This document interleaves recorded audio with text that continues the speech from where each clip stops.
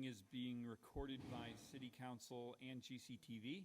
If there's any other persons recording, please notify the chair at this time. We have one person. Is there anyone else? Thank you for that. In accordance with MGL 30A, no person shall address a meeting of the public body without permission of the chair, and all persons shall, at the request of the chair, be silent. No person shall disrupt the proceedings of a meeting of a public body. If after clear warning from the chair, a person continues to disrupt the proceedings, the chair may order the person to withdraw from the meeting, and the person does not withdraw, the chair may authorize a constable or other officer to remove the person from the meeting. In other parts of the labor market, I mean, you've seen it in media, and I think that's just been a constant. If you're on the Zoom call, if you could just mute. If you talk to any owner or any host. Roll call of members. Councillor Golub? Here. President Gwynn? Here. Councillor Disorder? Here. Councillor Bottomley? Here. Councillor Bullock? Here. Councillor Gilmore? Here. Councillor Lapinski? Present. Councillor Mayo? Here. Councillor Healy? Here. Councillor Elmer? Here. Vice President Forgy?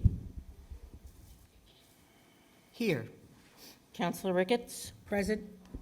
Councillor Toronzo? Here. Mr. President, you have a quorum. Thank you. We'll now do the Pledge of Allegiance. It's voluntary.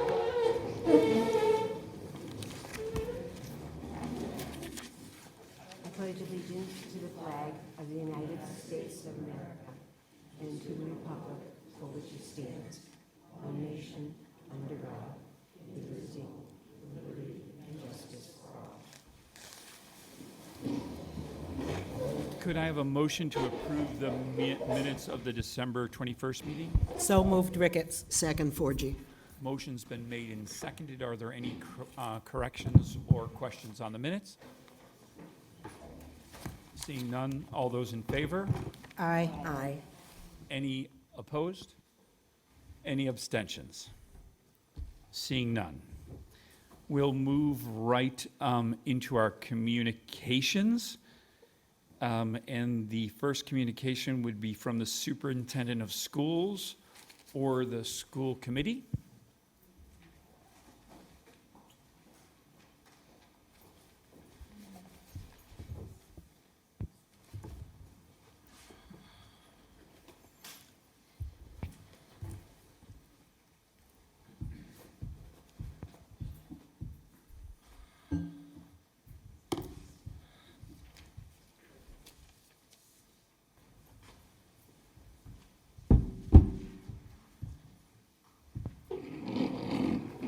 Great if we could have this somewhere else.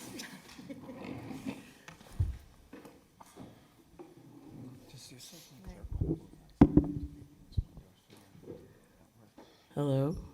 You want me to start? Give it to the clerk. Oh, wait. That's perfect. Thank you. Welcome.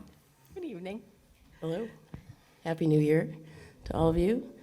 And congratulations to President Gwynn and Vice President Forgy. We're looking forward to working with you this year. I just have one thing, and then I'll turn it over to Christine. And of course, we'll always take your questions at the end. I get the good news. Maybe you've heard already about, oh, there we go, about the wonderful honor for our athletic director and football coach, Mike Kucheski.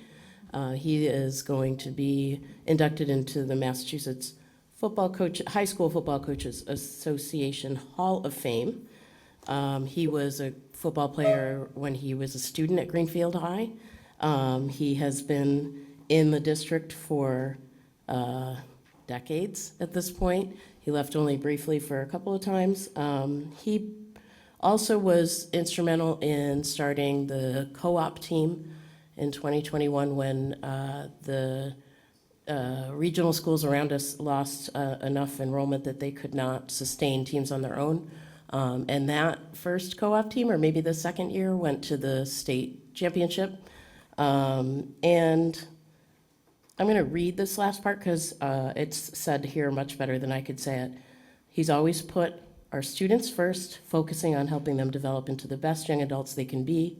In Coach Kaczewski's own words, we don't coach for the wins and losses. We coach to create young men and women and create memories for them. So I just want to publicly congratulate him. It's a great honor for Coach and also for the Greenfield Public Schools. And now I'll turn it over to the actual work from the superintendent.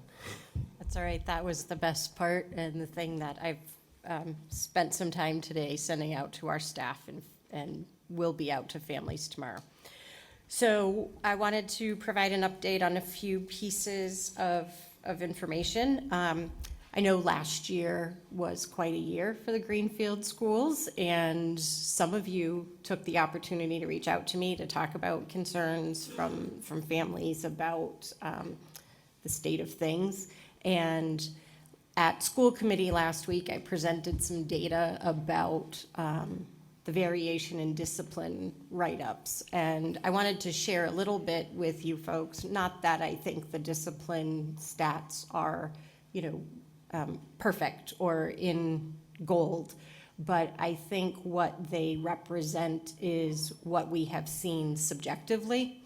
And what I was able to even see today, being down in the middle school cafeteria to get lunch, is that the tenor of the schools have changed dramatically in the past year. You can certainly look at the data statistics. They're in my report to the school committee from last week.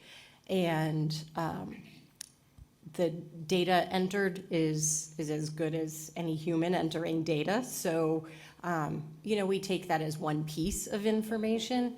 But I do know that as much as I enjoyed talking to those of you who called me last year, I've been pleased to not hear from you this year, because that means that you're not hearing the concerns that we heard.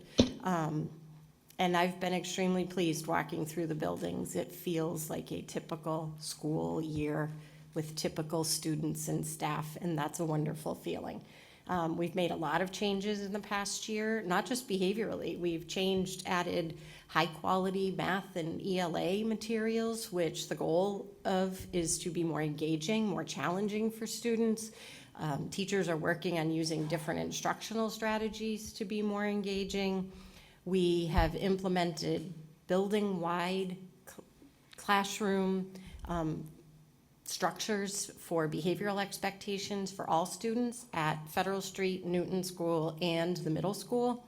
And we're continuing to make additional changes. So I think the cumulative efforts of all of those changes and the efforts of our staff and students is paying off.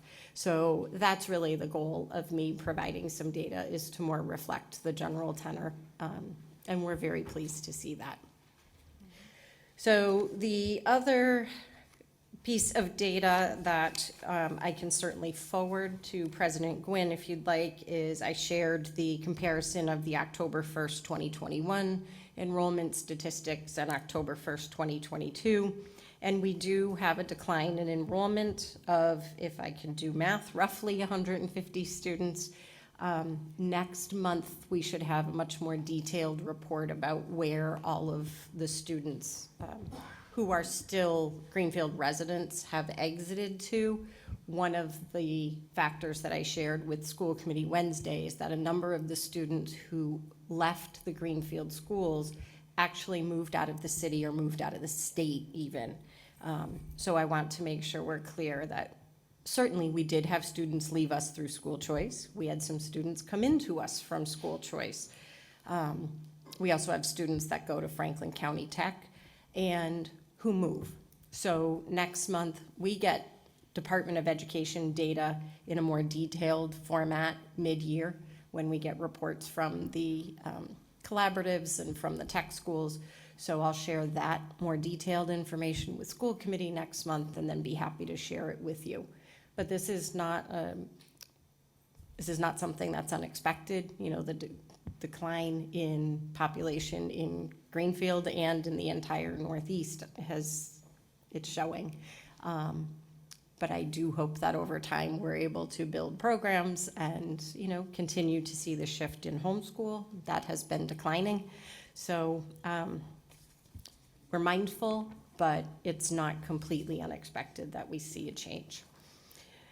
The other pieces I'd like to share with you is that we sent out the strategic planning survey to families and the community last week. I appreciate Aaron putting it on the city side, social media and website. You were all invited to take it. Just in a week, we had at least 175 responses. So I will be sharing it out again and sending a voice message to families, encouraging them to take the survey, community members as well. So please feel free if you haven't. And it's also published in 4 different languages that represent the primary languages of the district. So we're hoping we get a continued good response. And then in terms of the reimagining our school facilities, we had the final meeting today. We met with the elementary staff, and I'm compiling their thoughts about the 4 options that are available, and we'll be presenting a cumulative document, all the pros and cons and outstanding questions to the school committee in February, and then they will need to make a decision about which options they would like me to pursue potentially, get additional information. And as I reminded the staff today, and I will remind you and everyone in the community, this is a conversation for next September, not September of 22, September of 23. It is much too detailed of a process to do in that time frame and do well. So that's where we are with that. Thank you. Before I open up to counselors for questions, I just want to bring to the attention of the council as a reminder, if throughout the meeting, the town council meeting, there's going to be questions that concern school budgets, school committees, asking questions about things as they're in, when we're in a Ways and Means report, or we're talking, this is the time to ask them. Because the only people that have the authority over the schools are sitting in front of us at this meeting. So if you have a question that's going to be about school committee and budgets or dollars, or you have something specifically for the superintendent from the council, feel free to think about it ahead of time, and this would be a great time to ask those questions, because a lot of the times they're not our purview. The people that can answer those questions and the committee that's in charge of that sit before us now. So if that's going to come up later, this would be the time throughout this year to bring up those school questions. I'll open up to counselors if anyone has any questions on any of the update. Counselor Ricketts. Thank you. Thank you for the report, and thank you for reminding us that we do have choice in, and that does happen. It's really important. And second, I just want to say thank you, Amy Preddy, for your chair, and that you have it for another year. So thanks for your leadership. Thank you, Councilor Ricketts. Counselor Forgy. Thank you, and I'd like to echo that as well. Congratulations to you. Thank you. So while we've got you in the hot seat, I would like to, if possible, if you could bring us a little bit up to date on contract negotiations, where they are, how many of your unions are involved in contract negotiations. I'm not asking for the details. The overview would be great.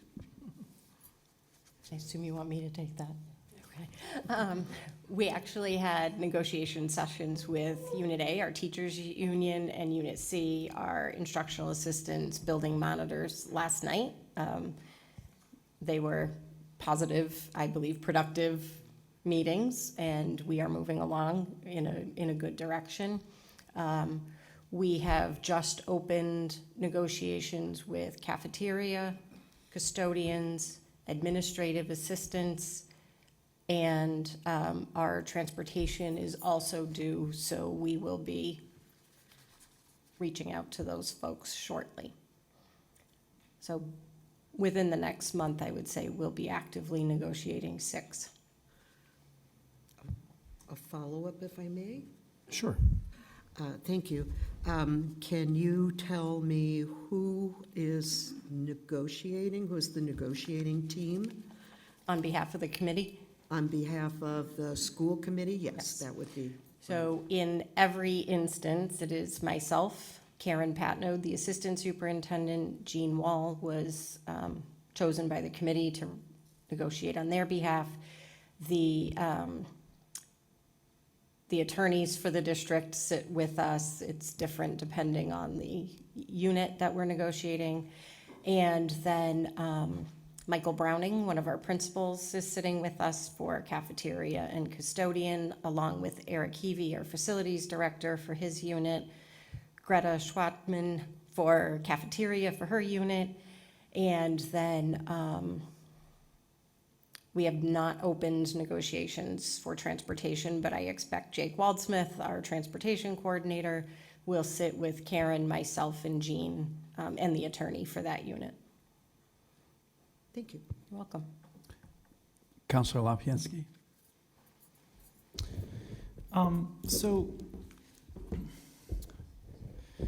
with regard to the negotiations, you're not going to be able to share details that are ongoing. But do you have any sense of how much money is going to be required in order to get you to the place where you can meet their expectations? Yes, I'm a little hesitant because if I give numbers, then that would disclose what our current discussions are in terms of salary requests. How about a range? If we are looking at a multi-year contract, which they typically are, I would venture to say I feel safe sharing anywhere between 1 to 1.5 million for the teachers and the teachers at this point. But again, I'm giving a range to not share too much specific information. Is that money going to be needed prior to our budget season in May? We will need to account for the funds based on where we are. Quite frankly, I hope that we've resolved negotiations before May. That is my goal, and I remain optimistic given where we are right now. So I think that it is very fair to say that in my superintendent's budget, I will be accounting for any funds needed to get us to where we are at that point in negotiations.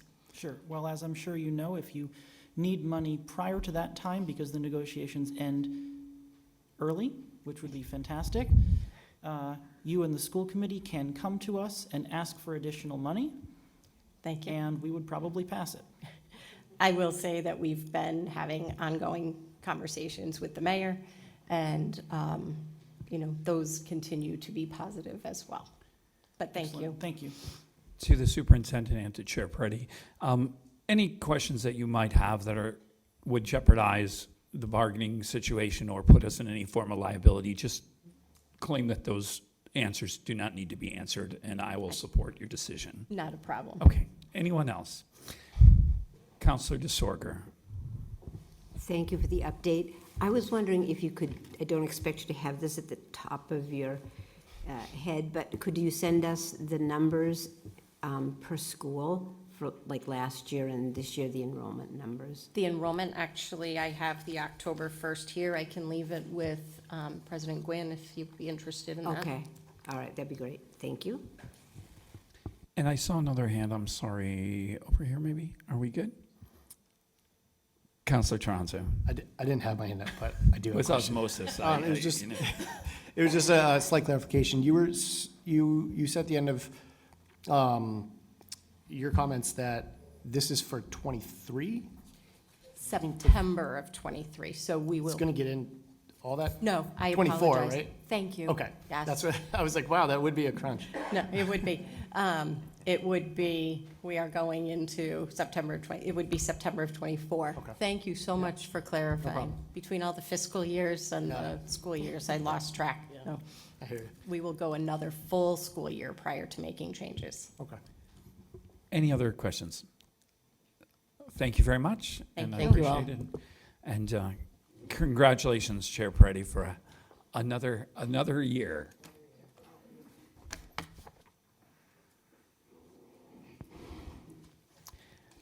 Communications from the mayor.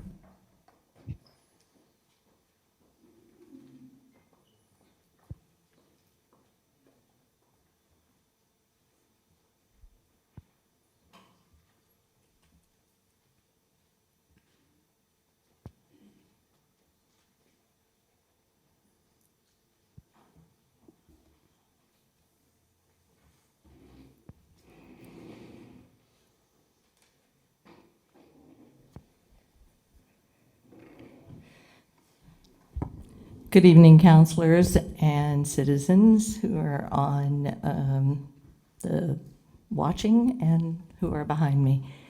And let me congratulate President Gwynn and Vice President Forgy, I think, on your new roles with the council.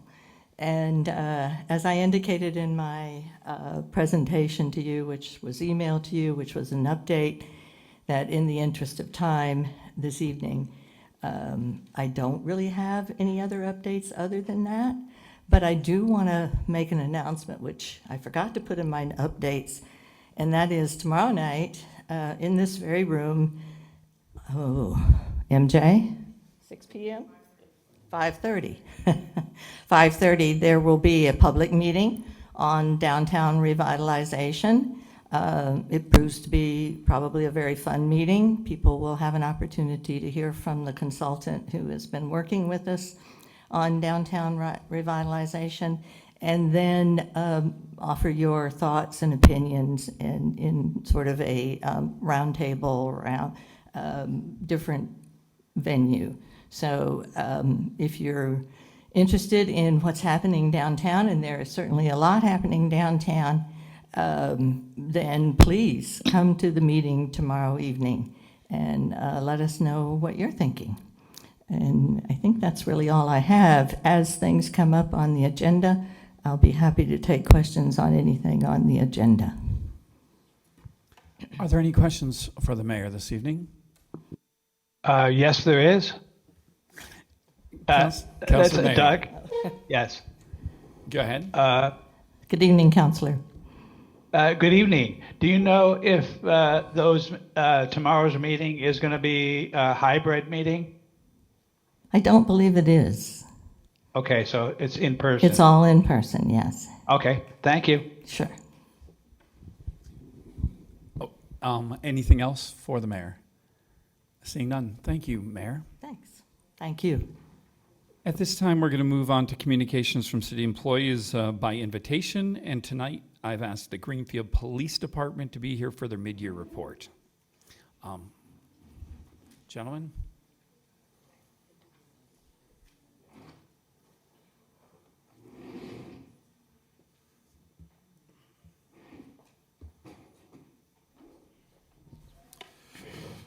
Good evening, everyone. It's been a while. I want to thank you for allowing me to be here tonight.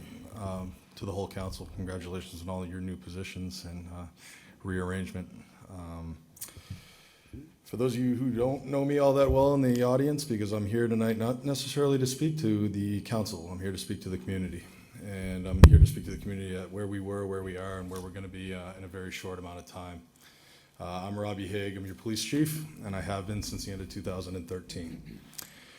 I have Deputy Chief Gordon with me and Lieutenant Todd Dodge, who's our administrative lieutenant amongst everything else at this point, because he's the last lieutenant standing for now.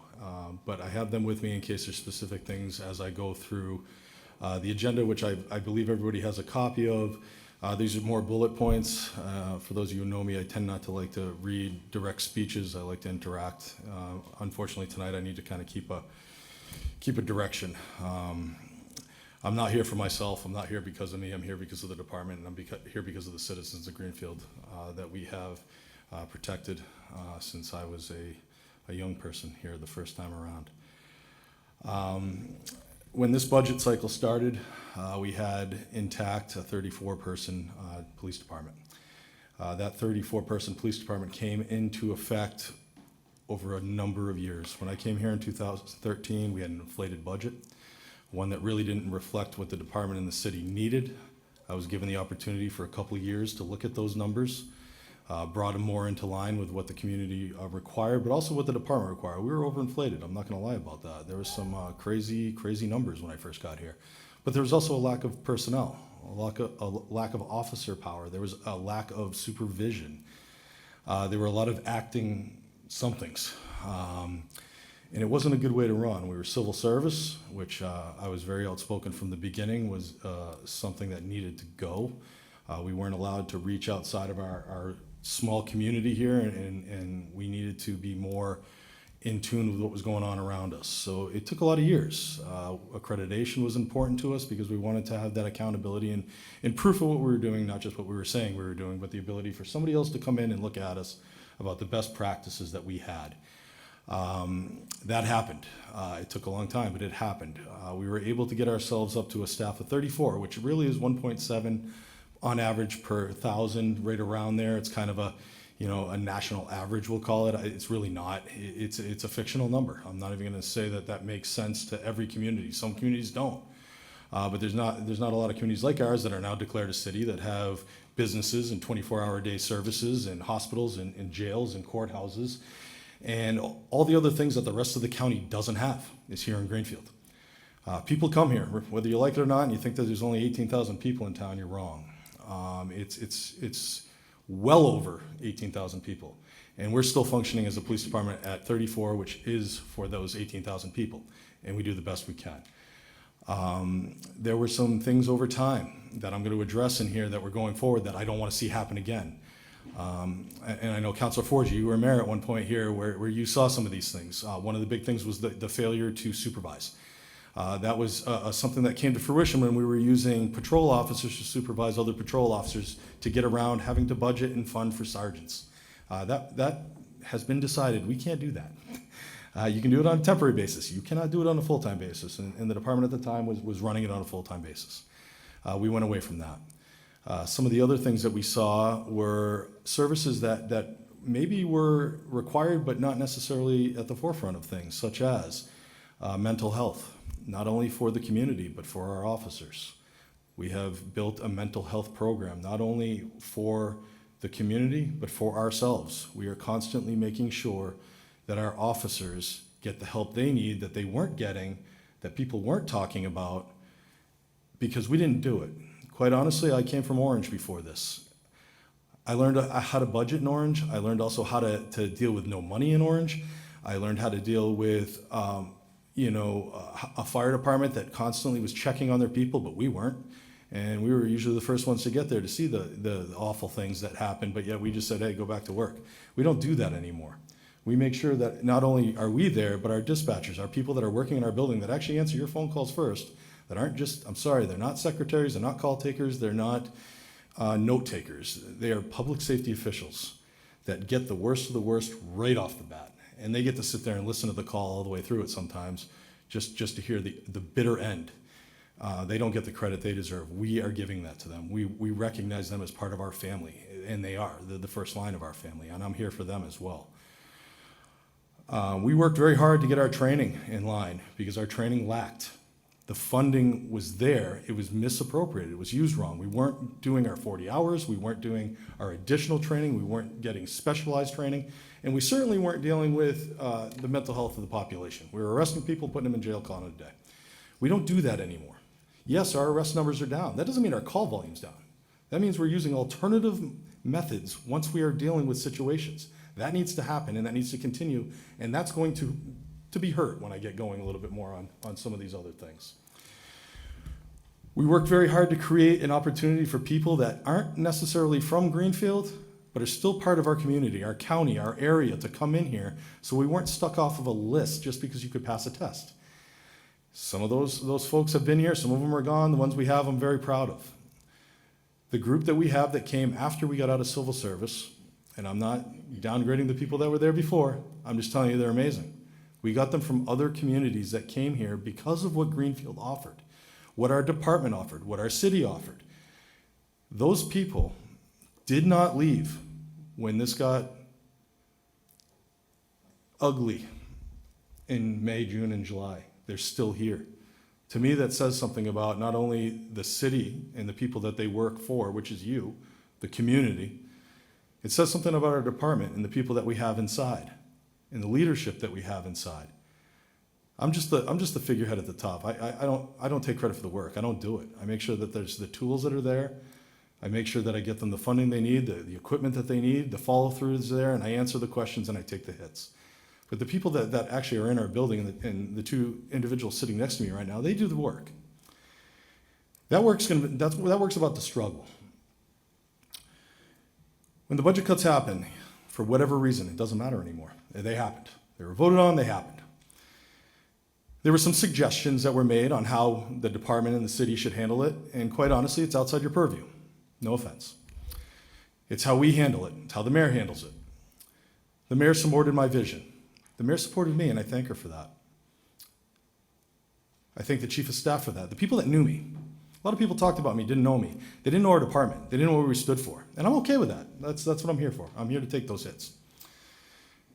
But the department didn't deserve them. But it happened, and now we're here. And now I have to explain what's going to happen going forward, and this kills me. I love this community, I love this department, and I love the people here. I moved my family here. That was a hard decision.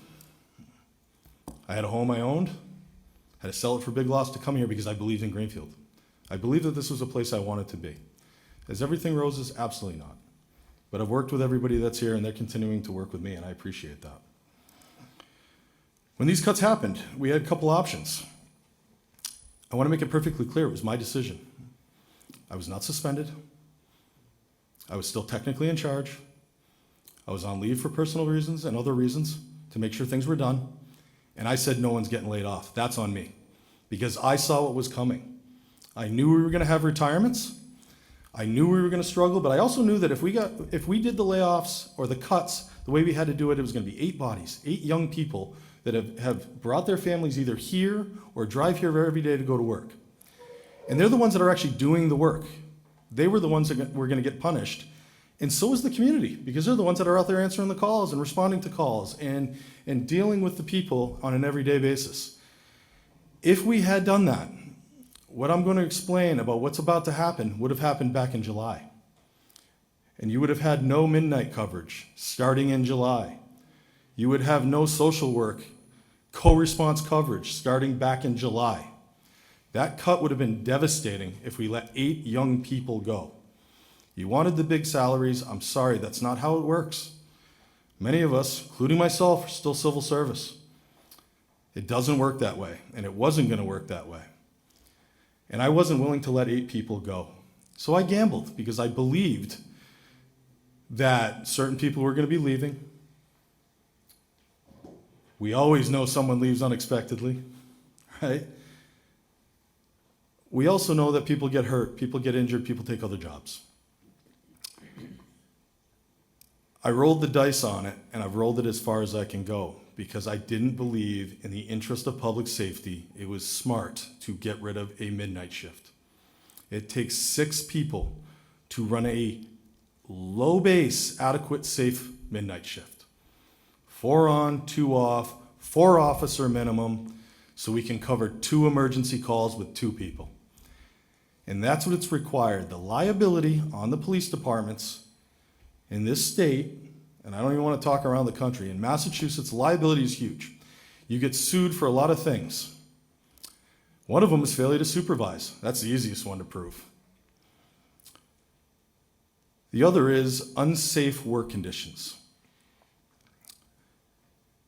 Now, that unsafe work condition can be created internally and externally. That means we put people out there unprepared to deal with things, and the public gets hurt, we get hurt, both of us get hurt. There are times that we have to answer hard calls by ourselves. No doubt about that. But we don't set ourselves up for it. When we set ourselves up for it, that's when things go bad.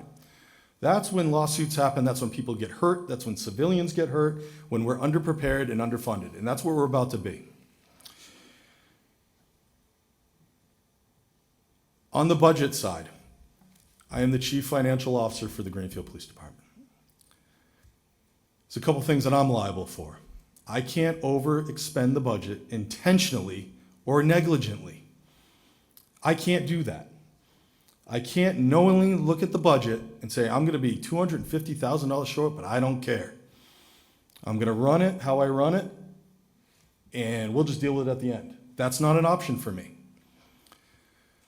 What's also not an option for me is putting officers in intentional harm's way because they are being put out there without backup, without other officers to be able to rely on.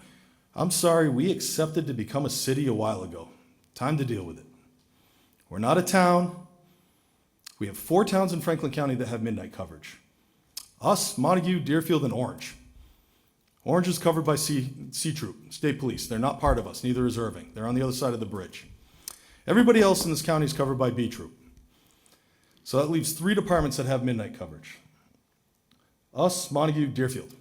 We are their primary mutual aid backup. They're not ours. We staff 4 people minimum so we can handle it. At times we haven't been able to do that, so we pay overtime. That's gone. I have 4 letters right now from 4 departments saying, don't call us for primary police work, and I'll explain why. We're at the point the cuts are coming to fruition. Diana Schindler is here. She's your financial officer of this city. Some of you may not want to believe me for the numbers, so please ask her. She's got the books. We're at 51% right now, probably a little less because we just made another double week pay. And that's with the officers we have remaining. We have 6 people gone. 4 of them, big payrolls. Lieutenant, sergeants leaving on Friday. Officer Gordon, Officer Sumner, senior patrol, have left. Junior officer already gone, and 1 leaving for the state police in February. There's your midnight shift. There's your 6 people. We don't have any money to hire anybody. We don't have any money to hire anybody part-time and train anybody just in case we happen to find a pool of money somewhere, which I know we can. I will have 3 supervisor positions that have to be filled. Remember I said failure to supervise. The contract that is signed by the city and the supervisors and patrol dictate we fill those positions when they become open. Unless there's a citywide financial decree by the mayor, which there is not. The financial hardship for us was created by a city council vote for this year's budget. For whatever reasons, whether it was because I'm a monster, whether it was because you wanted to offset the tax rate, whether we're safer without police. These are all things I heard while I was sitting at home watching these meetings. $2 million cut. I was sitting there going, please do it. Please. Because it's just as ridiculous to me as a $450,000 cut. Because it affects people. Your midnight shift is going away on February 1st. This is not a threat. I'm not here to scare people. This is a financial and personnel obligation to the city. We have racked our brains. We have worked together. We have worked with the mayor. We've worked with finance. There's no more money for us. The liability comes if I put people out there unprepared. I'm not putting people out there unprepared. I'm just not willing to do it. You will have a police department. It's just going to be the state police. There's a couple other things that weren't thought about when this cut came in. There's some wording in a couple contracts. This was done a long time ago, way before my time. If you are going to lay off police officers, firefighters, due to financial cuts, layoffs, dispatchers go first. For me to bring back 4 police officers right now, that's all 10 of my dispatchers. The department is gone. We just union busted. We just gave union jobs to another union to do because of a contract. Because we didn't fund it. That's just reality. So dispatch, I'm not telling you what they will do. I can't tell unions what to do. They do what they do. That's what they pay union dues for. But the reality of it is, do they have a right to file a grievance? Sure. Do I have a right to act on it? Sure. Can I? No, I can't. Financially, I can't do it. So where's it going to go? It's going to go out. It's going to go to lawyers, and lawyers can talk, and lawyers can do what lawyers do. If I don't act on it for the police department side, police officers right now, we're down 6 people. Their contract says that dispatch goes first, and we bring back police officers. That doesn't mean the midnight shift's coming back. They're just going to answer phones. They're going to be dispatchers that aren't dispatchers. Our dispatchers are professional. My police officers are not professional dispatchers. They're not. So you're still not getting your midnight shift back.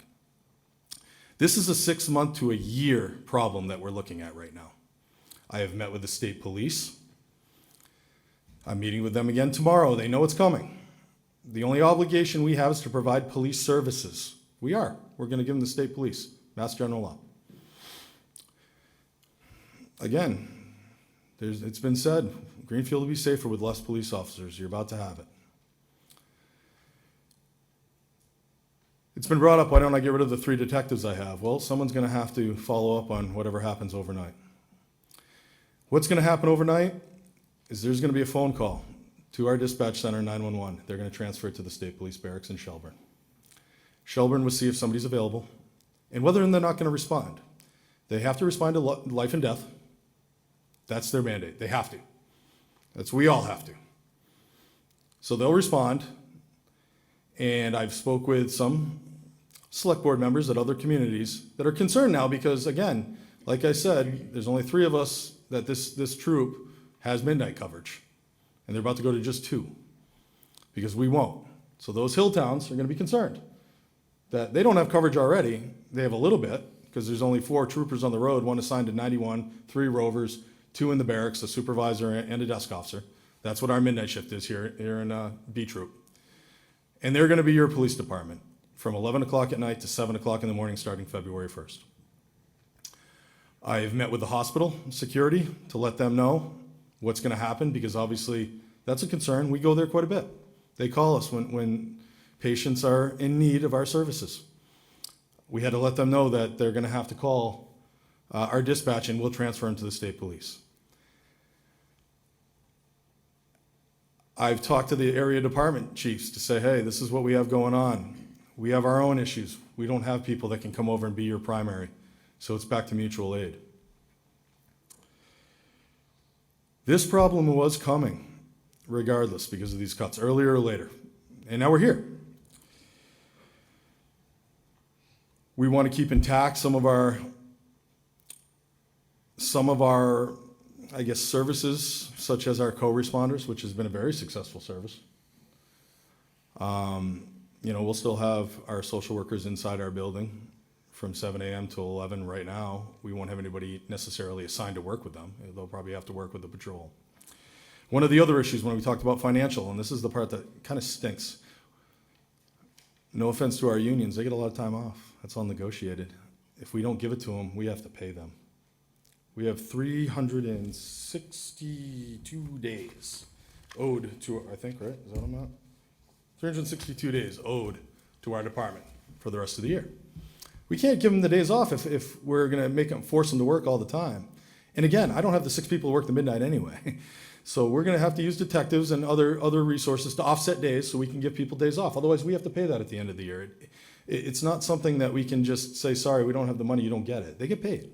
Or they take the time. So we need to be able to give them the time off. It's another, I don't want to call it an unfunded mandate, because it's not, because if we were fully staffed, it wouldn't be as much of an issue. But we're not, so that's what's going to happen. We are going to, let's see, I've talked to our mutual aid partners as well. We have other places that call us. I can't eliminate the day shift. We're too busy. I also can't short shift the midnight and put only 2 people out there, because if we're out there, we have to act. And the issue with acting when you go alone is bad things happen. If you don't have anybody coming for your backup, bad things happen. If we do that, we have to short shift 2 shifts instead of just 1. So now we have 1 full shift and 2 short shifts. It doesn't make sense. It doesn't make any sense safety-wise for the community or the police department.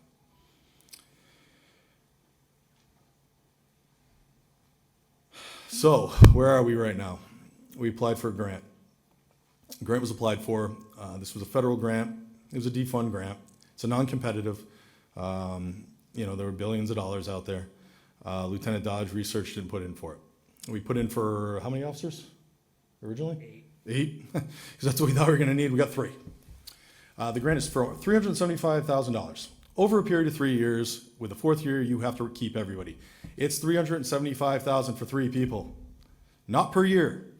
It's $125,000 per year for 3 years for 3 people, not each, combined. On that fourth year, you're required to absorb the entire 3 people on that fourth year. So I'm not hiding anything from you. I know there's been public records requests. Have at it. I'm not here to hide anything. And I'm not here to scare, and I'm not here to bully. I'm here just to be honest with you. And yeah, I'm upset. I'm passionate. I love this department. I love this city. I love the people that I've known here. Known a lot of you. Worked with a lot of you. This grant is not a fix-all. I want to caution everybody when we're talking about it. It's 3 people. Still not 6 people for the midnight shift. It's 3 people if we get them in the door tomorrow, which we won't. We will put it out for a bid, basically, who wants to come work in Greenfield. I'm going to tell you right now, I'm not sure I'm going to get anybody. Because who wants to come here when they think they're going to lose their job in 3 months after you get here? That's a problem for me. Now, we can guarantee the 3 people that we hire, we're keeping them because we have to, or otherwise we pay the grant back. You know, that's just reality. So, but we used to have people that work part-time. We had people ready to come work for us. We had people banging down our door to work for us. We've had people banging down our door to take our people away from us now because they've watched this and they've watched what's happening. That's a problem. And we can guarantee. I think that was my retiring sergeant there echoing me back. So, so that's where we're at with the grant. I have Lieutenant Dodge here with me because when we get to, questions, if you have questions about the grant, he is the one that really focused on it. So I want to make sure I'm accurate when I give you information. They call it a match grant, but it's really not. You can use the money any way you want, but you just own it for 4 years. That's the difference with these federal grants when they come out like that. We could use as much as we want in year 1. It's not one that requires you to use 75, 25, that kind of thing. But you own it for 4 years. That's the truth. I mean, that's just the truth of the matter. You own those 4 people for 4 years, however you spend that money. Again, I don't know if we're going to get anybody that quickly.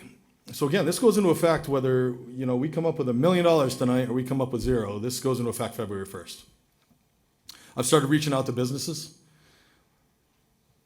When you buy a home, when you open a business, when you do your research, hopefully, and you move to a town or a city, you know what you're getting in some sense.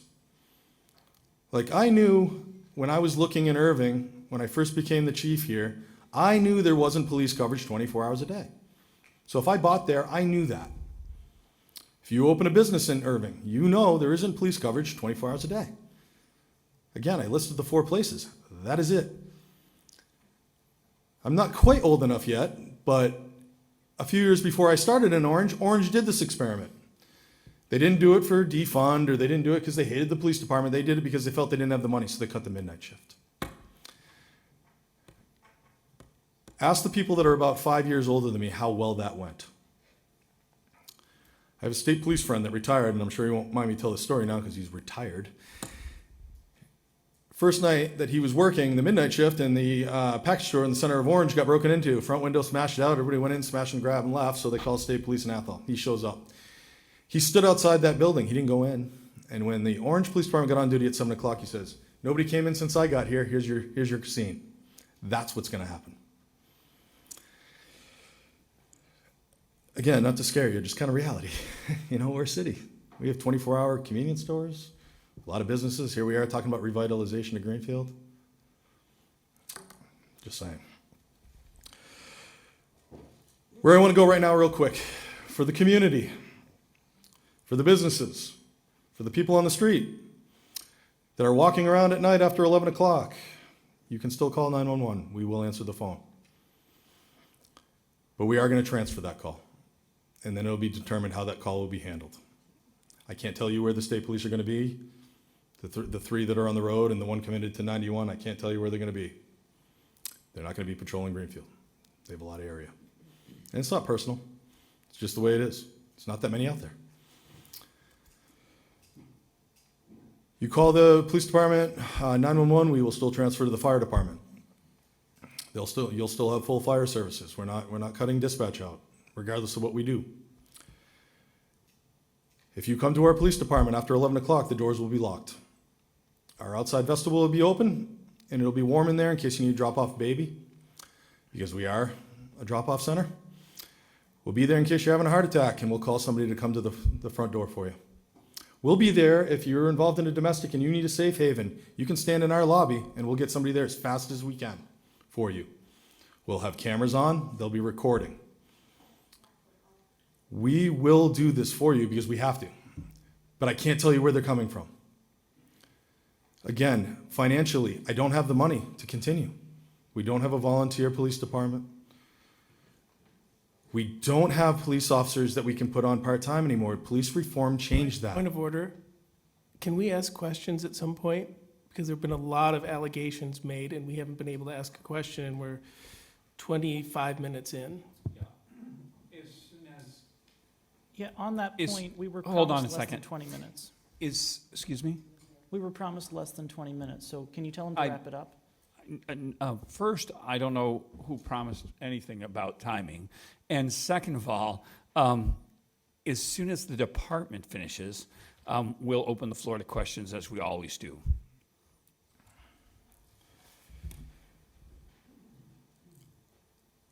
Dispatch will still answer your calls. That's my point. And the only requirement is to provide police services, and we are state police. Said that before. That's the last time you need to hear it from me. Potential implications. These are not promises. These are not threats. These are not what's going to happen. The dispatcher clause, as I explained, that's going to be a problem. I'm hopeful we don't go down that road, but as I explained, they go first, according to the contracts. Those are public. Grab them, look at them. We'll send them out to you if you want them. We'll highlight them. Failure to supervise, we have to replace those supervisors, or we're going to get jammed up by that again. We have to. The unsafe work conditions, I'm just not willing to do. I'm not willing to put people out there. And we could end up Minneapolis, and I'll let you look at that as a city council, so you can look at what happened out there to the city council. I don't need to go into that. We need to fix this together. It's the only option we have. If we don't, then we go about and we see what happens. Roll the dice. I'm going to leave you with this for my last thought. And this did happen in Greenfield. And this did happen right after New Year's in Greenfield. We have a call. Fortunately, we have 4 officers working. The call is for a young male, out of control, pointing a gun at people. I'd love to show you the video because we have it, and I will be happy to show you the video if you want to see it. People thought it might not be great here tonight. The gun was a Glock, black gun, nighttime. Our officers have body cameras, fortunately.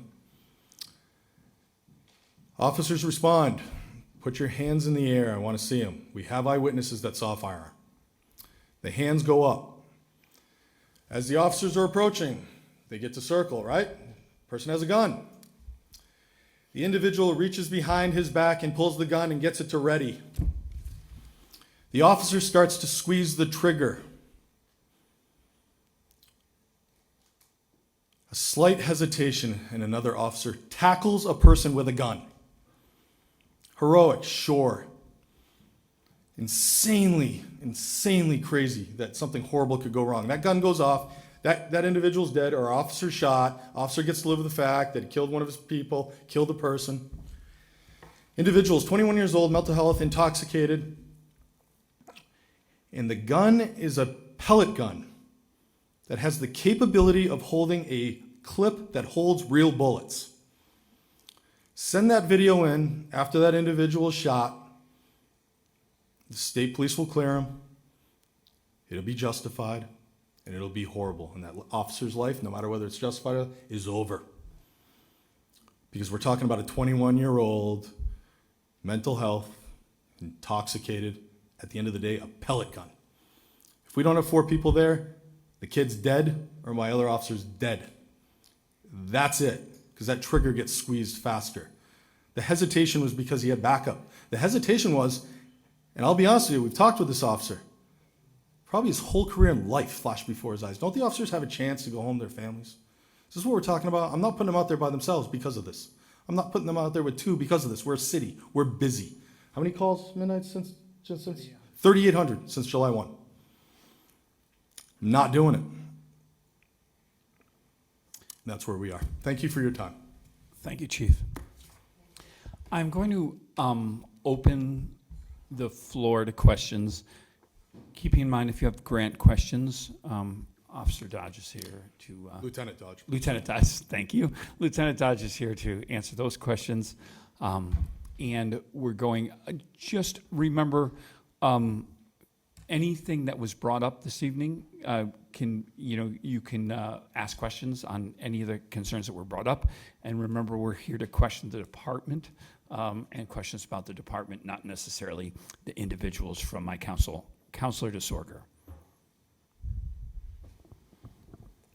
Thank you, Chief Hague. I have a couple of questions. How did the Public Safety Commission feel about this cut to the night shift? As you know, we haven't had a public safety meeting in a while. We've had a change, okay? We had a change in the people on the Public Safety Commission. I've talked to individuals on the Public Safety Commission. We only have 4, but we haven't had an official meeting yet. I'm hopeful that this will happen right after this meeting, that someone will call for one. Okay, thank you. And who made the decision to solve the budget cuts by eliminating the night shift? Like I said, I'll say it's me, because I'm the head of the department, but this has not been done in a vacuum. We have been meeting with everybody that we possibly can within the town hall, the mayor's office, all of the command staff that you see here. We have knocked ideas around the best we can. We don't have money, and now we don't have people. We just don't. We've gone through an exorbitant amount of overtime just getting to this point this year because of what we've had going on in Greenfield. We need the remainder of the overtime money to handle giving people their time off and the workload that's going to come with the fact we're 6 people short in February. I would love to turn the financial side over to Diana Schindler after we're done, if you'd like, because we've sat and we've looked at the number, and I think she'll say when she comes, she doesn't know how we made it this far. So I don't know. We've tried everything in our heads to work it out. We don't have $250,000 in overtime to put people on the midnight shift, but we also don't have the people. Okay. Follow up? Sure. So I did get the numbers from Director Schindler yesterday, and I can see where you are. I think 51.9% of the budget from July 1 is gone, but this is what I wanted to say. Probably more. Again, you've got another 2-week payroll in there, so it's less. I just want you aware I of have that. no that's reason all. to doubt, absolutely no reason to doubt that, thank you. Yep. So I was the charge nurse and did all the scheduling for all shifts at Metro West Medical Center in Natick. And we were bought by a larger company and actually did have budget cuts with reduction in force. So we lost staff. And some of our frequent flyers, as we call them, would come in, and they were worried that we were going to eliminate the night shift. And we assured them that we would be taking care of them 24 hours a day. Mm-hmm. I cannot tell you myself how many unsafe staffing reports I've filled out. We worked harder, but we did manage to take care of them around the clock. And I wondered, how do you think this will make the people in Greenfield feel safe? With all due respect, no. What do you think I'm doing here, Counselor? I'm telling you right now, they're not going to be safe. I'm telling you right now, I'm giving them the state police. I appreciate the fact that you went through a staffing shortage. We had a minimum staff of 34 to make sure we had 6 people on each shift, so we could work 4 on, 2 off with two patrol officers to do 2 calls, 4 people and a supervisor. We don't typically have that now. We have 1 supervisor and 3 officers most nights because we have to give people time off. I don't have that luxury anymore. We don't have the people. Counselor Mayo? This is for Chief Hague. First off, you sound very arrogant for a person who's at least part of this job solution is your fault. Given the lack of respect you have shown the city at large and its citizens by your unlawful and disdainful conduct, why haven't you already resigned from the city of Greenfield?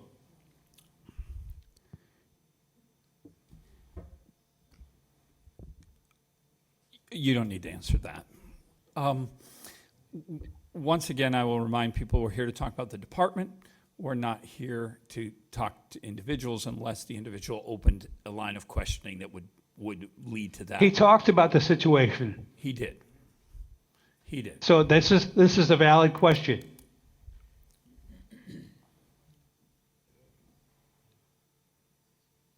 It's not a department question. It's an individual question.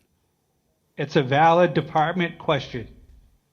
He's interweaving his problem with the department's problem. I decline to answer that question. Councilor Lapiensky. So I have two questions.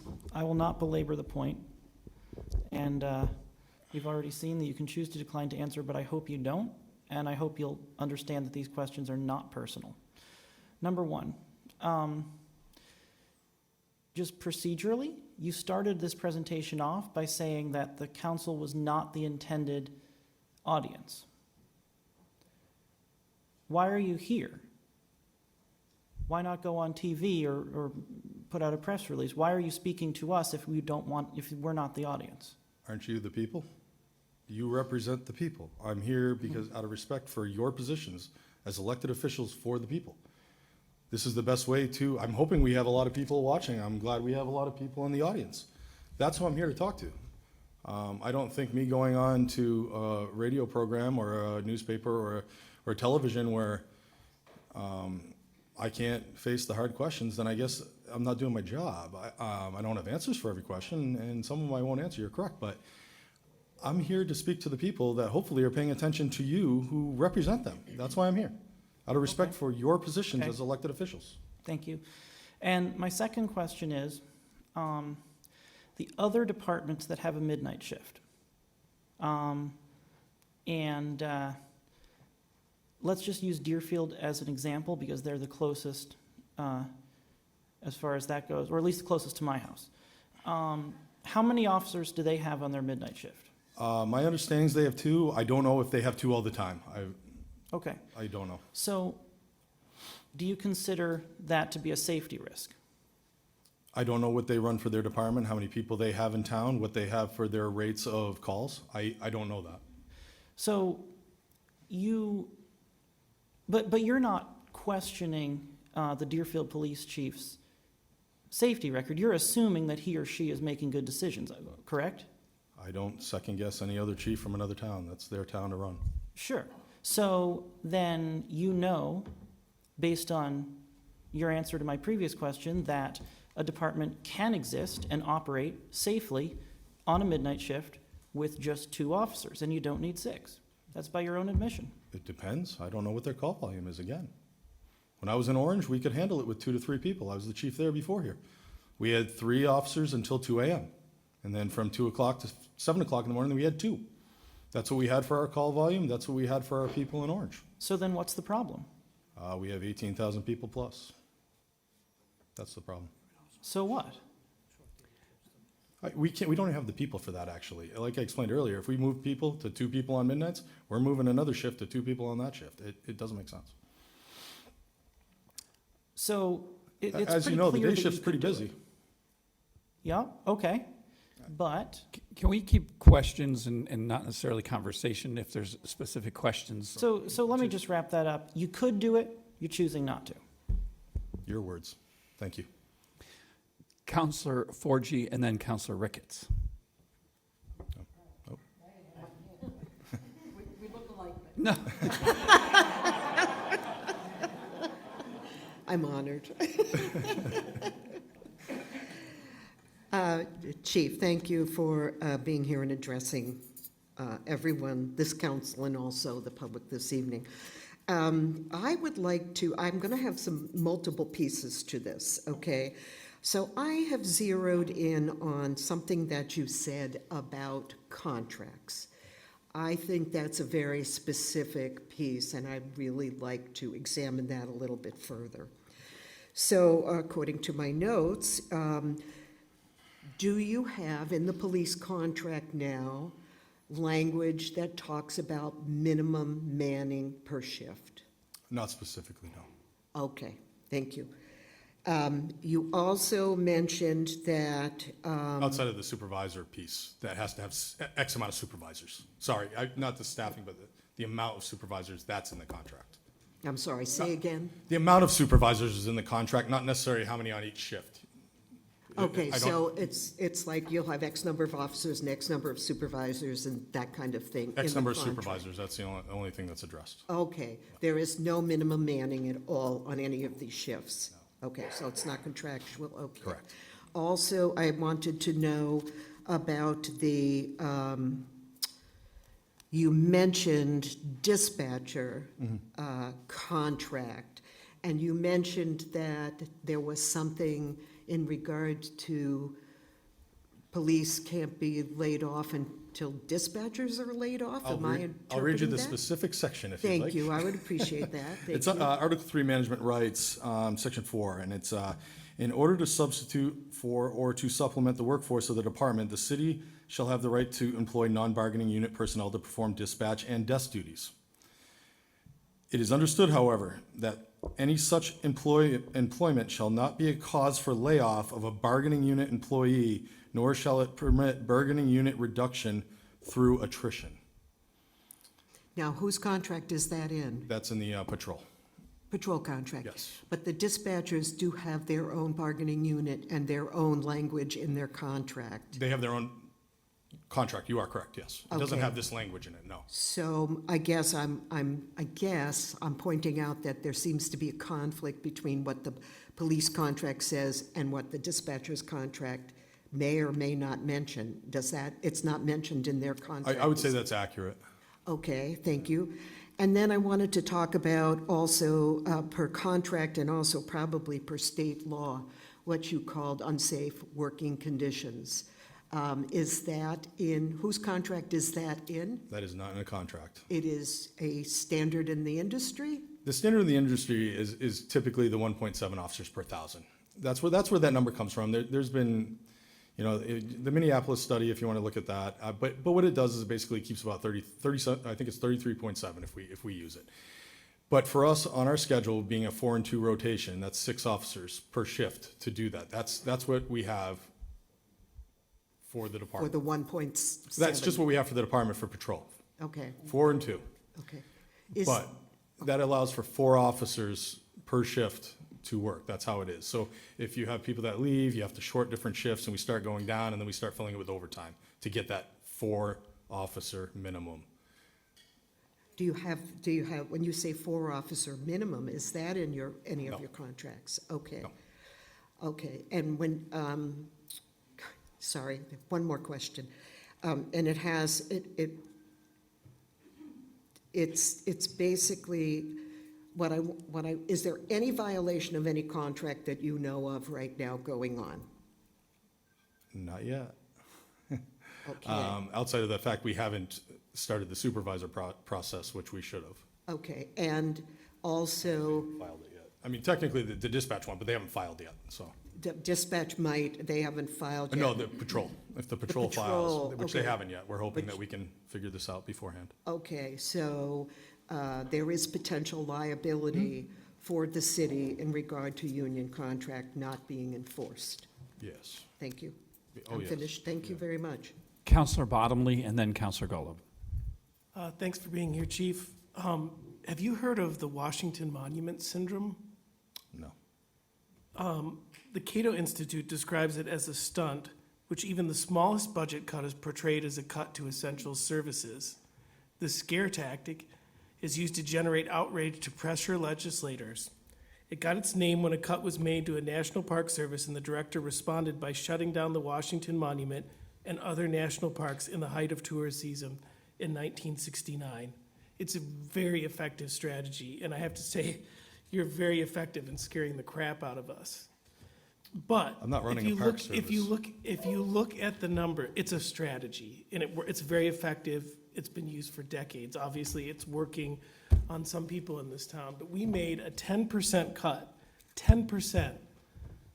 I work in the arts. We deal with 10% quite often cuts. You never have explained how a 10% cut equals a more than 25% reduction in force. So I don't actually believe your numbers.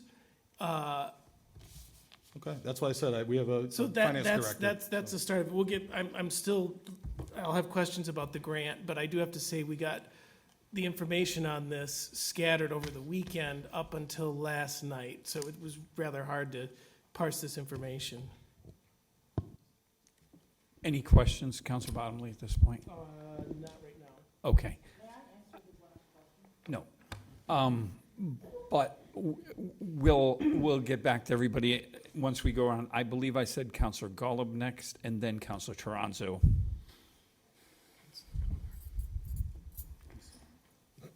A couple of things. And I think my question is just a clarification to make sure I'm understanding this right. So according to we got the grant at 3:23 this afternoon, and I was looking at the numbers. And according to the grant that you all submitted, in 2020, the police department budget was $3,449,581. Last year, in 2021, it was $3,688,728.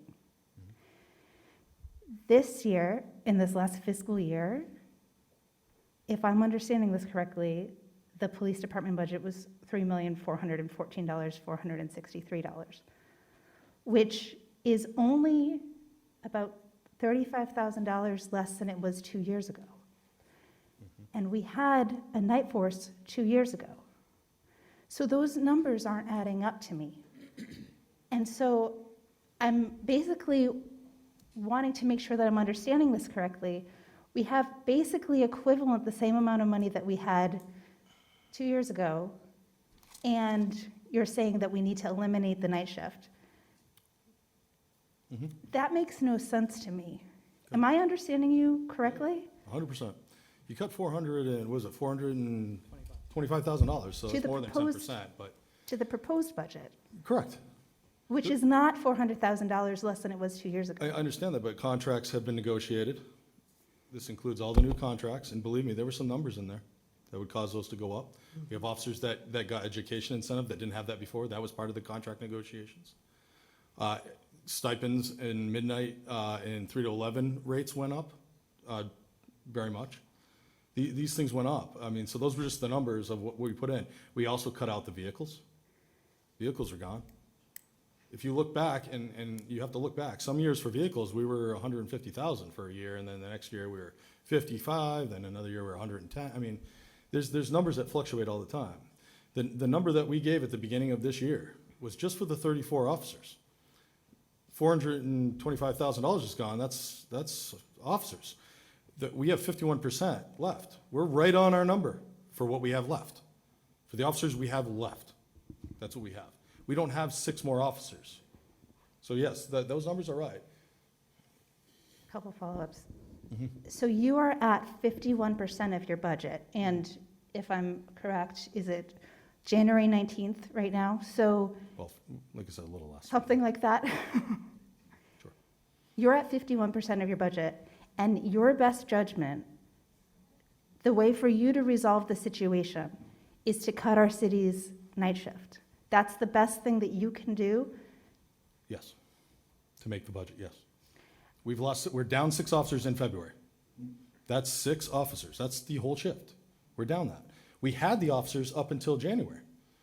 We had retirements. We've been running overtime to cover spots when other officers have left.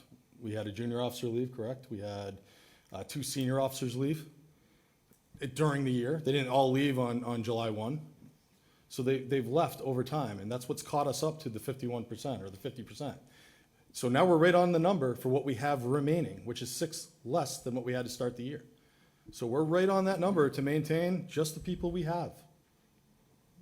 That's it.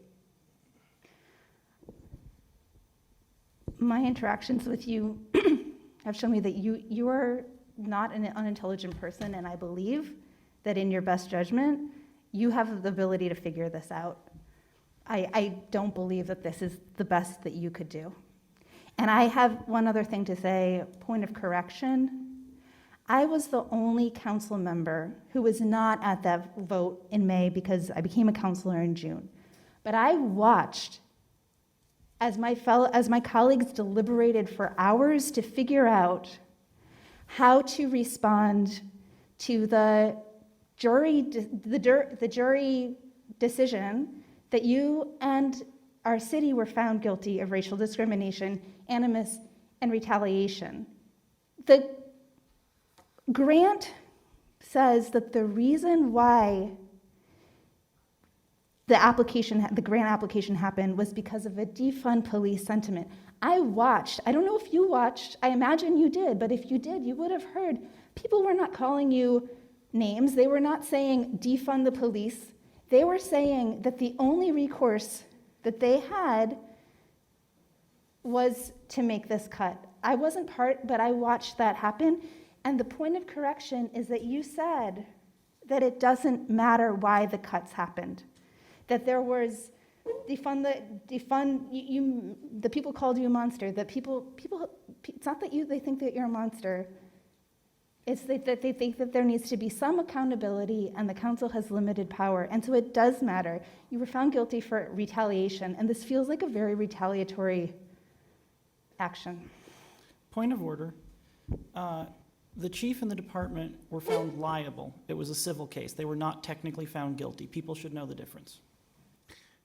Thank you. I'm going to go to Councilor Toronzo, and then Councilor Elmer, and then Councilor. Yeah, no, I'm just trying. I'm writing Bottomley and Bullock at the same time. It was going to be a new name. Councilor Bullock, and then back to Bottomley. I know that can be, the numbers can be harrowing to deal with. As you're saying, you're at 51% right now, is we're at about 53, 54% of the fiscal year. And you're saying that's only because people have left somewhat throughout. So at some point in time, you did have most of those 6 people throughout the last 6 months? I'm not sure when the first officers started going. One was July 1, the 2 were October 1st, and then one was January 1st. So we had July, October, and then January.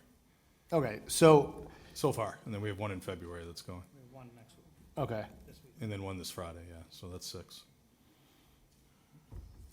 So for all intents and purposes,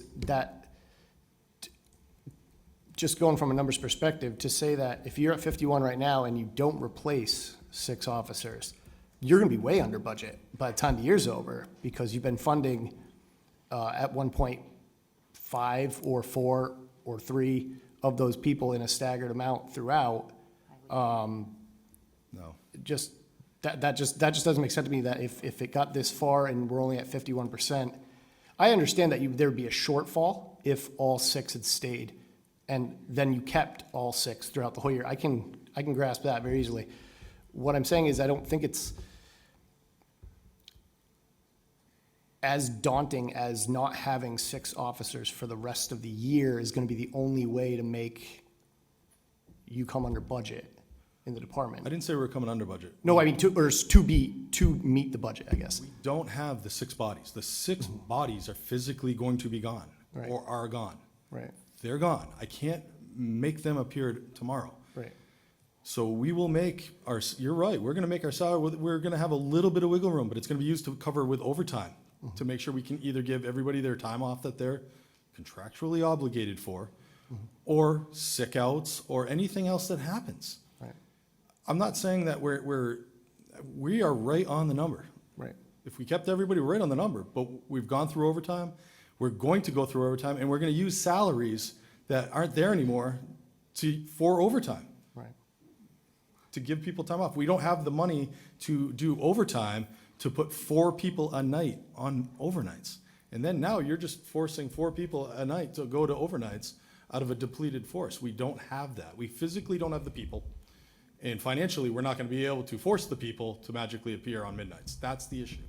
Right, I guess what I'm trying to say is, as well as, I understand that you don't have the bodies right now, you can't make them magically appear. If there were magically $1 million in your budget, the 6 bodies wouldn't magically appear either. Correct. So that's just what I mean about, in the interest of, being straightforward about this isn't just a money issue at this point. I don't have the money to hire anybody. I don't. I'd love to put it out tomorrow. That's why this grant, if we move forward, I'm going to put out for 3 people right now. Maybe we get them, maybe we don't. We're probably not going to get them by the end of the fiscal year. We might get 1. I don't know what their training levels are. Police reform has eliminated the ability to put people on part-time unless they have the Bridge Academy.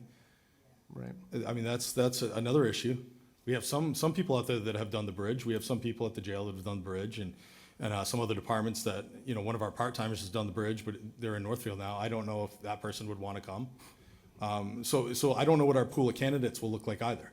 Right. So I'm just saying, if we move forward, like, I'd want to move forward. I'd like to put it out tomorrow that we're going to look for 3 people. But we also have to understand that the grant's still only going to cover X amount of dollars. Now, we could use a bunch of the grant this year, right, to get through the rest of the year, because it's a 4-year grant, but it's not a fiscal year grant, and it's not an annual year grant. It's by the date they get appointed. Right. So you'd have a staggered 4-year for each officer. Each of the 3 officers would have a different start and a different end point.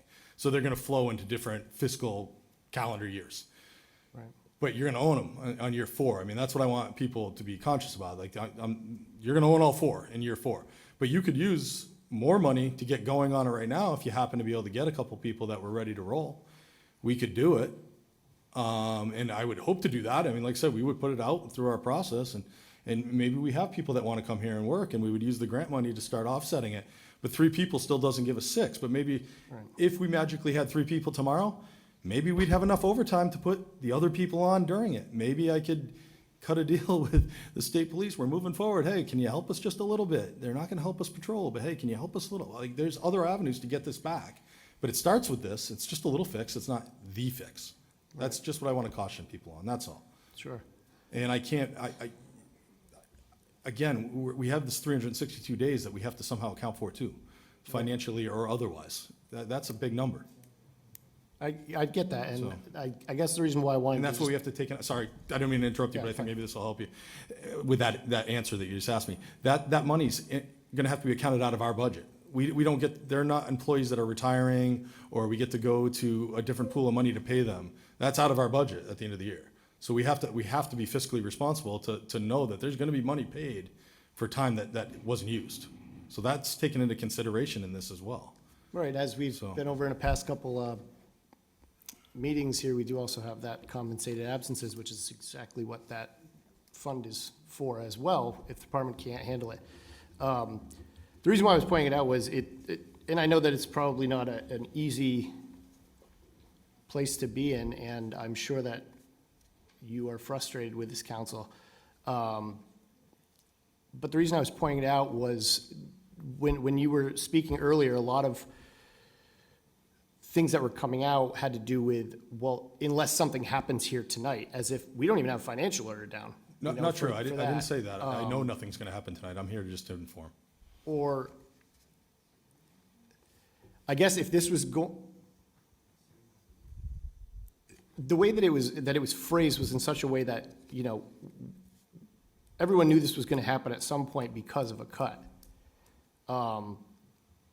And I think even and yes, something was going to happen at some point.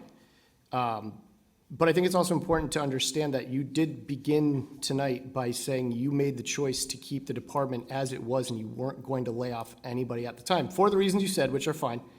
I just want to point out that was also a choice, just as much as some of the other counselors have mentioned, making the midnight shift disappear is also a choice.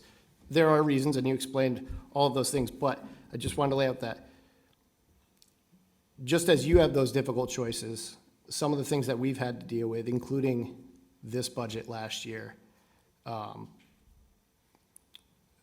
was a difficult choice.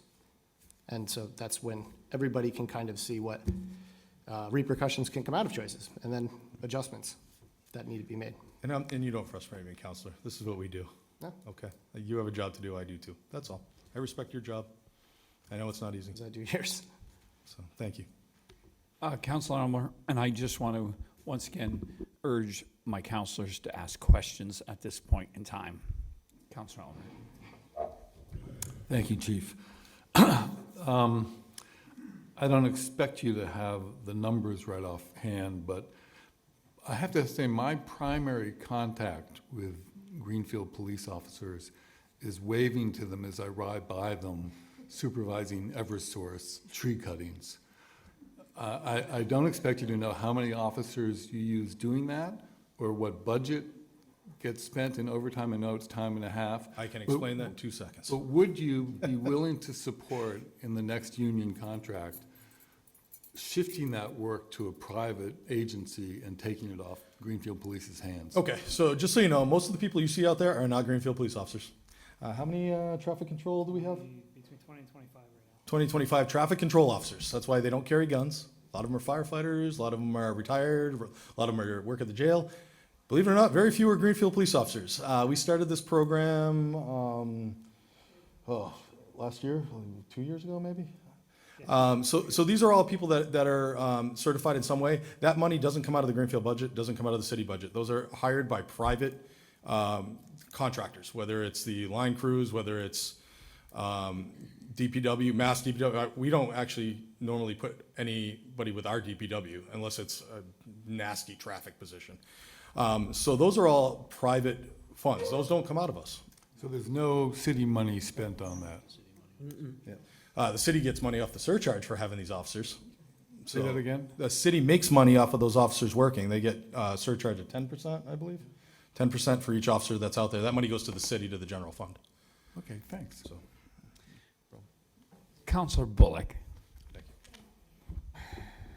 Good evening. Thank you for the presentation. I do have some questions. Before I get into grant questions, I do just want to state that I'm concerned that we have a leader in a department who's coming before us 2 weeks before you're telling us that you're eliminating night shift. And this has not been brought before anyone. That there wasn't an emergency public safety commission meeting that was called, that this wasn't brought up when I was called in to have a conversation with Lieutenant Dodge a month ago. This wasn't mentioned. So I'm wondering and concerned with how these decisions are being made. What I would love to see in a leader of a department who's facing significant struggles with staffing and budget is for them to come in with multiple options for planning. I'm just thinking of my own job. When I have a budget cut, that happens all the time. I manage a $10 million budget on the day-to-day. If I have a budget shortfall, if a funder doesn't come through, if a government contract doesn't come through, I go to my supervisor with 3 different options. I say, here's the 3 options that we can do. They all suck, but we have to manage through it. And so it's concerning to me that we're hearing this, 1, with such a short timeline, 2, with no options, and 3, with no numbers. And so the other piece is that when I do a presentation for my supervisors, I'm expected to bring collateral materials. I'm expected to clearly show the plan of operation, to clearly show the budget lines. We don't have that. So, and when you come here, I appreciate the update. I appreciate the grant application. I have a lot of questions about that, and I applaud you for taking the steps to recoup the budget and the funds that you needed through grant. And it doesn't bode well. Like, our city is already having mistrust and concerns about the department, and then you walk through the door and there is these scary stories. My son's here. Like, there's scary stories that you're sharing. Like, it's like, how are we not supposed to believe that these are scare tactics? When we're not hearing numbers, we're not hearing plans, we get no specifics, but we do get the scary stories, which I know your jobs are hard. I don't want to carry a gun for a living. So that's why I don't work as a police officer. I don't want to have a gun pointed at me. That's why I don't work as a police officer. I understand the job is difficult, scary. I can't imagine what it's like for families, especially the officer you shared the story about who had to go home after that. But your job as a leader is to figure this out. And we all, every department, I've met with multiple department heads over the last few months, and the story is the same. We don't have enough pie to break off evenly. Regarding the grant, thank you for digging up the application for me. I really appreciate it. My understanding was that this grant was to cover, it wasn't for new hires, that it would cover existing officers who would be laid off. Is that not correct? It's for either of those purposes. What it can't do is pay for officers that are working right now. Okay. That grant's very specific to new hires that will cause the department to sort of bolster its community policing initiatives. Or yes, you can call back those who had been laid off. That's it. So this would add 3 additional new officers to the department to fill those 6 or 8 positions that are missing, 6 positions that are missing. There'd be 3 new hires. Yeah, we didn't lay anybody off, so it would be new hires. Okay. The other piece is that I read through this. This is a budget that you submitted to the Department of Justice. I'm concerned about the representations in there about why the budget is the way that it is. As Councillor Golub said, there's a statement in there telling people that the majority of the council believes in the defund movement and that that's why the budget was cut. That's not what happened. That's not how it happened. And so that's a miscategorization and it's misguided and it's misguiding the Department of Justice. When you look at the numbers, which Catherine went over, if you go down further in 2019, which when we had a night force, we were at 3.2 million. So what happened with last year's budget wasn't actually even that we did a 10% decrease. You asked for an increase. We didn't give you the increase, and then we cut. So your cut was actually only 6%, because you asked for a 4% increase. My understanding is that there was over $10,000 that was raised for the K-9 unit. There is now a $375,000 grant on the table, which I understand that we have to match. It's a great deal for the city. And potentially there was $89,000 in ARPA funds that I don't know if that was allotted to you all, but it was marked as public safety. So I don't know if this is the appropriate time for us to hear from the finance director, but what I would like to hear is some of the actual numbers that break down so that we can better understand where the negative went for the big earners that you lost through retirement and where the contractual obligations are that are going to cause the shortfall, and where we can fit in those three hires, because I'm not clear when I do the math, just as Catherine said and just as Mike said.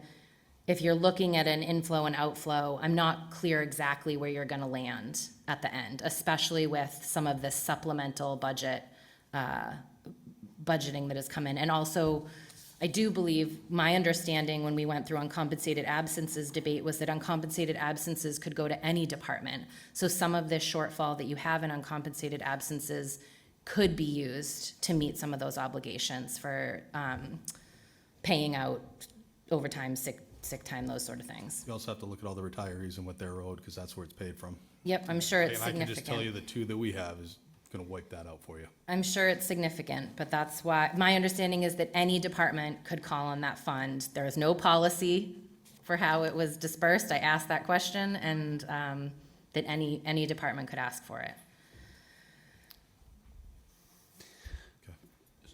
So, Counselor Bullock, are there specific questions for the Director of Finance that you have? That Yeah, you'd I'd like to answered? understand if that 89,000 in ARPA went, public safety, where it actually went to. Did it go into the police budget? I can just tell you no. Would you like to come forward, please?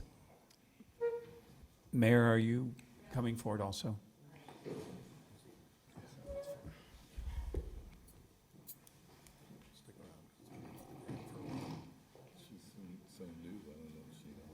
Yeah, I don't know either.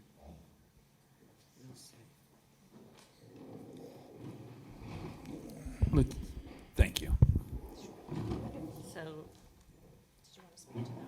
yeah, I'm here to answer your question, or I think there was a question about the ARPA funds.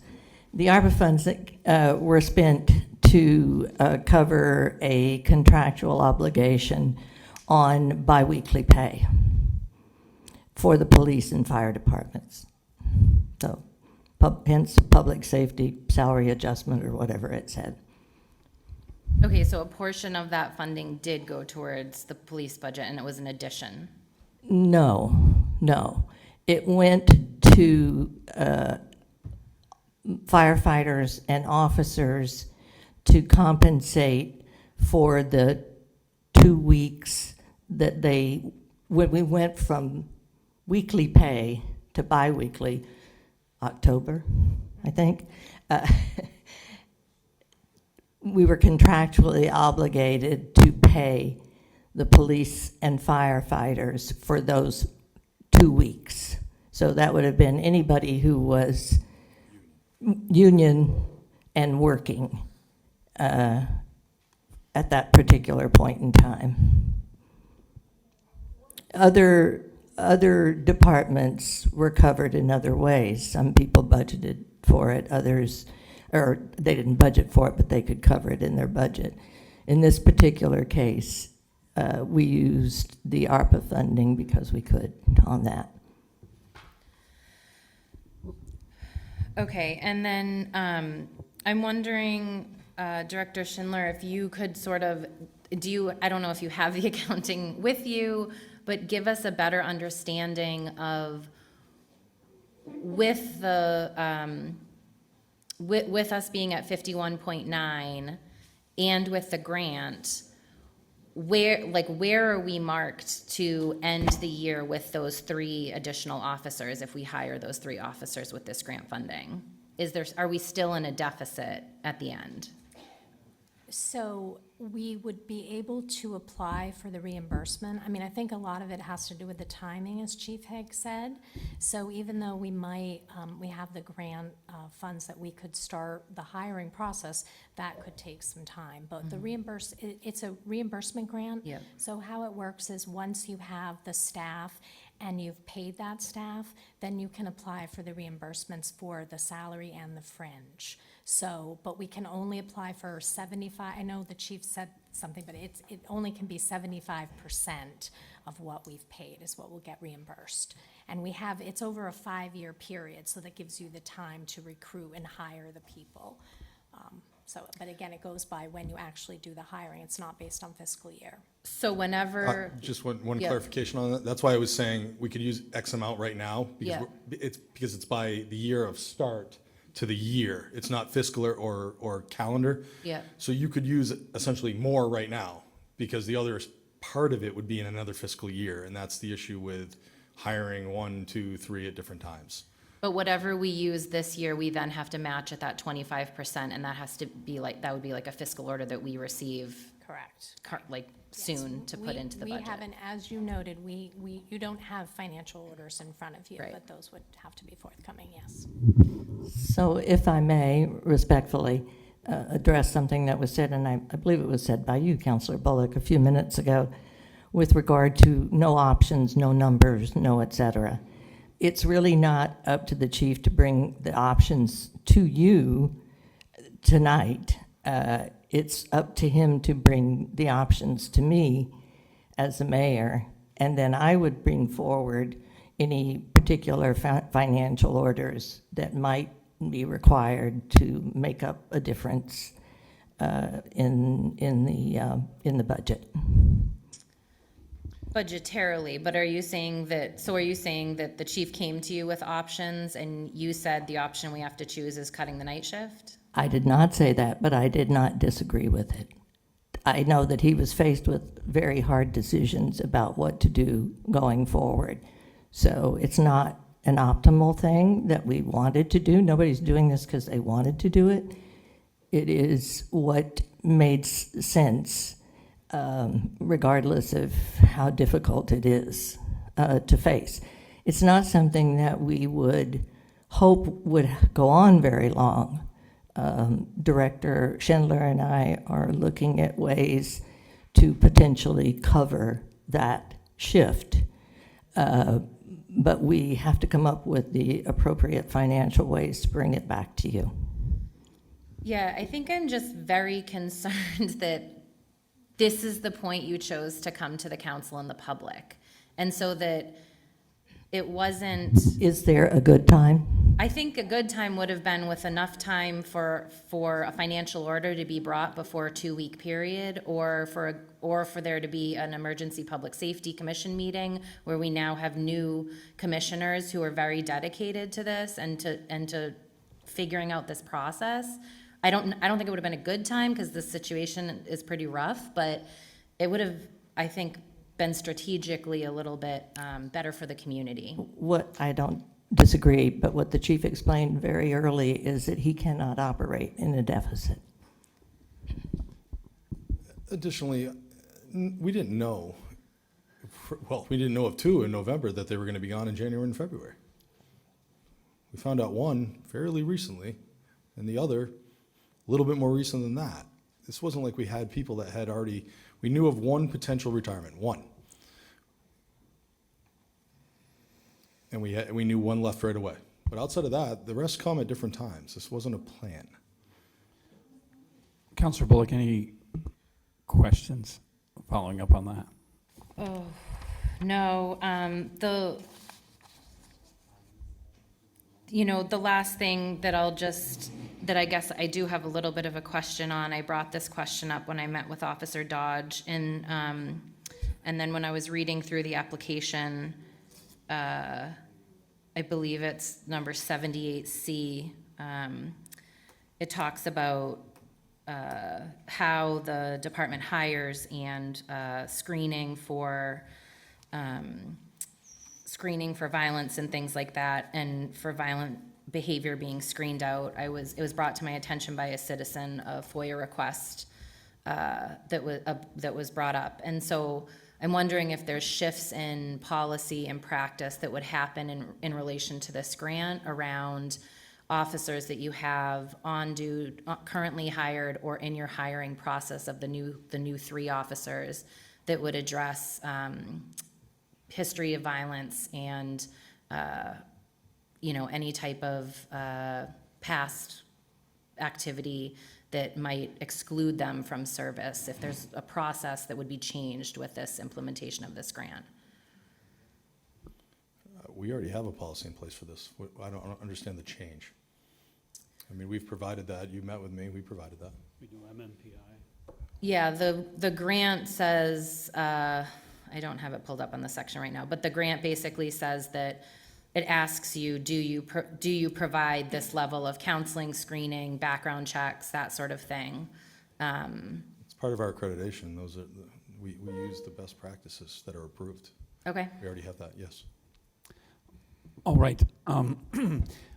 Let me just make a couple of points so we can get clarity where we are. I'm going to allow counselors that have not spoken or asked questions to speak first. I know Counselor Gilmore wants to talk, and then I have a list of people that asked for follow-up. I'm going to ask the director and the mayor to stay where you are at the moment, if you would give me that opportunity, so in case people have financial questions, we don't have to pause and bring you up. Second of all, to the people that are here this evening, no documents, papers, letters, notes can be given to this council during a council meeting unless it goes through the clerk. So if there's any handouts, pamphlets, information, notes, we're not going to pass them out to counselors. They go to the clerk, and that's just protocol, and that's rule of procedure. So anything you want disseminated to my council goes to the clerk. And also, we cannot be within the rail of the council. And that is a safety issue. So if you're approaching the rail, it's not acceptable, and I will ask for it to be stopped. So don't approach the rail during the meeting. Okay? Moving on. Councilor Gilmore. Thank you. I'm hoping that this is going to be brief. So much feedback. Yeah. You had repeated a couple of times that these three officers they would be with us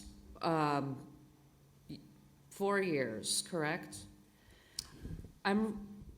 I'm concerned, and I'm kind of grappling with that idea, because I know part of what constituents have reached out to me about have been, officers who have, been accused of certain types of behavior. Some of it, I'm sure, is, caught up in rumor, but I think that there's a grain of truth in at least some of it.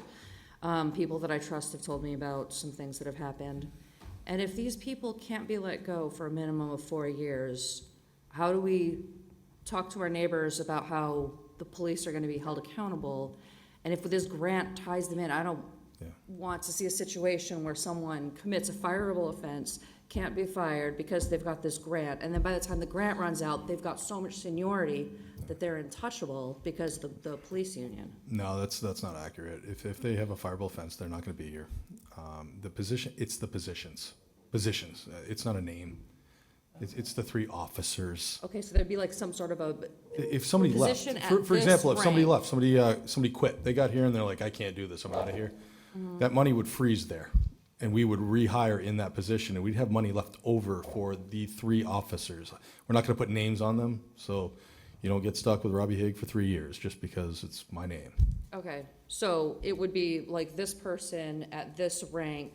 They on get a submitted as particular officer, shift. yes. Their name goes in, obviously, because you need accounting for them. No, of course. But if they had a fireable offense, they're not here anymore, and you're not liable to pay that grant back. You will if you don't replace. Right, so what I'm trying to picture here is like, if there's an org chart, Mm-hmm. okay?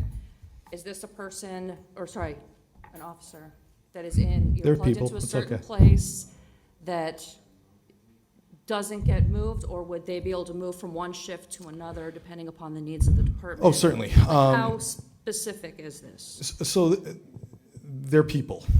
They're bodies, they're people, they're officers, they're positions. They work within the confines of the bargaining unit. So it's the physical position being taken up. So yes, a junior person might end up on that midnight shift, and somebody else might end up in the community liaison role, but it's just the position. The position doesn't come with you have to remain in that title for 3 years. That's not how it works. It's just physical people that are going to be working. Okay, right, and I wasn't trying to suggest that they're not people. No, just no, that you were saying I'm position, just not saying, like a specific you don't have to call us individual. officers, we're Yeah. people. I'm okay with it. I'm just saying, at the end of the day, it's just the actual entity of the officer. That's it. Name otherwise doesn't matter.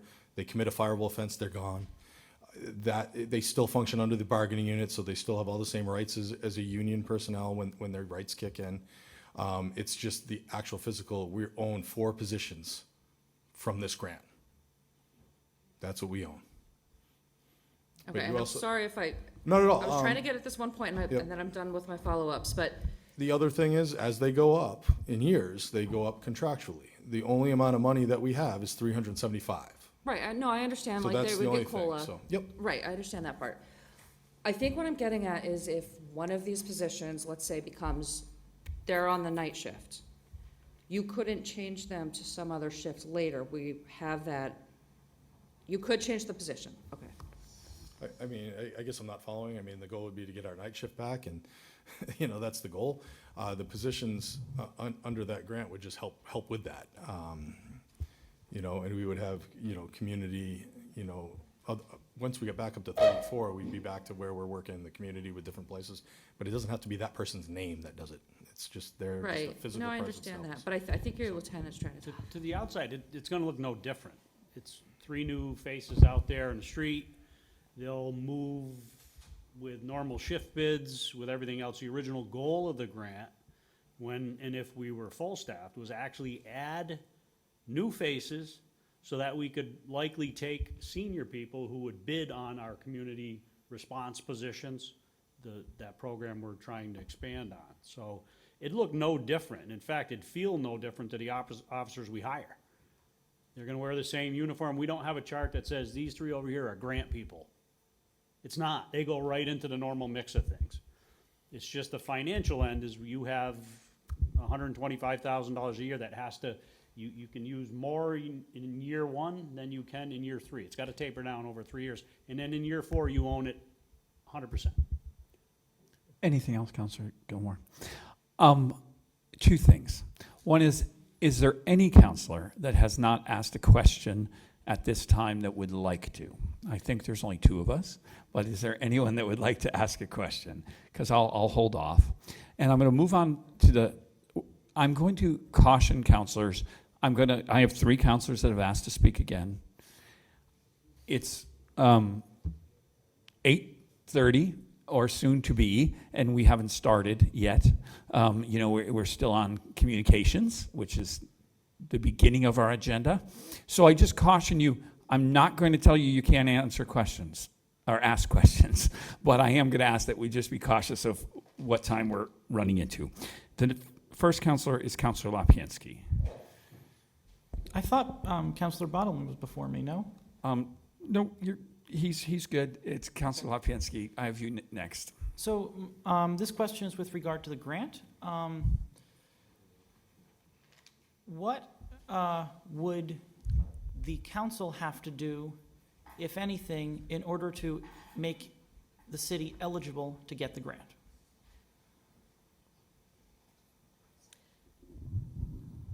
We would be coming forward next month with a order, not a financial order per se, similar to when we asked you to accept the $900,000 grant for the fire station.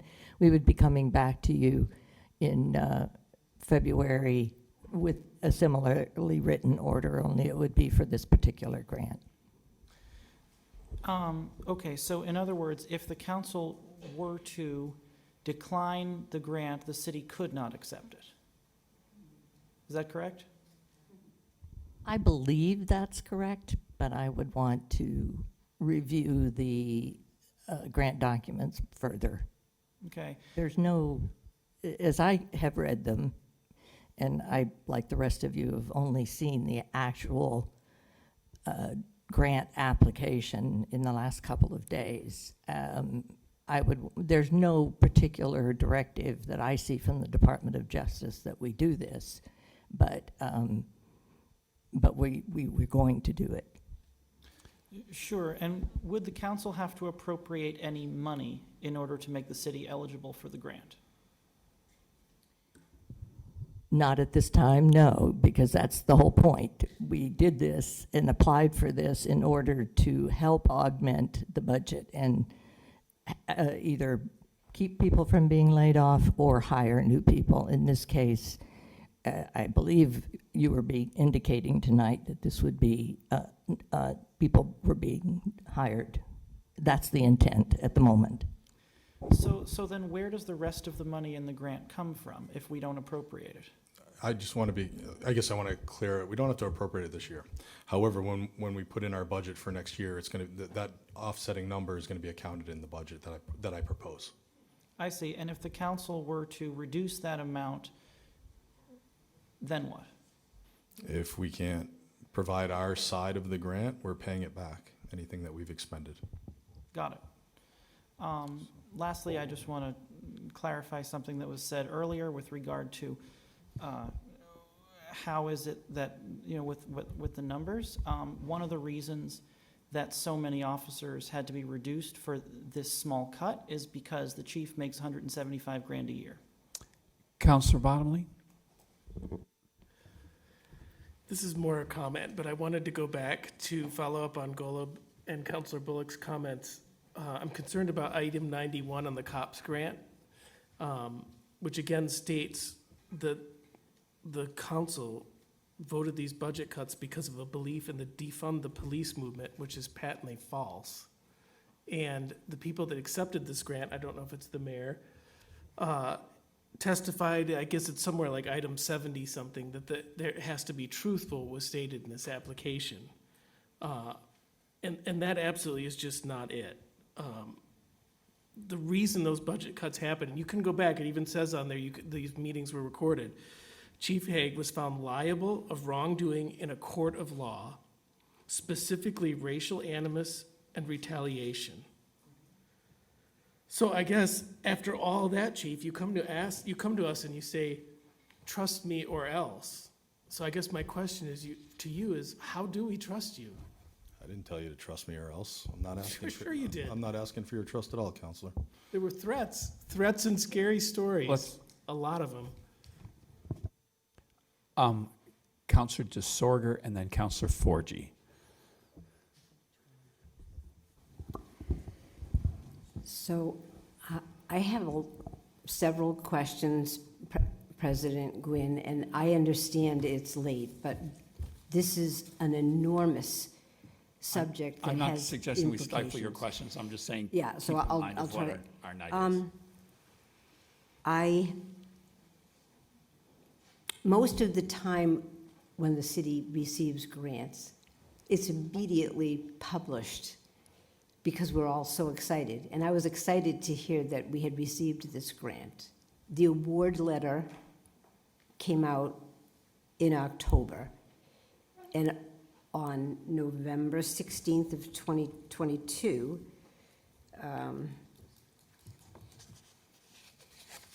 the mayor signed,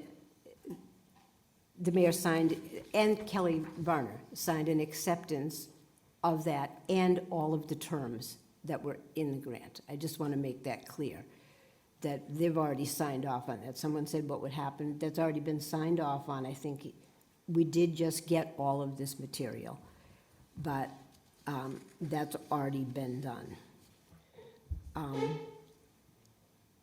And I want to ask you, Mayor Wiedegartner, do you believe that the majority of us actually believe in a defund the police, in a defund the police sentiment? Do you believe that of the majority of us? What I heard that evening and what was published later was it was done to send a message. I don't know what that message was at that point. No, it could have been many things. It could have been send a message that we do not want to fund the police any longer. There were many statements made. Councilor Lipinski himself, we'd be safer without the police in this city. So no, I did not hear we are doing this to defund the police. Thank you. But that is not, given the times and given the situation, you had a budget in front of you that was workable, that had plenty of, it had enough officers to provide public safety across the city. You did not offer a rationale for cutting the budget beyond the fact that the chief was found liable, as was the city, for racial animus in a civil court case that is continuing. That type of thing is happening in police departments all over the Commonwealth from time to time, and their budgets aren't cut by their councils for that reason. Thank you. That is what I remember also. So there's a correlation between that and 3 officers. The numbers for Director Schindler, I am not comfortable. I wrote to you yesterday, and as again, all of these budget things for this to come to us, I was up until 2:30 in the morning reading the grant and have gone over the numbers. I do not see the addition, and I'm just saying this out loud for everyone. I do not see in Munis where money was added to the police budget for the donations. I do not see the reflection anywhere of the $89,000. There are two different, every department was sent money, I believe, and I have a disagreement with the numbers, but I don't know one way or another, because I would have no way of knowing that. However, there was, every department, because we went to a 2-week cycle, received extra money. 1616 to the treasurers, something went 1135 to fire, 1432 to energy, 2378 to economic development. That's what I was seeing as the 2 weekly, and that added up. That came from mayor's discretionary. The total of that was $80,463. And I think this is important because transparency is important.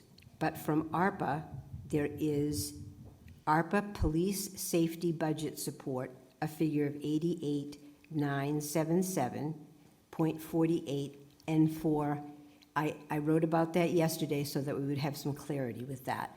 I just have concerns about where that has gone. My last question is actually for the chief. I know how hard it is to work short, actually. I worked a lot of evenings, and when we had budget cuts, I worked in the municipality that I was in was very similar in size with similar call volumes annually to this emergency room. We used to have 3 nurses per shift. Sometimes we'd say 3.5, not that there's any such thing as a half nurse. What it means is that you have an overlapping. In the end of my career, I was in management, and when we had to go down to 2 a shift, there were 2 of us that shared a management position. We stayed. We didn't get overtime. We just worked because we loved the people that we worked with. This is going to impact the city. It's going to impact our firefighters who will be responding to calls and will not have backup. My question to you, Chief Haig, is would you be willing to be that 3rd person on nights, which is what I did? No. Okay. And could I ask that of Deputy Chief Gordon? I don't mean every night. What we did was we worked with 2, and then there are nights that everybody knows are the busiest. Actually, I did some research on this, and it's a little different. Police departments, and I don't know policing, but I know like ours were Fridays and Mondays, and I know Tuesdays is one of yours. There are times when historically you know that they are. I don't mean all the time, but you would not be willing to do that. I'm not talking about willing to be a police officer. You'd be violating all kinds of issues. Okay. I mean, you want a quick way to have union grievances and file suits for working outside of and supplementing their jobs. That's what that would be. We are not patrol officers. However, we do help. We help on day shifts. We help on evening shift when we're there. I've pulled cars over when I've had to. I've helped out officers when they're short. We've all run out of the building when we need to. We do that. Patrol-wise, we would be violating. We can't, we're not going to supplement. That's a violation? There would be guaranteed. I mean, you have a union Okay. person sitting Thank right next you. to me shaking his head, so. We still have many of you that want to ask questions. Counselor Forgy, then Toronzo, and then Golub. We're by our own policy, we're overdue for a break, and that's the next piece. But I'm trying to recognize all of you and keep this moving. Counselor Forgy. Thank you. I have a few more questions, if I may. Chief, bringing on those 3 new officers with this grant, what would be their pay range?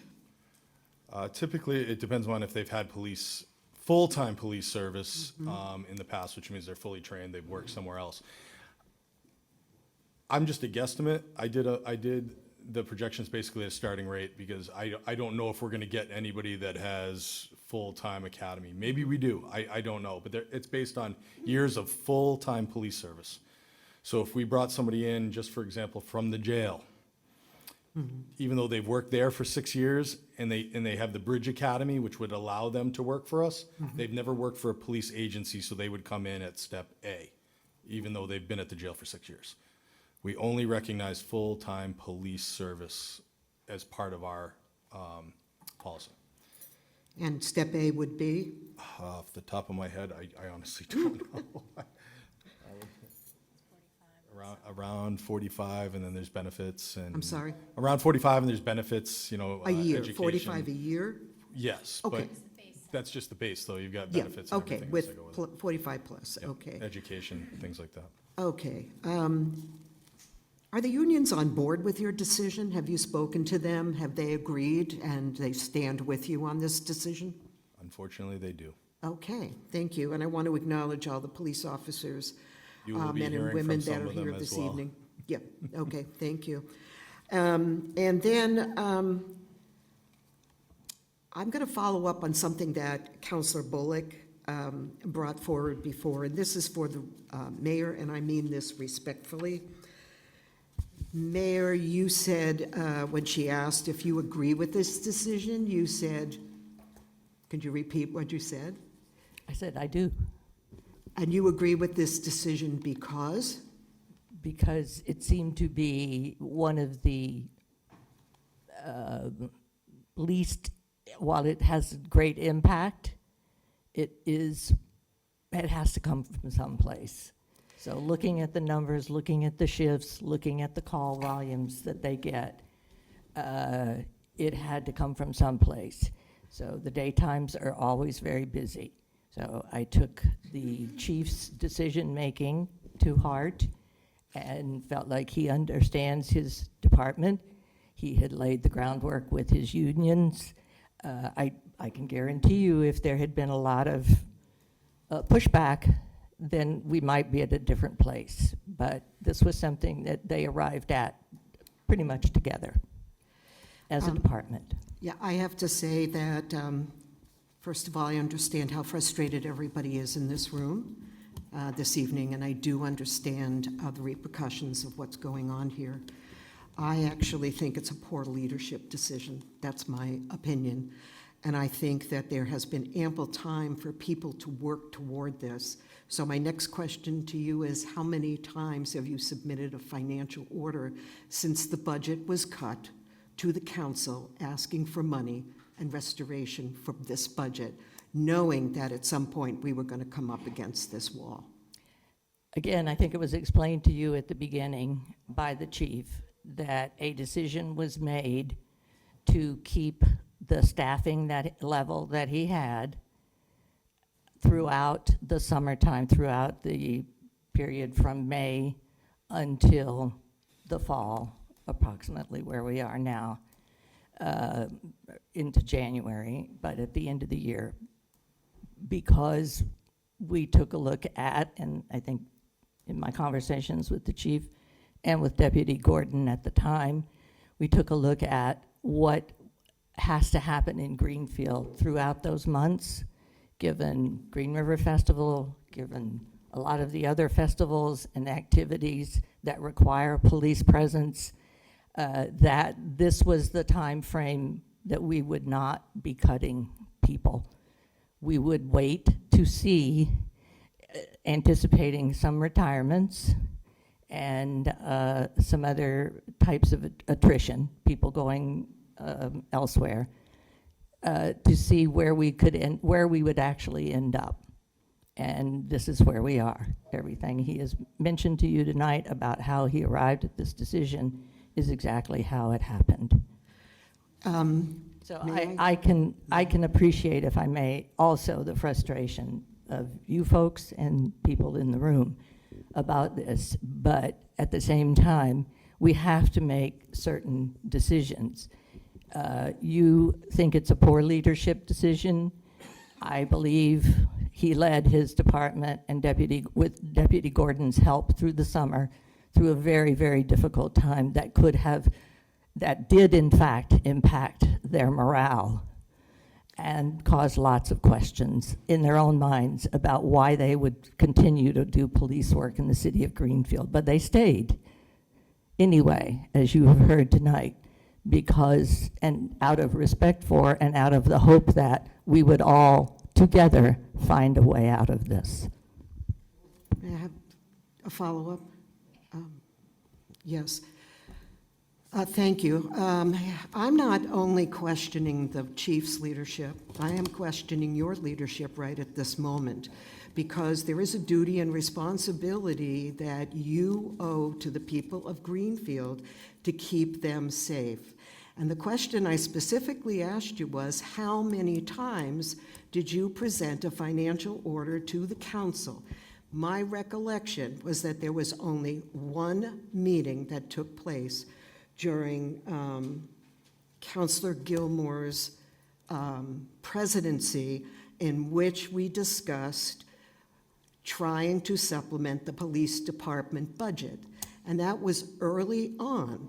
And since that time, there has been no overtures. There have been no financial orders presented to the council. And I am looking at this with, of course, hindsight, but I'm also looking at this in a very proactive way, that there should have been multiple attempts to come to some understanding of what was going to happen. And that, Mayor, is your responsibility to bring forward.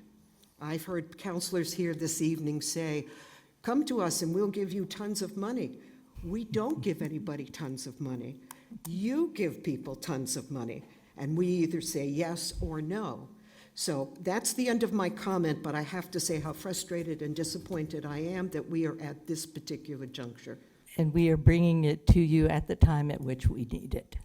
I'm sorry? It is being brought to you tonight in a presentation to lay the groundwork for the fact that we are at that point at which we needed it. I am saying that we took steps throughout the summer to keep staff in the police department at a level that we were comfortable with in terms of public safety, knowing down the road that there would come a time when we would have an issue, and that time is now. All of these things were brought up. They were on Facebook. They were on our page. We got called bullies, threats, and everything else. This is not the first time anybody's hearing this. No, and it Okay, was also... let me bring this in.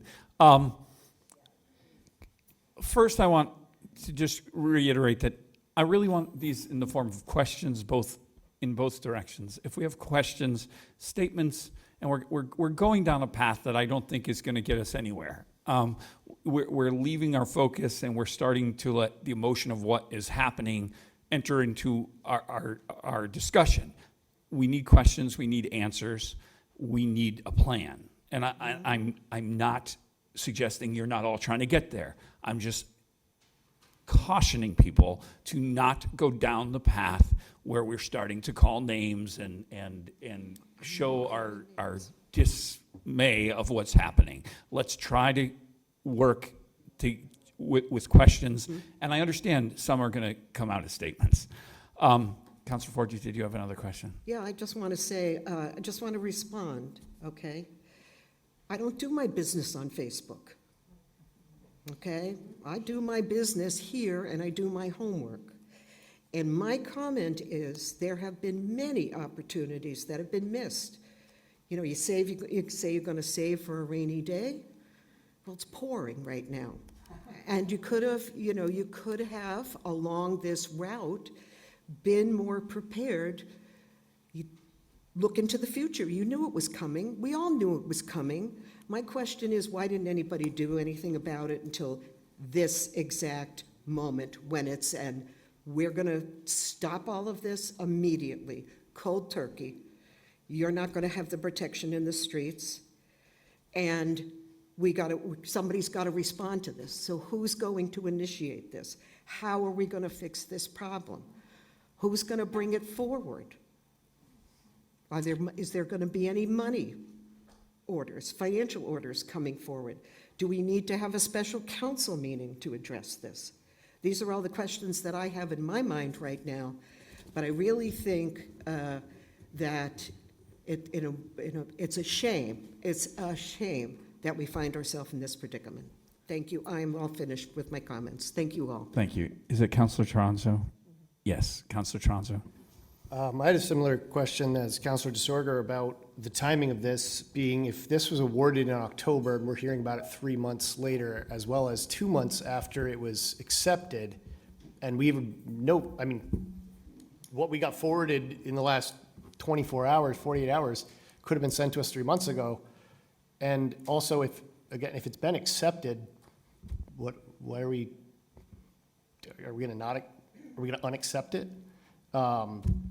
We haven't actually drawn down on it. We accepted it so that they knew that the interest was there. Right. We knew they were coming here, so we've entered zeros. We haven't drawn on it. Right. And if we don't draw on it, there's nothing There's to nothing pay to pay back. back, right. So, and my other question would be, kind of following up on this cut from the graveyard shift.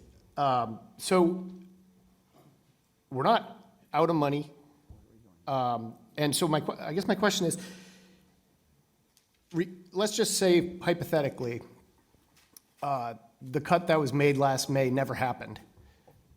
As you said earlier, you still can't make 6 bodies magically appear. So it sounds like it has absolutely nothing to do with money other than just bad timing of when people decided to leave. Not true. We would have planned for it. We would have done what we've done before and had part-timers in and training them and had interest. And then when we know when people are going, first of all, we wouldn't have had 2 people leave.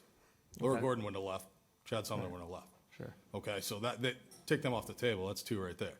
We planned for Lieutenant McCarthy. We had an idea he was going. We would have put that out for that position to be filled. We had an idea he was going in January. But so I guess my question is, Would have started the process faster. right, but when the first person left, there was nothing done in any of the process to try to replace the person. If that was the case, almost why wouldn't that be brought up?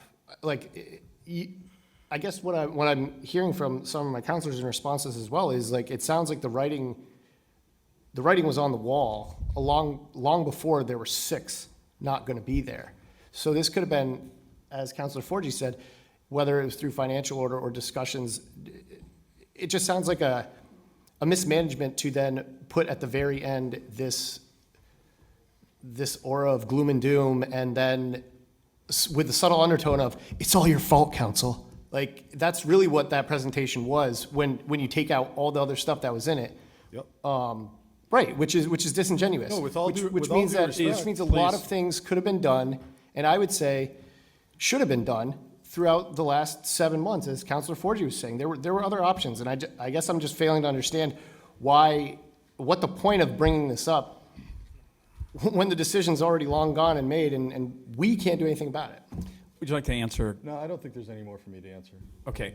This is going to go around and around with the same answers, so I'm comfortable. I'm going to recognize my counsel that asked, once again, I'll ask that we ask questions. If the chief does not want to answer, we can't make him answer. I'm going to recognize Councilor Ricketts because she has not spoken. Okay, I understand what everyone is saying on both sides, and I guess the part that I'm having the hardest time with is, was my 3 minutes up? No, Okay. no, that's not us. I'm having a bad night. Okay. I guess I wish, knowing that Chief Hague was going to speak in front of us tonight, that at council chairs,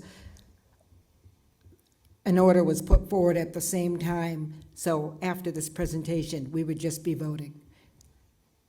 I think it would have been the best for the community at large, because now they've heard everything that Chief Hague had to say, and it's going to start a whole whirlwind of emails again, and everybody's going to be really upset and scared. and we don't have anything we can do about it, but we could have if it was on our agenda for the, later tonight, so we could take care of it. I wish I even saw that we're having a special meeting next week or something, so we could take care of this before February 1st. The minute a decision was made that this is going to begin on February 1st, I would have called the council together if we're the ones that need to make this decision so that this doesn't have to go down this path. So that's all I'm saying. So whether it's council and public safety to have some joint meeting, I'm in 100%. Let's just do what's best for the community right now. I'm Thank going to you. recognize everyone for a follow-up question, and then we're going to try to move this along. Councillor Gollum. So first, I just want to say thank you for giving us the time to the public and to you, Councillor Gwynn, for giving us the time to ask questions, and I promise these are questions. And I also want to apologize for taking my phone. I had done some research earlier, and I was trying to find a name of a program, so I'm not going to know the name of that program, but I do have a question about it for the mayor. If I'm understanding this correctly, Chief Hague, you said that the $375,000 would cover 3 people, about $125,000 per person. And the grant is for crisis response.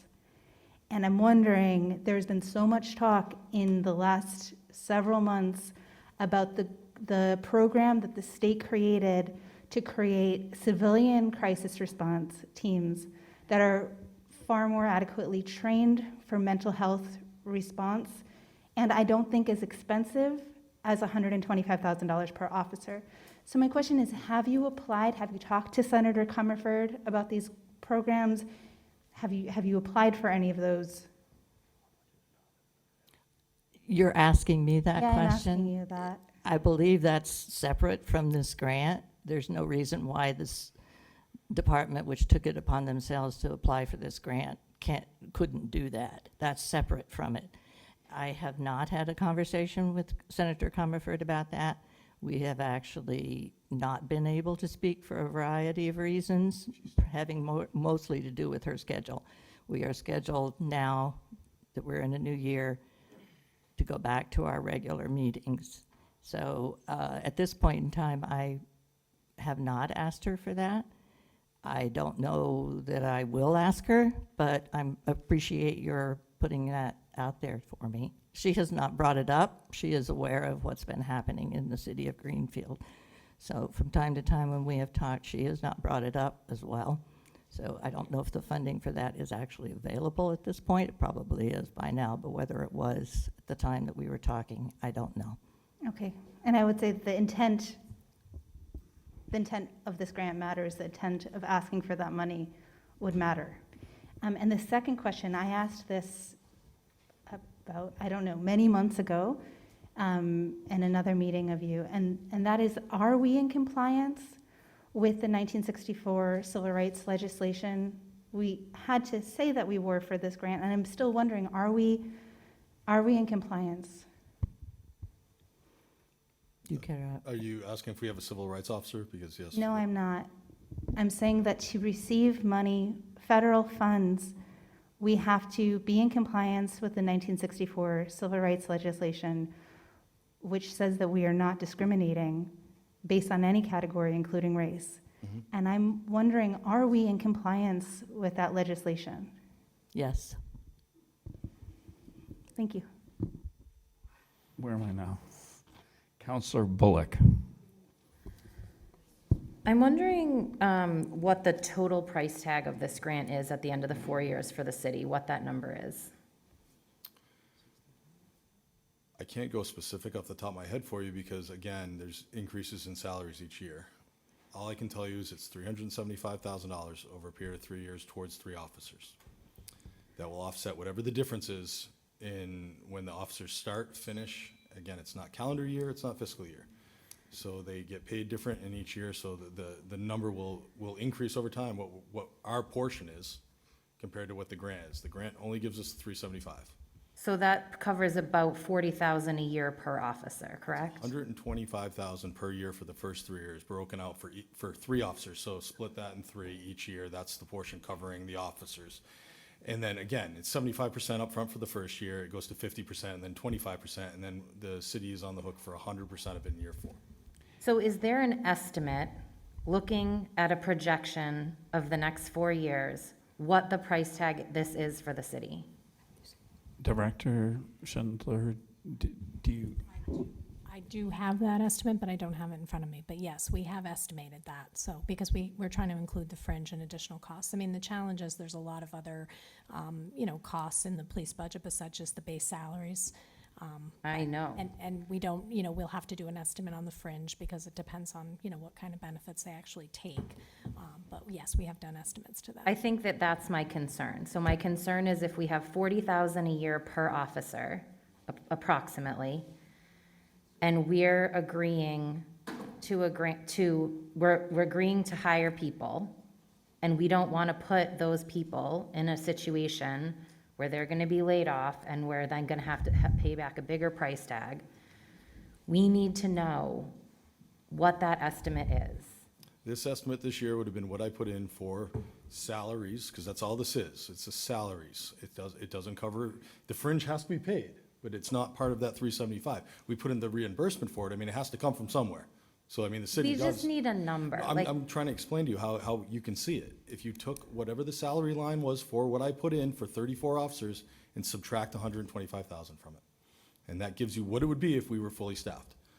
If you take away the 425 that you did, add 125 back in, and that's the number. No, That's all we would because it's have. gonna go up each year. Yes, it is. I'm just telling you for this year, that's what you asked. That's what I'm giving you.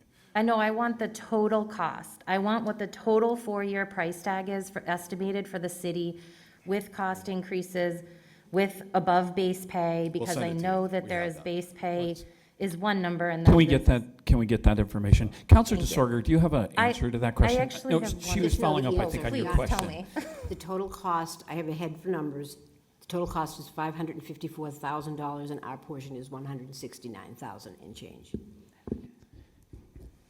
And we can get that verified, because I don't know where that came from either. We were talking about just throwing I random think you would numbers have to out. take- And not that I Print of distrust what we you. got. Counselor Bullock, you still have the floor.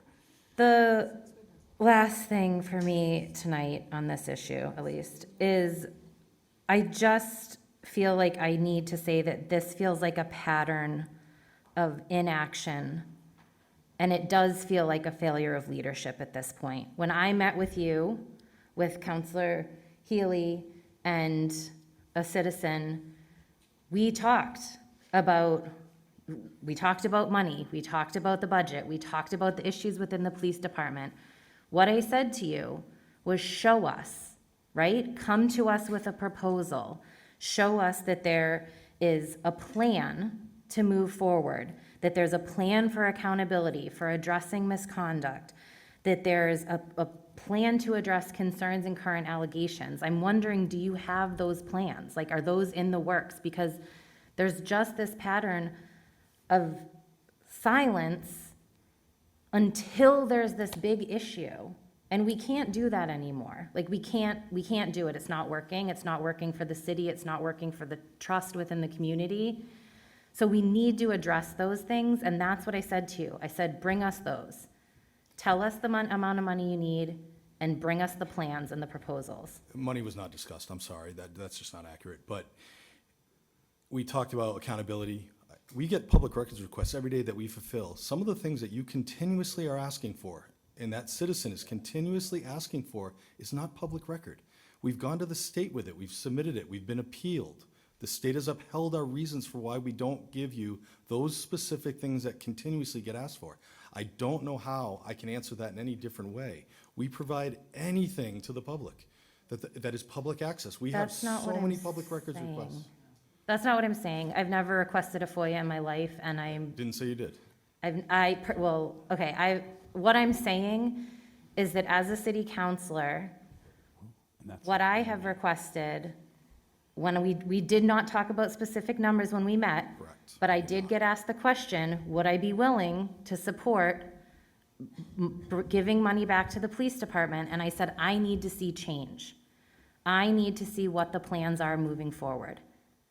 Because I didn't sit up here in May and say, I want to defund the police. I sat up here in May and I said, I think a $2 million budget cut would destroy our city in the immediacy, and I think that we're out of line with surrounding towns.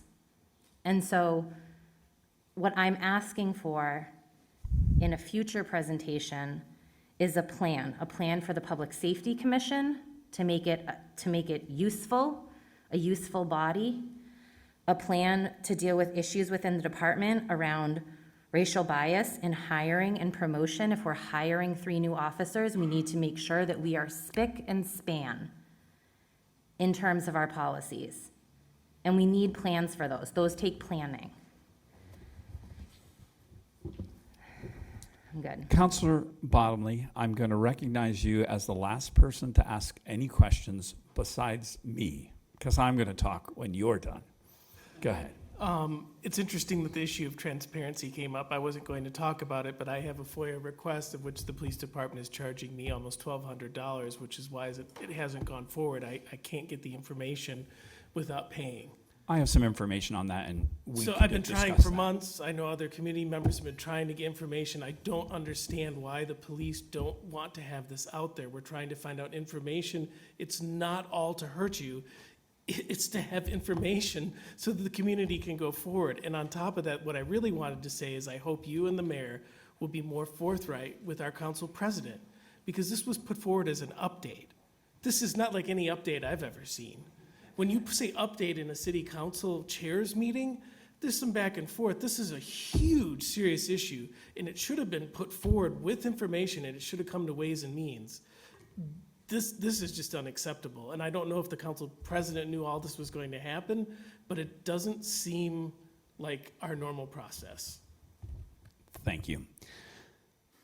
Let me just try to do a couple of things here, and then we're going to end this and take a break and come back. First and foremost, all of us can sit around in this room right now and point fingers at how this happened and how we got here. And at the end of the day, we're here. And it really doesn't matter how we got here. The process was built in many directions. Now we need a solution. We need to figure this out. I definitely think I have to agree with Councilor Ricketts and Councilor Forgy, who said, Councilor Ricketts said, if we had an order that followed this discussion, we would have an action or we could come forward.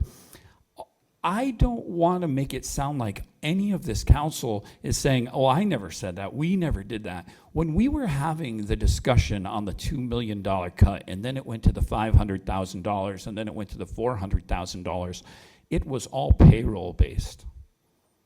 Point of order, the highest cut that was entertained by the council was 1.2 million. If that is, and you can correct me all night long too. The point is, when we debated numbers all night long, it was always talking about payroll. That was the target, and that was what we were focused on. I actually made a statement that night that said, we can cut the money, but we can't tell them where to take it from. You all remember that speech. Well, but your focus was on payroll, and now we go ahead, and now we have a payroll shortage. We just brought up a couple of points.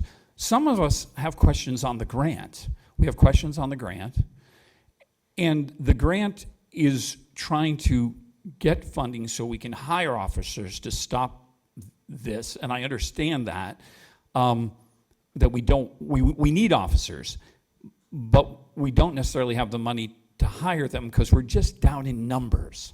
At the end of the day, it's about numbers of officers, and the fact that we're finding out now, and it's almost too late for us to react, is not, it's not an acceptable situation, but that's where we are.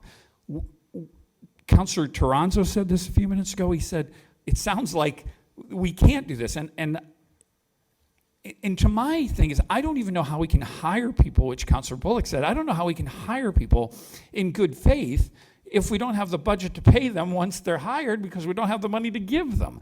Who's going to apply for that job? You know, and then, or can they bargain in good faith? Is the union going to step in and say, how can you bargain in good faith for these positions when you don't have the money to follow up? So we are in it. We have got to figure out a process. The one thing that the council can do is deny or approve spending. We don't have that before us. We don't have it. We need that to go in some direction. I also, Director Schindler, I have a question. If we are going into a financial obligation for this grant, because Councilor Lapinski brought it up, it would have to have some council approval because it's going to take money from the municipality, which is the piece that we control as the legislative side. Is that correct?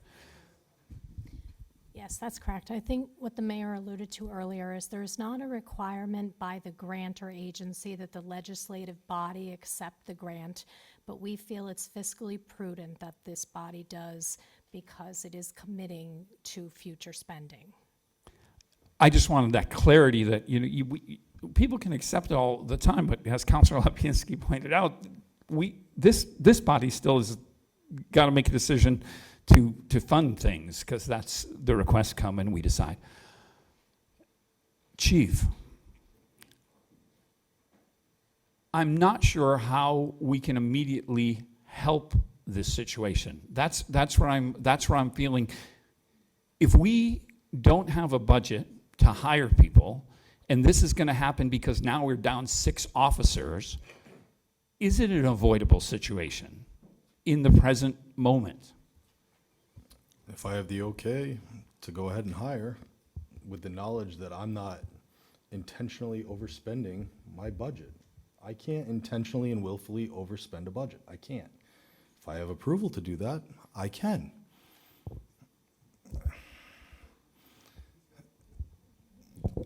I'm not saying I don't want to hire. I'm dying to hire. I'll put it out tomorrow. So you're saying that you can't hire people without the money to pay them because then you're in violation of the rule that you have to stand by in hiring people. I can't intentionally do it knowing that I don't have the money at the end of the year. If I have approval to do it, then we're obligated to pay it, but I got approval. Sorry, Chief. We had a point of order. Oh, I'm sorry. By charter, the chief is absolutely correct. It forbids any department head from overspending their bottom line, and it makes them personally responsible for any overage. So he is absolutely correct. Cannot do it. Chief, continue. I just want to make sure we had that clarity. Thank you, Counselor. That's all I'm saying. I'm not against the spending, and that was my point. Like, when we're coming up on these things, they come up over time. That's why I'm coming to you now. We're at a wall. I get it. And everybody can be angry at me, and I'm not okay with it. I'm more upset than anybody. This is the department that I love and the community that I love. But I can't intentionally and willfully do this. I've talked to the mayor's office. I've talked to our unions. We've tried to figure out how to move people. We just can't anymore. I've talked with the state police to make sure we have a knowledge that we need help on the midnight shift. So hopefully we can figure out how to hire so we can offset that. I would be willing to put in a request with the state police if we knew that we were going to be hiring. They're not going to come in and augment our budget. They're not. But will they come in and potentially help us on a temporary basis if they know that we are trying to fix the problem? I would do that. We did that, and many people don't know this. We did this during COVID when we went down to 4 dispatchers. I went to the state. I said, we're down to 4 dispatchers. I didn't come to the council and say it. I went to them. They gave us extra funding because it was temporary. They knew we were trying to hire, and as soon as we got people in, and we backfilled with police officers and firefighters, and we did the dispatching, and we submitted that money to the state, and they offset it. I would be asking the same thing from the state police. I can't do that if we are not willing to move forward to replacing those officers. They're not going to give us people on a permanent basis. But I would put in the request to assist us so we could bring this back, whether it's in overtime or in hiring over time, I as I think- said before. Oh, sorry, Chief, I didn't mean to interrupt you. I think what Councilor Bullock said at one point was, we need a plan to come before us to get us from here. Because that's what we need. We need a plan. And we don't have a plan. We need a road to follow, because I think the support is for our citizens. You know, I, for one, want to keep them safe. I think we all do. But the point is, it's really frustrating, and I don't get frustrated easy. Most of you know me. But the frustration at this point is, I can't help. I don't even know how to help. I don't even know what to do. And it's because we don't have a plan. There's no, if you asked for money and we had money, how long does the money last? How soon can we hire? If we hire people tomorrow, are we still going to be in deficit February? I don't know. Councilor Forgy, Councilor Gilmore, and then we're going to stop, because I'd like to make a motion. I move that the city council schedule a special meeting. And I don't know if I can do this. This might be up to the mayor to call for a special meeting, but I would like to make a motion then to encourage the mayor to call for a special meeting at the earliest convenience, when the council can be convened to discuss the budgetary. I would second that, but you can call a special meeting too. yes, I can. Okay, thank you. Thank you. A point of order. I think what- I what need is- a request from, like, it. Yeah. Yes, I can make it, or 4 or 5 counselors can request a special meeting. So Yes. that shall be granted. It's really refreshing when I can do something. Counselor Gilmore, and then I do not want to stop any of us from talking. You know that's not my way. But we're going to stop talking on this very shortly. Counselor Gilmore, you haven't spoken. We have a motion on the floor. Do I have a second on that motion? I seconded. She seconded. Are we, any discussion on the motion? Yes. Counselor Ricketts. Could we please have Public Safety Commission there as well? I think, no, I don't want to go to joint meeting. I would say that we request them to attend. Joint meetings get too complicated. Perfect. Thank you so much. And that would be public safety, and we have new members of public safety, so it would be a very positive piece. Counselor Gilmore, you asked to talk before. Oh, all in favor? Any more discussion on the motion? I'm sorry. Yes. Counselor Ricketts, Counselor Lapinski. I would like to request that we have public comment at the special meeting. It seems like the public has opinions on this matter. If we're going to have another meeting on the subject, they deserve to be heard, and I would like to have public comment at that meeting. And also, just so you know, I also have the intention to make a motion, so. I'll take that under advisement. Counselor Bullock? I'd like to request that we have the documents at least 3 business days ahead of time from that meeting, so we have adequate time to review them, and that there's full detail on the cost that it will be for the COPS grant, as well as the differentials between this and the end of the year with 3 officers, with 6 officers, different configurations, and night shift included. All right. Counselor DeSorger, you patiently waited when I said I wasn't going to recognize anyone else. I just know that the police department was aware on October 16th that money was available. I cannot understand why we didn't start the process of this. A lack of planning. Motion, we're still discussing the Okay, motion, all but right. but that's, I'm sorry, I jumped ahead, I shouldn't have done that. I'll come back to you on the other thing. Any discussion on the motion that's on the floor, which is the motion for a special meeting? All those in favor? Aye. I can't. I have to go to a roll call if it's requested. Go ahead. We have all night. Go ahead. Was there a proposed, just to make sure that there is public comment at that meeting? Can we have clarity on that? I'll take it under advisement. I got to check on the ramifications of the special meeting, how it's set up, but I'll take it under advisement and come out with the when we have the, whatever this is called, the agenda for the meeting, we'll get that there. Roll call vote. The roll call vote is on the special meeting, just to let everyone know. Counselor Golub? Yes. Counselor Disorder? Yes. Counselor Bottomley? Yes? Counselor Bullock? Yes. Counselor Gilmore? Yes. Counselor Lapinski? No. Counselor Mayo? Yes. Counselor Healy? Yes. Counselor Elmer? Yes. Vice President Forgy? Yes. Counselor Ricketts? Yes. Counselor Toronzo? Yes. Does the president wish to vote? Yes, yes. Okay, thank you. By majority, the vote passes. By a majority, the vote passes. The council will take a 5-minute recess, and we will return with communication from the public. I would like to thank the chief and the lieutenant, the mayor, for being here this evening. Thank you. Counselors, please take your seats. We're about to start.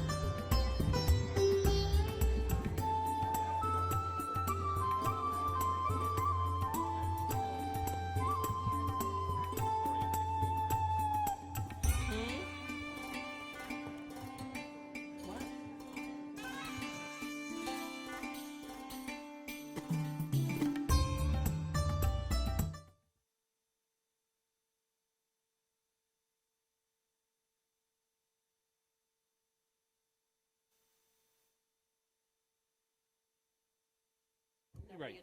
I didn't, yeah, I don't, you got a pen, anybody? There's right there.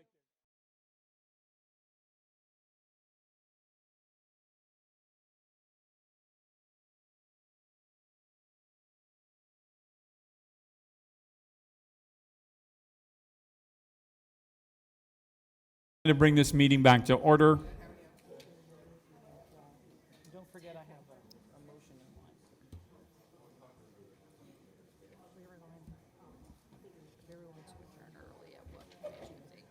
What's that? At what point do we afford to adjourn? Someone made a motion. I'm sorry, Cheryl, what's your question? You were recording the meeting. As far as motions considered, after public hearings, I would say after public hearings and after the reconsideration vote, I would think that would be the motion in here. You know what I mean? I think we have to go here because there's a time limit, right, on reconsideration, motion to reconsider. Because Alan Torog's here tonight, the planning board's here tonight. Marlo needs the dewatering system. Yeah, Oh, so I guess, okay. but, you know, is this all for public comment or do we have more?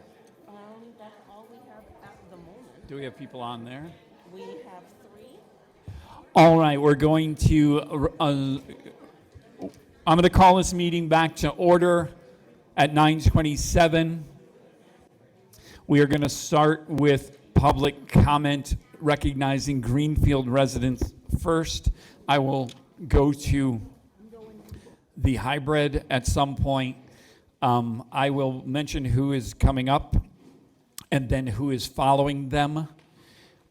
I will say this once, so hopefully we're there. When you come up, please state your name and your address for the record. So it's all good, a name and address for the record. Michelle Allenby, followed by Chris Rowell.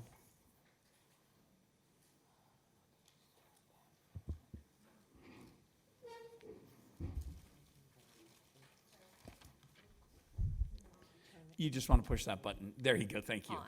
Great. Good night. So I'm here to go over all Can you of just the- state your name and address for the record? Right, you just said that. It's Michelle Allenby, 14 Carroll Lane. I'm here to go over all of the things that you all just went over, but from the standpoint of a citizen here and my concerns. I do stand by the hard decision that was made by the chief and the mayor, and I think when you're in a terrible situation and only have bad choices to make because of the different decisions that were made that put you there, of course, people are going to be upset.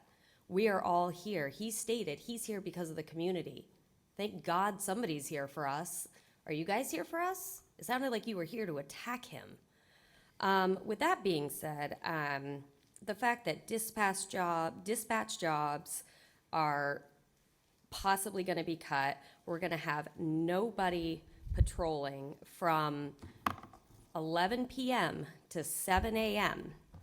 is, as a citizen and a parent and somebody who works for a small local business, that's really upsetting and it's unacceptable. And I really don't think that this council really has fully grasped that. I know you were just told this, but you knew something was coming when you made the decision to cut the budget. You claim it wasn't to defund the police, but yet you did it because of a court hearing. So pick a lane. What was it? Why did you do it if it wasn't because of that? You said it was to, you know, in regards to, you know, what happened to one officer in one court. You're holding an entire department responsible, which then affects the community, right? So response times are going to be, you can't even say when they're going to be when it comes to a call, because all 911 calls are going to go to the state police. There's going to be, what, 2-3 state troopers that are patrolling 13 hill towns and 25 miles of 91. I sure hope I don't need anybody in that time frame. The bars close in Greenfield at 1 o'clock. There's not going to be any Greenfield PD on when the bars close. So I guess DUIs just are like a non-issue for you guys. I don't know. Brattleboro actually has been running a similar thing. Theirs is due just to staffing issues. Their town city council didn't cut their budget, but they just don't have the bodies. So the police department, this is for Brattleboro, they reduced to 2 shifts, getting rid of their overnight shift. And because of that, there were no officers patrolling overnight. Thank you. Oh, that's it? That's it. Oh, wait, I listened to you for 2.5 hours? And can I have a few more minutes? No. It's each speaker has the same amount of time Okay. at every Well, public. anyway, Brattleboro, all the crime went Thank up. you. You should read it. I've got the notes. Chris Rowell.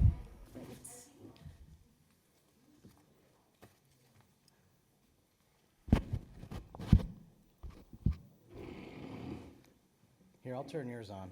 Thank you. All right. I'm Chris Rowell from Oakland Street here in Greenfield. I'm also a sergeant on the overnight shift for the Greenfield Police Department.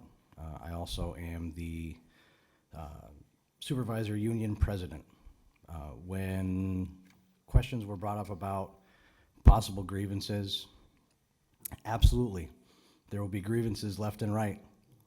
If there was going to be a grievance for not having the overnight shift, there would be a grievance coming for having us work the overnight shift at less than optimal staffing, which is what we've had for the last few months. We've been able to make it work through overtime, and that stuff is dwindling down. As coming from... Excuse me, Chris, for a moment. If anyone is on our Zoom meeting, could you please mute your microphones? Go ahead. It's live. It's not on Zoom, it's a person sitting over by the window. Oh, if we could just keep the chatter down. I'm sorry, I thought it was coming over our speaker like it does often. Going back to how things are run on the overnight shift, what you are going to be losing is probably anywhere between 40 and 50 premise checks a night. The bars that are still open till 1 a.m., they're now going to have free reign. There's not going to be anybody stopping them from closing at 1, 2, 3, whatever time they decide to. There's not going to be anybody patrolling and keeping the streets safe from the OUIs, from the people walking around with nefarious means, trying to break into cars, trying to break into houses. We're not going to have anybody that can help the citizens like we have been. I take great pride in the shift that I work with, the people that I work with. We're now going to be reassigned. Now, that may be better for us physically, not having to work the overnight shift, but it's not going to be better for my mentality, knowing the things that I was doing on shift and the things that the people that I was working with were doing on shift. Now that stuff is going to go by the wayside, and it's going to take a long time for that to come back to be the way it was. But there's no there's no magic potion that's going to make it work. We have to depend upon the council. We have to depend upon money to help fund some of the things that we've been able to do. And at this point, there's really not a whole lot else that we can do. This is not something new. This was brought up back in July when Deputy Chief Gordon brought forth numerous issues that were going to arise by that budget cut. So it's nothing new. Everybody has their heads in the sand, and when it happens, you miss it. There's people that were in this room at the beginning that I have personally helped on the overnight shift. Councilor Lapiansky, I've been to your house.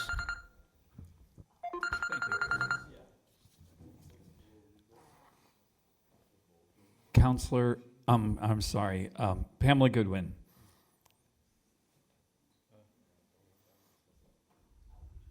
You want to say who's next so we can kind of line up?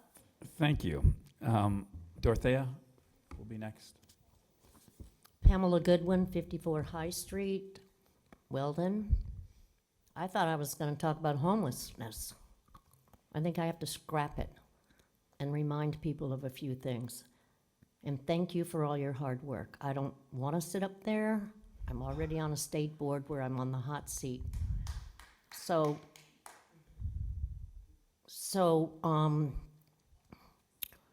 now I'm distracted. I was attending all these meetings, mostly live, and I've said this before, you people did not want to defund the police. I was here all those hours.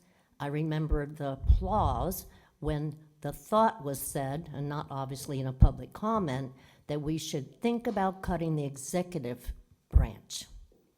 And it was painful and horrible, and so has tonight. I felt disrespected, attacked as a citizen. I have several conversations with Chief Gordon. He was very respectful. I watched what was happening, who needed to retire, which ones decided that they felt they had to leave town. And we do love the police. I don't understand why people can't think outside of the box. If the night shift is where the crap happens, then cut the early morning shift. You know, like, this is ridiculous that if all this stuff happens in the midnight hours when everybody's coming out of bars, then think about where else you could move a few people. And I get how complicated this is, but it's so annoying to sit here as a citizen and be attacked, and for you people to be attacked month after month. I mean, we've been listening to the teachers, right? And then we're dealing with zoning, and I'm on the PIP about the LUNT, and I'm fighting for homelessness. I can't think of anything that seems to be going right in this city that I was born in. I'm so annoyed. And I think you're annoyed, because I'm agreeing with, I can't say, I'm just going to say the last name, Golub, Bullock, Toronzo. I'm agreeing with Desorger. I'm agreeing with the majority of all you people. And I'm sitting back there going like, thumbs up.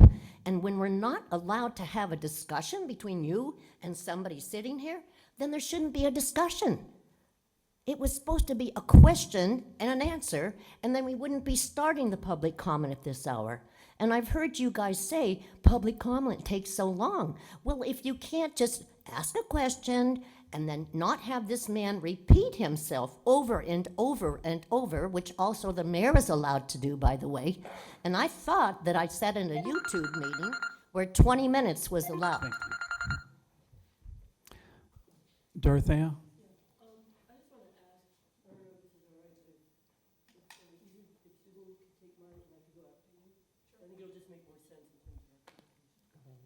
They're back to back. Susan Orgaftik. Thank you.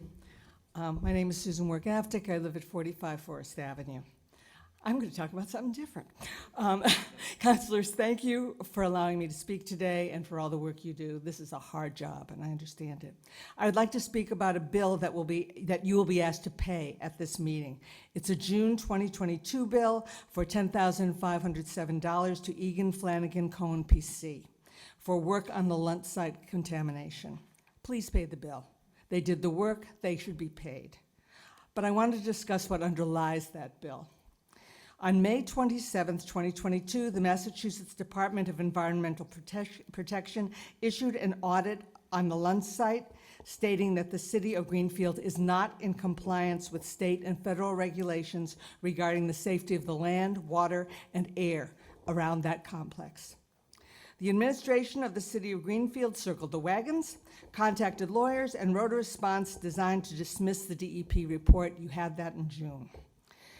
The bill shows that there was communication with Rafer Pellegrino of 401 Liberty Street, Bruce Nicholson of O'Reilly Talbot and Oaken, and Mayor Wiedegartner, among others.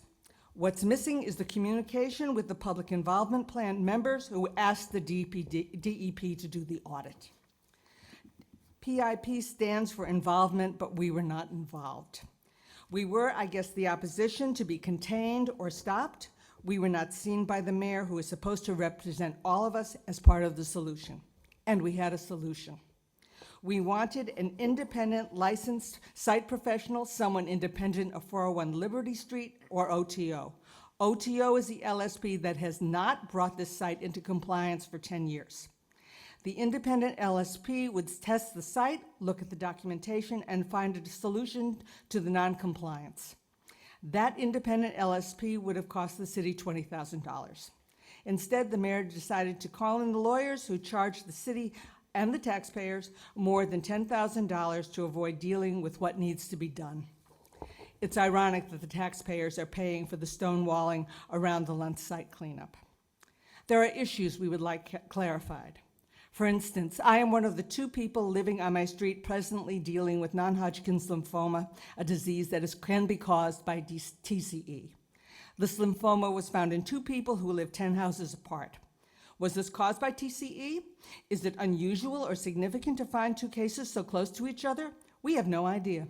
An epidemiological study could have figured that out, but we were frozen out of a collaborative approach to the problem. By the way, there are TCE-related cancers and diseases, other diseases in our neighborhood that we're now tracking. So councilors, please pay the bill.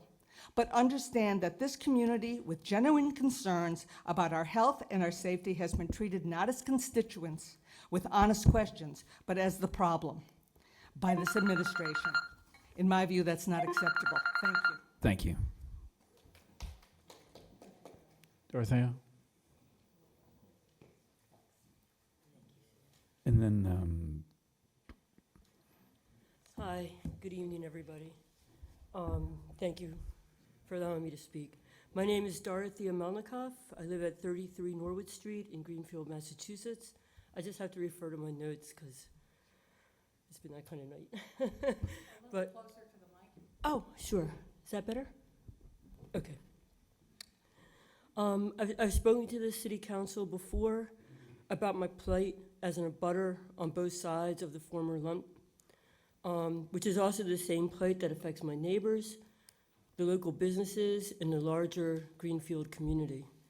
That is an ongoing threat that's been made by the industrial chemicals that were used, stored, and mishandled at Lunt Silversmithing during its 100 years of operation. And these chemicals include TCE, PFAs, and other chemicals that are man-made and toxic. One does not have to dig far into the chronicles of history to get a sense of possible misdeeds and attempts to obscure the facts, from bankruptcy, land and money exchanges with the city, and what appears to be shady agreements made with acquisitioners such as 401 Liberty, Pellegrini, and OTO, the Nicholson Group, who is the LSP, riding shotgun. Did I mention that I was provided an appointment with the mayor, and I'm very pleased that I was able to meet with her in December. It was there that she reassured me to trust the process, made an assertion that it was the current leasee's responsibility to clean up the lump mess, and that OTO would follow the lead from Mass DEP.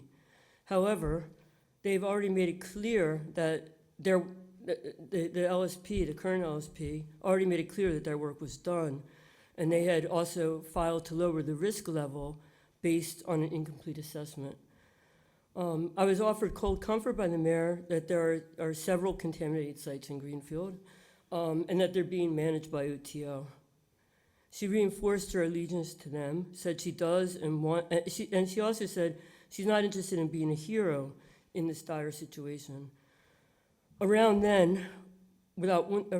time of our conversation, without once looking at me, or giving an inch on hiring an independent LSP, she did state that she has empathy for my family's situation.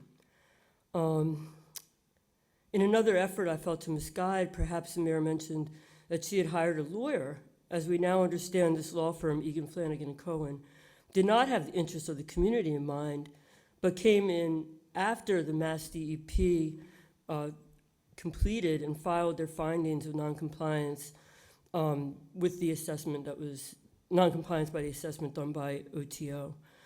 Let us not forget our mayor was ready to sell this site to 401 Liberty. It was only the keen action of city council and concerned citizens that lay open this roiling mess that we're living with now. I just want to end in a positive note. I understand my time's up. But I think we don't really need a hero in this situation, but we do need a leader. There is a way out. It will be expensive. Thank you. And it will take a long time, but we can do it. Thank you very much for your time. Pam Kelly and then John McGee.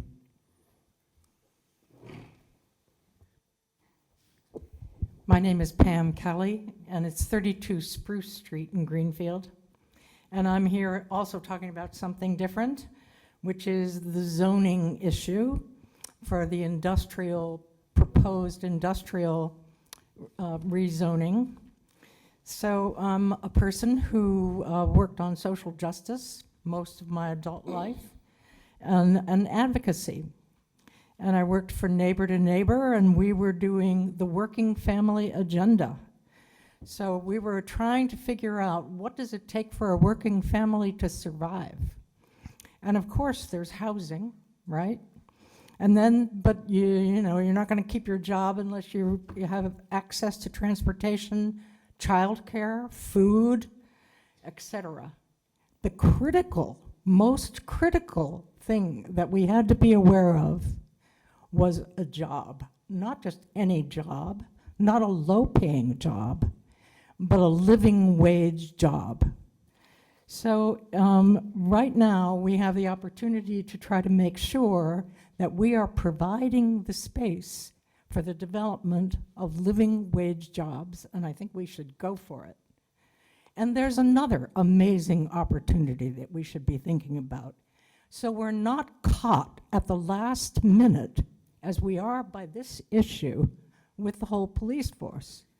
And that is, the legislature has already developed the pathway to 2050 for climate change. It's going to be the biggest issue we have ever faced as humanity on the globe, much less Greenfield. And what we need is workforce development right now. And those students who are getting, being accused of mental health issues, but they're moving into the technical jobs, they're going to the tech school, they are smart. You get paid $100,000 a year as an electrician, My goodness, why wouldn't you choose that direction? Especially if you know that between now and 2050, you're going to need thousands of electricians switching us from fossil fuel to decarbonized electricity based on building these huge turbines, wind turbines, and on our solar capacity. So Greenfield is in an excellent place. Greening Greenfield, many of us actually, as individuals, have done an awful lot of homework in Greenfield. We worked on the Greenfield Solar Challenge. We're the first PACE, Property Assessed Clean Energy building in the entire state was built here. And we worked like dogs to get it passed through the legislature in the first place. So we should go for it. Workforce development is now backed with equity for people of color, lower income people, women, and people who are losing fossil fuel jobs. Thank you. John McGee, and then Jesus Leva.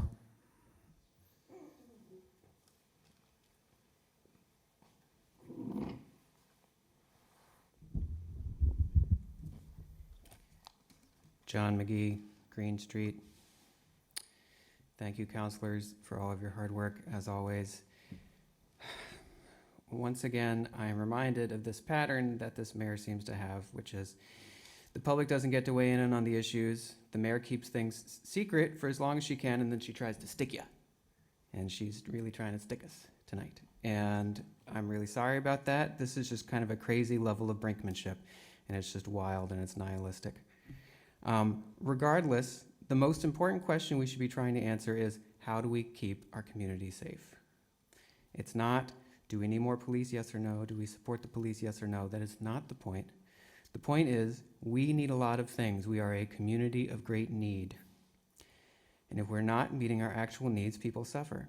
Yeah, it's very hard to recruit police, and that's actually everywhere. It's not just Greenfield. Recruitment numbers are way, way down. And the police will tell you that that's because of, Black Lives Matter and all that. The police obviously play a role in this too, and this kind of stunt is definitely part of it. Regardless, we have needs, and we have to meet those needs. And in some way, right, it's just like our responsibility as a community.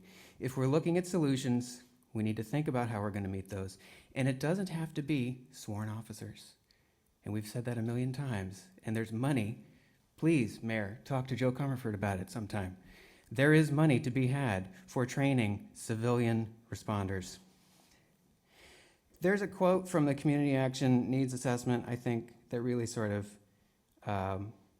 wraps it up nicely and sort of like outlines exactly why, police are not the key to public safety. Are they important? Yeah, they're important. But here's the quote. For people in recovery from substance abuse or re-entering from incarceration, the lack of affordable housing, particularly supported, sober housing, can mean the difference between success and relapse and returning to crime and jail. It continues. The director of the Salison Project pointed out that women leaving incarceration who have a hard time finding housing or transportation often are pressured into sex as payment for the help they need. It's a setup to fail and be preyed upon. For the last year, the mayor and GPD have been working overtime running defense for this police chief and for their own misdeeds. The same goes true for Lunt. How much energy are we going to put into just fending off the public? If we saw that kind of hustle for actually solving problems, what could we do? Please, Jesus Leva, and then I'm going to go to the Zoom, starting with Benjamin Miner.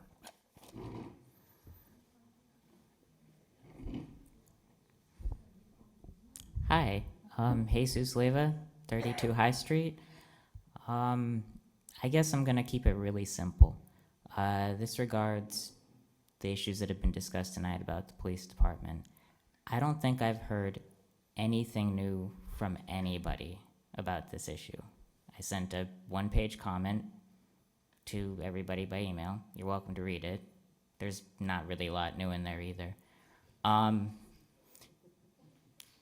Somewhere at the end of your agenda, there's a vote of no confidence for the mayor and for the chief. I'd like you to vote on it. I don't care whether it's yes or no. I think we've spent enough time talking about this that everybody should have a clear opinion on that vote. Please vote. Thank you. Thank you. We're going to go to public comment from the internet, starting with Benjamin Miner. Once again, name and address for the record, please. Yes, hello, can you hear me? Yes. Okay, Benjamin Miner, 284 Chapman Street. I think it is unfortunate that this elected body is expected to allow Mr. Hague to come before it after what he, his department, and the mayor have put the town through. I've heard it said at least twice this evening that how we got here doesn't matter, but yes, it very much does matter. Mr. Hague could have resigned when the jury verdict came down against him. Mayor Wiedegardner could have demanded his resignation instead of giving him a paid summer vacation and unilaterally reinstating him to howls of protest from half the town, splitting the town in half, which Greenfield seems to like to do habitually. We now see Mr. Hague's true character once again, behaving like a mafia boss, leaning in to say, nice city you got there, and be ashamed if anything were to happen to it. I would like to remind everybody that in the court case, instances were revealed of covering for an officer who was known to be drunk on duty, including while driving a department vehicle, attempting to cover for an officer driving so recklessly that a civilian was killed, and retaliating against a hospital nurse after she complained about police breaking and entering her home and scaring the life out of her while she was in her own bathroom. This anecdote, of course, ended with the woman in fact losing her job. This police department has sacrificed its legitimacy for the sake of doing what police departments across the country show themselves so thoroughly committed to, evading accountability for the behavior of their worst actors. This mayor has sacrificed her own legitimacy either out of misguided loyalty or, and I suspect this is more likely, fear of retaliation. Until Mr. Hague comes to an understanding of the situation and resigns from his position, this police department should not be given $1 more than is required to maintain its minimum operating budget. If it were up to me, I'd see Mr. Hague's salary withheld from that budget in order to underscore the point. And I think it's unfortunate that Lieutenant McCarthy has now been allowed to retire with a comfortable pension, his own lack of accountability now having been firmly locked in. It bears repeating that those in positions of extraordinary power need to be held to an extraordinary standard. The people of Greenfield deserve a police department which is not only capable of improvement, but which recognizes that maintaining trust and credibility with the public is vital to everyone's interest, including its own. We won't get that through business as usual. That will simply empower Hague and Wiedegardner to steamroll over the mass outrage that Mr. Hague's continued presence in the department is still stoking. Sandy Kosterman? Sandy, are you on? Can you hear me? I can now. Okay, great. Thank you, everyone, for allowing me to speak. I'm speaking for myself and my husband, Charles Kosterman. We are in favor of returning the property on the French King Highway that is being discussed from commercial to industrial. That would help to bring good paying jobs back to Greenfield and help lower Greenfield's tax rate. These businesses would pay taxes to the town and help lower Greenfield's tax rate and have it be more affordable for taxpayers. And also, we are concerned about budget cuts to the police department. Isn't it the job of the town officials to ensure the safety of residents? We hope and pray the town council, the police department, and the mayor can solve this problem and ensure the safety of Greenfield's residents. Thank you. Sandy, can you state your address for the record, please? Barton Road, Greenfield. Thank you. Glenn Ayers? Hi, good evening, councilors. My name is Glenn Ayers. I live at 254 Davis Street in Precinct 3. And I'm coming before you tonight to give you an update from the PIP group, the Public Involvement Plan group for the Lunt contaminated site. We were awarded a $20,000 grant by the Massachusetts Department of Environmental Protection to hire an independent licensed site professional. And we're working on the paperwork for that. We expect that we'll get the approval, final approval in the next 2 weeks or so. We sincerely hope that the Greenfield Board of Health and the Health Department will support the residents in the Lunt neighborhood and will work with us in sharing this access to technical expertise, which has been withheld by the mayor from the city and from the Health Department so far. We want to work with everyone to clean up this chemical waste dump site, which is what it remains. A little over a year ago, the residents formed the Public Involvement Plan group, and since then, we have had zero contact from the mayor's office. The public has never been involved in a single thing. The mayor was found to be in violation of the regulations, and as far as we know, because no one has contacted any of us, the mayor is still in violation of the regulations. According to the regulations, the public must be involved in all aspects of the cleanup, and so the mayor is continuing intentionally to violate the regulations, the state regulations having to do with waste site cleanups. The mayor continuously says that this is a matter for the developer to clean up the site, and that's specified in the lease. So what we need here by the mayor is lease enforcement. The mayor's office needs to enforce the lease that she keeps claiming makes the tenant or the developer responsible for the cleanup. The site has not been cleaned up by the developer, who told us that he will not spend a penny on the cleanup. So for over the past year, we have had no involvement, and that's going to change with our hiring of an independent LSP.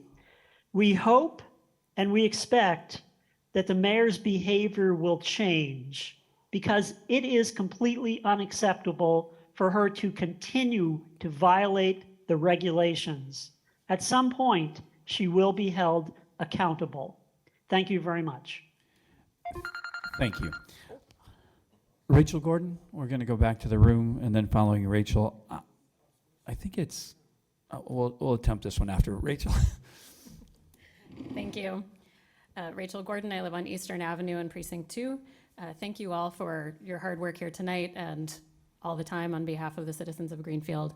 I just want to name a few things that happened tonight. This was a hit job. Let's be really clear about that. It did not have to get to this point, and that is solely at the feet of the mayor and the chief of police. They have put you in a terrible position, and that was their choice. It did not have to be this way. The chief continues to ignore the fact that a jury said he committed egregious racist discrimination against one of his own officers, and that we are calling for accountability.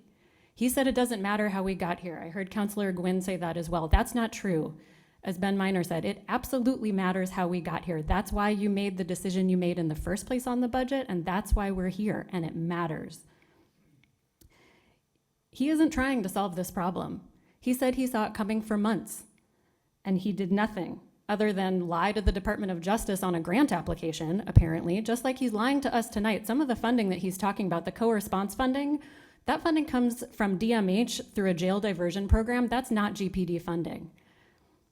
He is misrepresenting a lot of this situation. He still isn't explaining why a relatively small budget cut is leading to the cutting of a whole shift. Other than it's clear he wants to say something scary and dramatic. And I'm guessing that he's hoping that everyone will be so upset by this that you will have no choice other than to reinstate the funding. Please don't fall for it. I want to say clearly to the chief that what we're hoping for is actually that he will do what is best for Greenfield and resign his position so that we can find department leadership that we can actually trust. I want to say to the mayor that what we really want is for her to do her job and actually oversee the chief and hold him accountable for breaking the law and now for bullying and trying to extort this council and the public. And I want to say to the council that you did the right thing in your budget decision, and I hope you will continue to use the tools at your disposal to push for accountability and to push Greenfield toward a public safety approach that actually keeps us safe and adheres to a basic measure of ethics and legal standards, which this chief and this mayor clearly have no interest in doing. Thank you. Thank you. I'm sorry, the next person on this list, is it Chris Robert? Yes, sir. No, that's okay. I thought maybe you were a doctor. Yeah.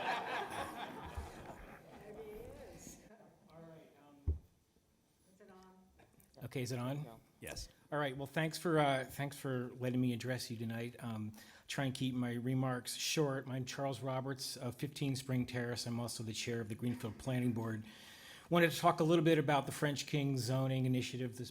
This come up for reconsideration. I wasn't able to appear at the initial vote, but when I heard that it was being reconsidered, I realized I had an opportunity here to say a few words. The planning board went through a process to develop this initiative. We had a publicized sort of public forum where we gathered input from the public, and then we initiated to we voted to initiate the proposal to change the French King to the planned industrial zone. Had a public hearing with the EDC. And then we forwarded our positive recommendation to you folks after our meeting. Councilor Elmer, I can't remember if you forwarded a positive recommendation on this or if it, so the planning board initiated the zone change to the French King to planned industry with no modifications in order to send the message to light manufacturing businesses that Greenfield is committed to creating opportunities for good-paying, high-tech industrial jobs. We felt it important to keep the message clear and did not see the need to complicate the issue by adding other uses such as housing or commercial. The French King has been dormant for years since the rollback of the overlay district with no development interest in the meantime. Until now, for businesses that will create jobs with benefits paying 2 to 3 times the minimum wage. Downtown Greenfield is strong, and we will get stronger with the completion of the library, the opening of Greenfield's Market, in the Wilson's building, and the creation of 60 new housing units in the heart of the commercial core. This is really where we need to be focusing our commercial development. There's a place for large-scale retail and chain restaurants as well, and the Rotary is a well-established commercial center for that type of development. In addition to downtown, this is another area where we should be incentivizing development interest in Greenfield. Quality, affordable housing is a need in all communities, and Greenfield is no exception. However, the land wedged between Route 2A and the Route 2 bypass would likely not be seen desirable for large-scale market rate or affordable housing developers. High land development costs and highway noise would be 2 substantial detriments to this particular location for housing. The zoning trade-off to roll back the French King overlay district in exchange for the library did not address the underlying zoning. Changing the zoning from general commercial to planned industry is not tantamount to reneging on a deal. Furthermore, since no commercial development has been proposed in the intervening years, it calls into question the viability of this area for commercial development in the first place. I received an email from the vice chair of the planning board addressing concerns he heard that some folks are under the impression that this zone change to planned industry would be permanent. I will leave you with his words in closing. The planning board's recommendation embodies our best wisdom and judgment, given the current information and circumstances, to maximize the value of this area for the city. In the coming years, for whatever reason, if the envisioned industrial development doesn't come to fruition, this decision could be revisited. Thank you. Thanks. Nancy Hazard, followed by Wendy Goodman. Nancy Hazard, 30 Spring Terrace. I also am here to talk about the rezoning. Unfortunately, I couldn't make the meetings prior, and I don't want to take too much of your time. But I would like to say, I wanted to thank Penny Ricketts for letting this decision to be reconsidered. So I've looked at the maps, and I understand where it is, I understand the size of it, and I support it for a number of reasons, some of which have been mentioned, some maybe not. But the Greenfield Industrial Park is full, and there's a demand for industrial space. And Greenfield needs good-paying jobs, which has been mentioned a couple times. The location is ideal. It's next to Route 2 highway. It's across the street from in Greenfield's Industrial Park, across the Route 2A. And it's sandwiched between two roads, and as Chuck just mentioned, there's a lot of road noise there. So it's really not ideal for residential or commercial use.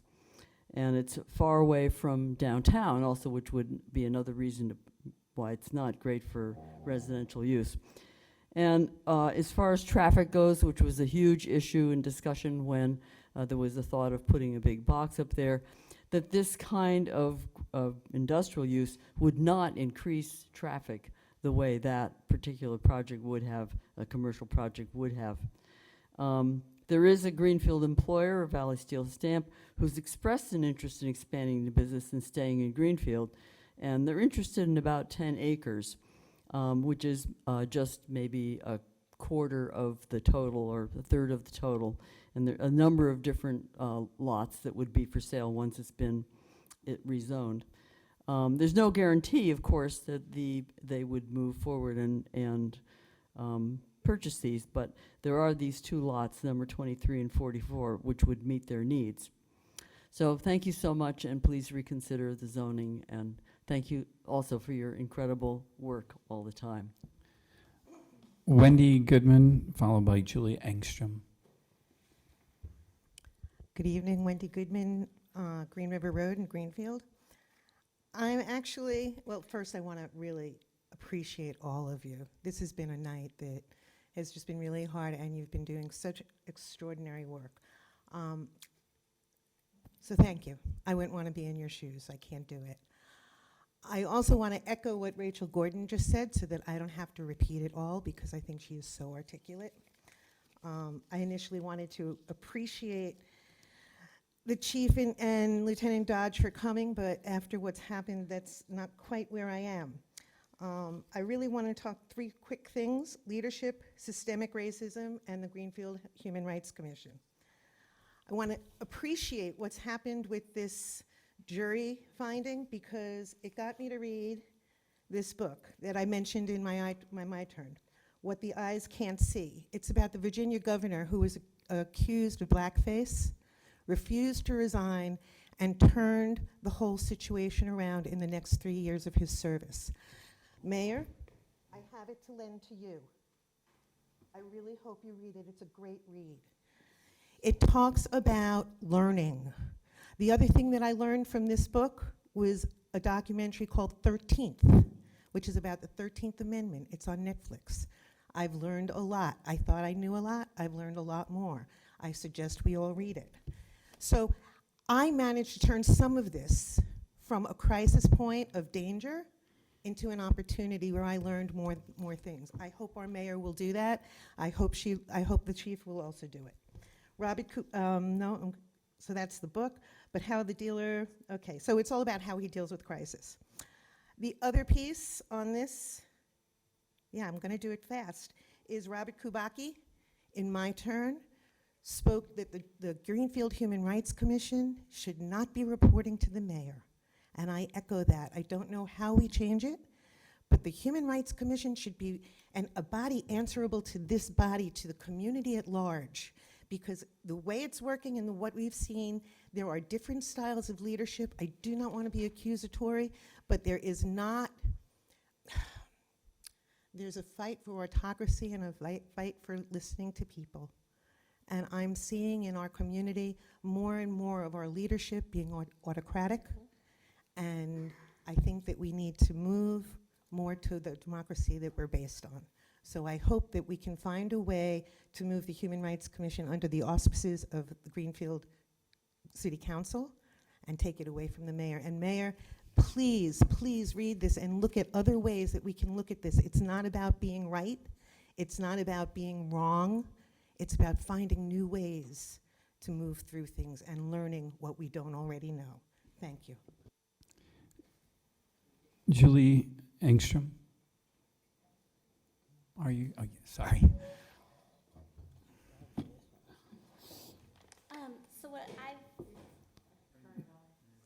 And then name and Okay. address, thank you. So I read the state and federal budget, and state budget, jail gets roughly 17,500,000. GCC gets about 12,500,000.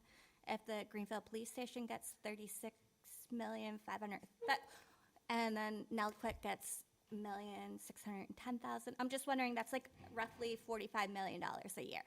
If you divide that by 17, that's like $2,700 a person, basically, if you divide it a month. And the theory of money, it's supposed to, if I go out and spend $10, that's how money is supposed to work, right? They're gonna go pay, but that isn't how it works. There's 50 codes in the federal budget, right? Everything that comes and goes is weighted on a scale, right? Everything. It has a SKU number. So I'm wondering, as Greenfield citizens, besides our people, and besides drugs, what are we buying and selling? Because I was hypnotized and sold in 2019. $2 million was made off of me. I don't have a penny of that. I don't have my kids.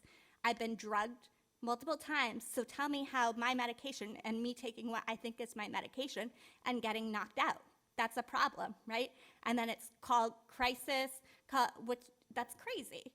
Me having my birth control stolen is crazy. Me getting sexually assaulted and it taking hours to have someone come and they didn't do a rape kit when they came.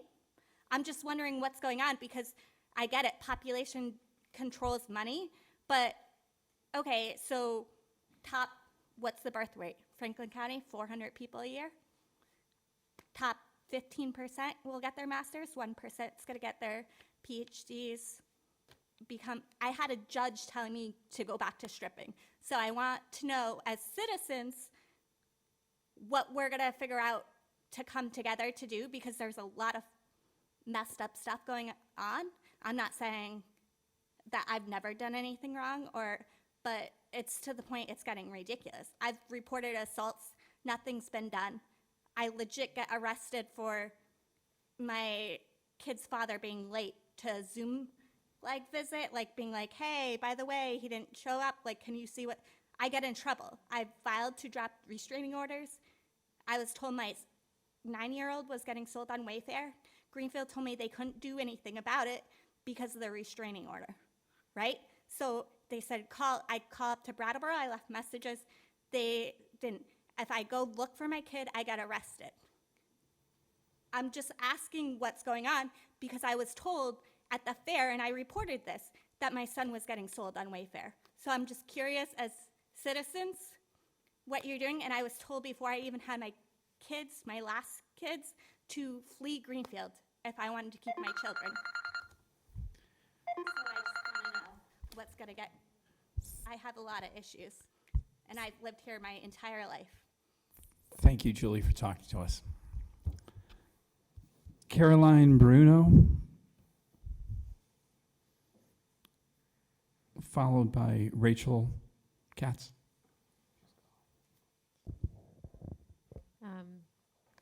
Caroline Bruno on Peabody Lane in Greenfield. So I want to talk a little bit about the update from the police department and how they framed the collective challenge that we face. I think that one thing that I agree with is that no one wants to see people looking for support going unsupported. However, the way that this has been framed to us is that the only option is to reinstate or to make sure that the police are able to get and be the only people supporting people. Clearly,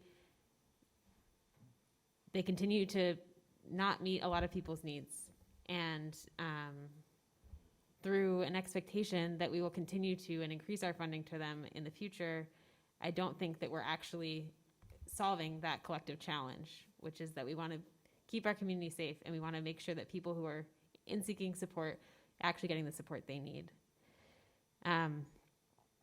And what I also hear is that the police are saying that they can't do it. They don't want to do it. They aren't able to because they can't serve us during the night.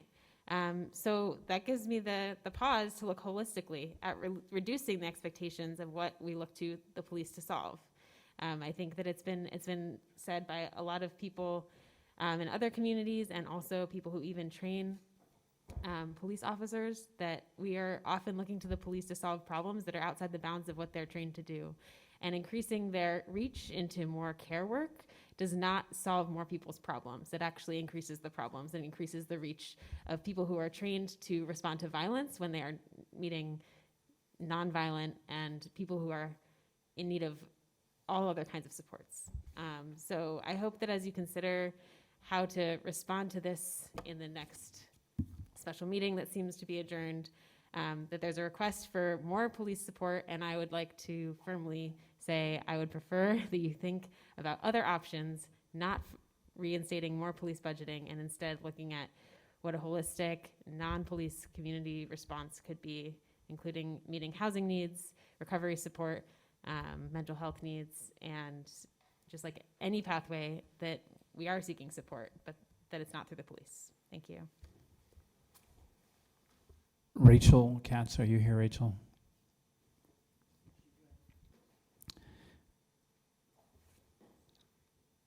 Kevin Wessinger?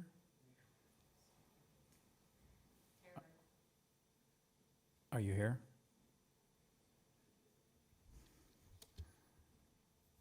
Okay, going to Zoom. Kendra, are you on? Sarvati, yes. Can you hear me? Yes. Awesome. Hi, I'm Kendra Sarvati. I live on Beach Street in Greenfield. And I just wanted to share that I was really concerned that the update that we heard tonight from police was framed as being for the benefit of the community while lacking some transparency in some really clear and important ways. And I appreciate council members asking questions about many of these, and some that I wanted to highlight include that the staffing shortfall was expected and happened over time, but no steps were taken to mitigate it internally, and it wasn't raised as an issue until now when it's presented as a terrifying crisis with no immediate solution. It just feels punitive. Also, there was a grant apparently that came through months ago that has repercussions on future city budget decisions, but this info wasn't shared out until now, which is concerning. And then finally, that no documentation was shared beforehand with the public about what would be presented tonight. And it covered a lot of ground, and it was kind of hard to follow with no supplementary materials, and really hard to think through about if there were follow-up questions. So that was frustrating as well. And so I just wanted to say that I'm upset and frustrated this evening, but I also want to reiterate my support for the original budget decision. I want to express my gratitude for how council members and other members of this community have responded to this. And I finally want to echo the sentiments expressed by others earlier this evening, that there are other ways that we can and should explore to ensure community safety here in Greenfield. Thank you. Thank you. Al Norman?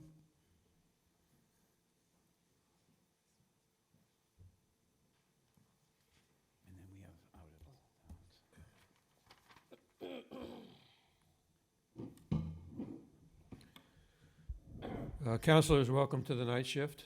I think according to that clock, we're now on the overnight shift. So let's see how it goes.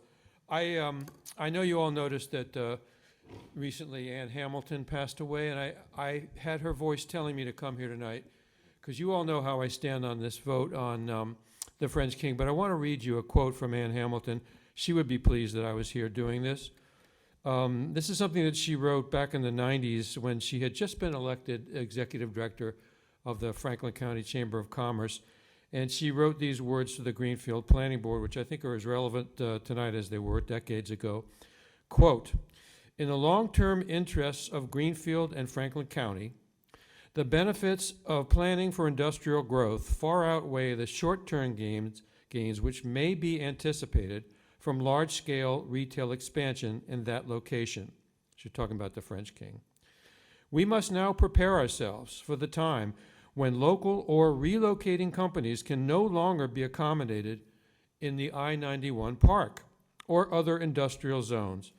Industrial value sits at 3% of the town's total valuation. We have 7 times as much commercial property valuation as we have industrial.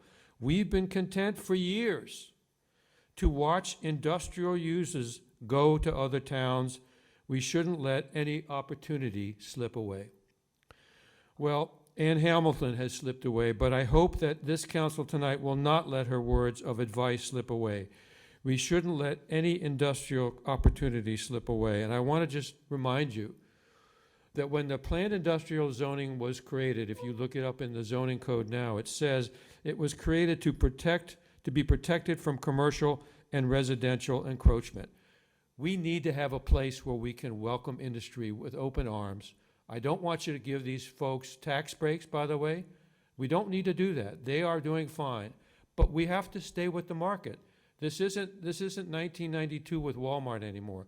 This is about where the market has gone and getting an industrial user in there. So please don't talk about Valley Steel Stamp. It's not about them. It's about any industrial user who comes to this town or is in this town and says, we want to grow. Help them grow. You can do that tonight. Sure, we can postpone it and bring it back and tweak it and so forth, but you can do it tonight. And I want to thank Councilor Ricketts for giving us the opportunity to do it tonight. So please remember that this is an opportunity that we should not let slip away. Do it for Ann Hamilton if you can. Thank you. Thank you. All right, now we're going to go to a few members of the community that are out of town. Cindy Hunter. Cindy, are you here? Okay, thank you. Maddox?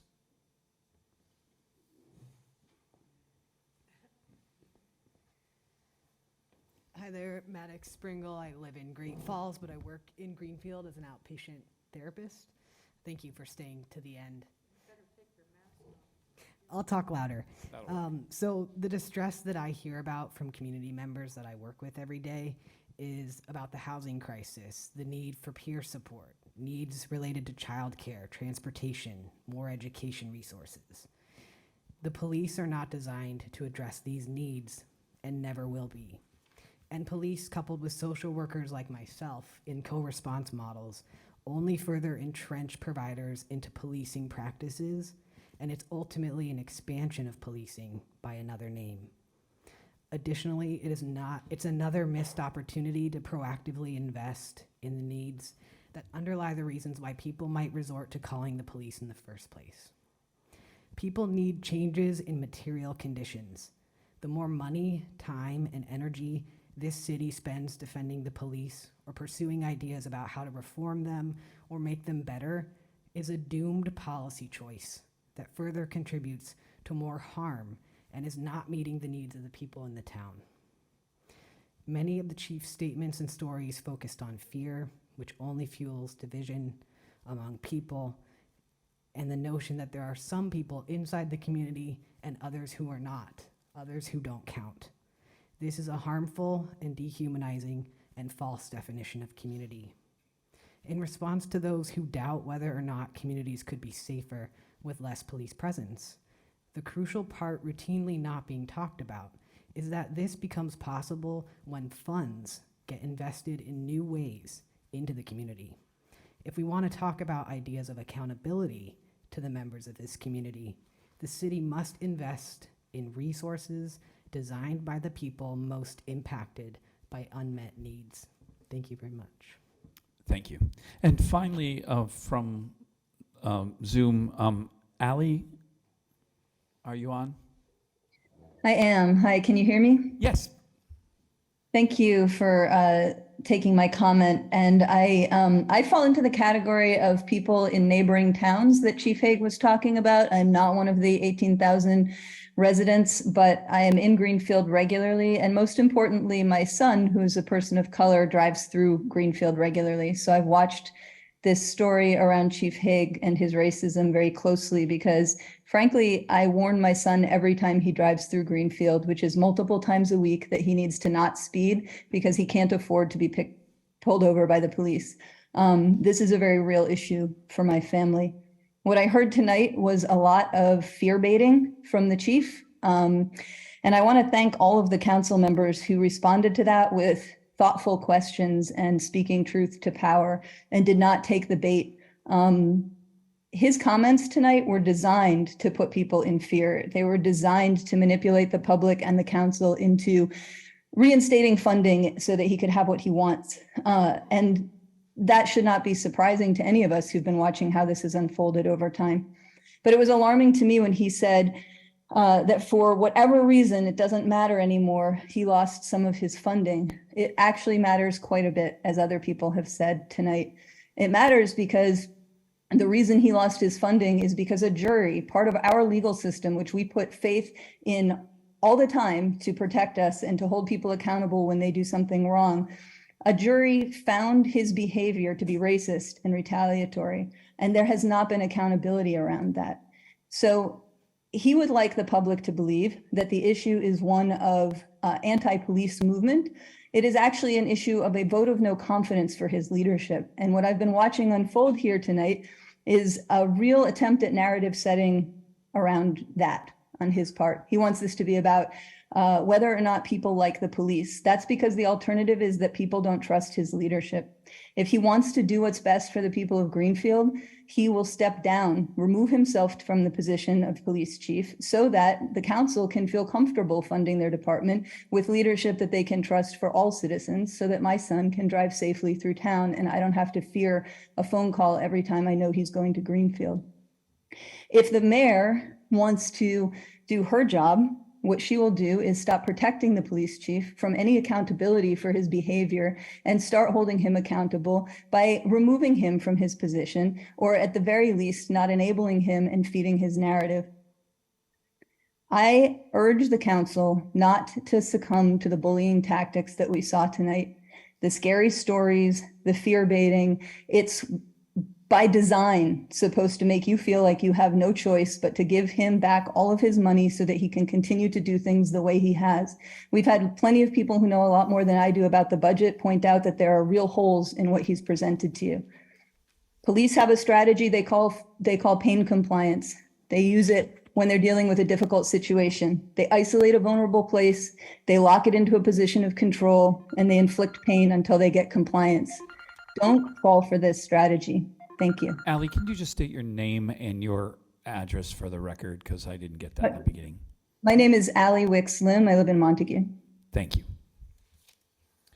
All right, that is going to end public comments. We're going to continue with our agenda.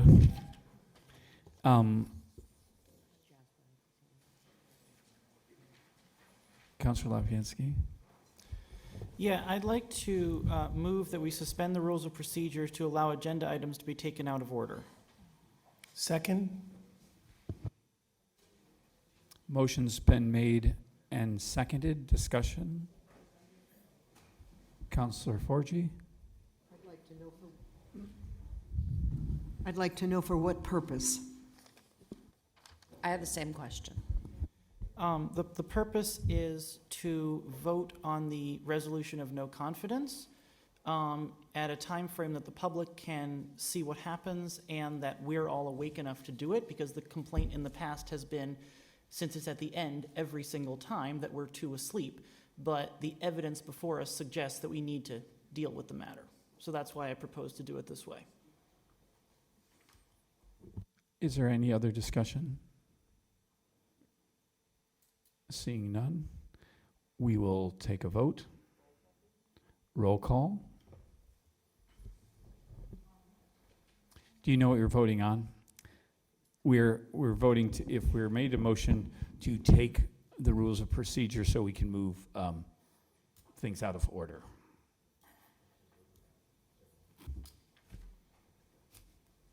So if you want to take the items Oh, out did of you call order, me? you vote yes. I'm No, going to- I haven't called yet. Okay. I'm just clarifying. If you want to take them out of order, you vote yes. If you want to leave them as is, you vote no. Counselor Golub, I pass. would you like me to come back to you? Yes, please. Thank you. I've never voted on something like this before. Counselor Disorder, Yes. Counselor Bottomley, Yes. Counselor Bullock, Yes. Counselor Gilmore, yes. Counselor Lapinski, Yes. Counselor Mayo, Yes. Counselor Healy, Yes. Counselor Elmer. No. Vice President Forgy, No. Counselor Ricketts, No. Counselor Toronzo, No. Counselor Golub. Yes. Does the president wish to vote? Yes. No. 1, 2, 3, 4, 5, 6, 7, 8 yeses. The motion passes. The motion passes. Moving on our agenda, we have public hearings. With all due respect, we've moved to take the agenda items out of order. Yeah, I didn't recognize, we said we were going to take them out of order, but there was nothing brought to bring out of order, so I don't know if, are you making a motion to? Oh, so I have to make another motion? Is that? I guess I'll move that. Well, that because the next. if I don't know where we are, Sure. So move that the resolution, that taking from the table resolution for declaration of no confidence, be moved prior to public hearings, and everything else remain in order. So point of order, we had already voted on this, and I felt like my understanding at least, and I would like to, maybe do a straw poll, is that we would move that up in motions, orders, and resolutions, because we usually group those things together anyways. But we do need to have the public hearing while the public is here. That was just my interpretation. Councilor Toronzo? I was going to say that same thing, and then I also think that it would kind of set a bad precedent to just completely restructure an agenda. Yeah, moving so something why don't we in take its it as the first sub-agenda. order of motions? Yeah. Got it. Fine. That's still in the same place. With no objection? Well, that was implied in the motion. Okay, and the motion passed, because that was the implication. So we are going to start with public hearings, and that's Councilor Forgy at this time. Okay, public hearing in accordance with Home Rule Charter. The Greenfield City Council will hold a public hearing on Wednesday, January 18th, 2023, at 6:30 p.m. at John's On Community Center, 35 Pleasant Street, and Zoom. The address is listed. Meeting ID 990-6322-7507 to receive public input on the following. Transfer $16,865.78 from Reserve Fund 5781 to fiscal year 23 Library Building and Grounds Maintenance account 5200. Appropriate $3,585,000 from borrowing for a sewage dewatering system project and repurpose $727,287.66 from authorization for dredging Leiden Glen to main water projects. The City Council may consider the same on Wednesday, January 18th, 2023 at 6:30 p.m. at John's On Community Center, 35 Pleasant Street, and Zoom, address listed, meeting ID 990-6322-7507. Materials may be obtained from the City Clerk's Office, 14 Court Square, from 9 a.m. to 4 p.m. Monday through Friday, or phone 413-772-1555, extension 6163. Sheila Gilmore, City Council President. I will open the public hearing at 10:38 p.m. Second reading, Vice President Forgy. Second reading, City Council second reading, January 18th, 2023, transfer $16,865.78 from Reserve Fund 5781 to fiscal year 23 Library Building and Grounds Maintenance account 5200. Appropriate $3,585,000 for a sewer dewatering system project and repurpose $727,287.66 from authorization for dredging Leiden Glen to water main projects. Thank you. Is there anyone that wishes to speak with us on this evening? There's no one listed. Seeing none, I'll close the public hearing at 10:39 p.m. Motions, orders, and resolutions. As voted moments ago, Counselor Lapiensky. You're going to make Sure. the initial motion. I understand. Let me get my readers on. And I hope to God that this is the last time I have to read this, but it is important. So, Kathy, am I reading the top portion or the bottom portion? Okay. Move that it be ordered that the Greenfield City Council take from the table, quote, move that it be resolved, the City Council finds full and appropriate reason to declare that Police Chief Robert Haig has lost the confidence of the citizens of Greenfield, and finds further reason to declare that Mayor Roxanne Wiedegartner, due to her public support of Chief Haig, has similarly lost the confidence of the citizens of Greenfield. The City Council therefore calls on the mayor to rectify this crisis of confidence, either by firing Chief Haig immediately or by resigning from office, which was tabled, or close quote, which was tabled at the September 21, 2022 City Council meeting, majority vote required. Do I have a second? Second. Mayo. Thank you. The motion's been made and seconded. Let me reaffirm, this motion is to take it from the table. It is not for the motion. We are voting to take it from the table or leave it on the table. Roll call, please. Kathy, and you can specify yes and no. So a yes vote would put the order back on the table. A no vote would leave it tabled. Would put it on the floor. Put it on the floor. Thank you. Not the table. Put it on the floor. Counselor Golub.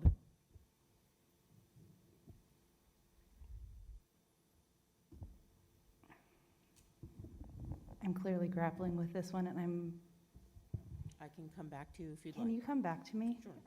Yeah. Counselor Disorder. Yes. Counselor Bottomley. Yes. Counselor Bullock. Yes. Counselor Gilmore. Can you come back to me? Counselor Lapiensky. Yes. Counselor Mayo. Absolutely, yes. Counselor Healy. No. Counselor Elmer. Yes.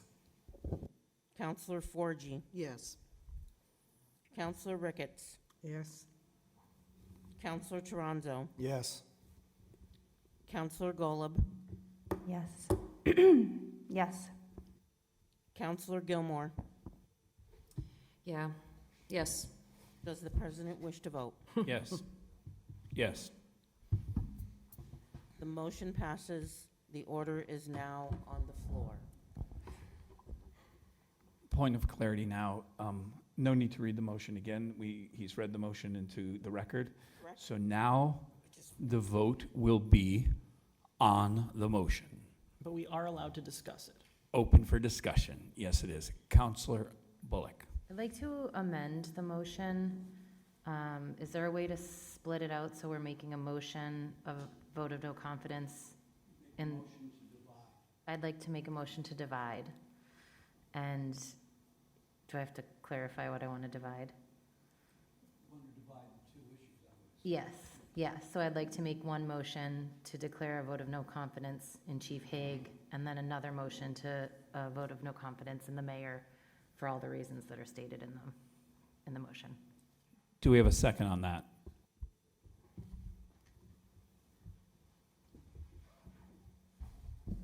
I'll second it.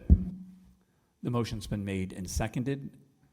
Is there discussion on the amendment? Counselor Elmer. Can I ask what your thinking is? I have feelings on one and feelings on the other, and they differ. Counselor Lapiensky.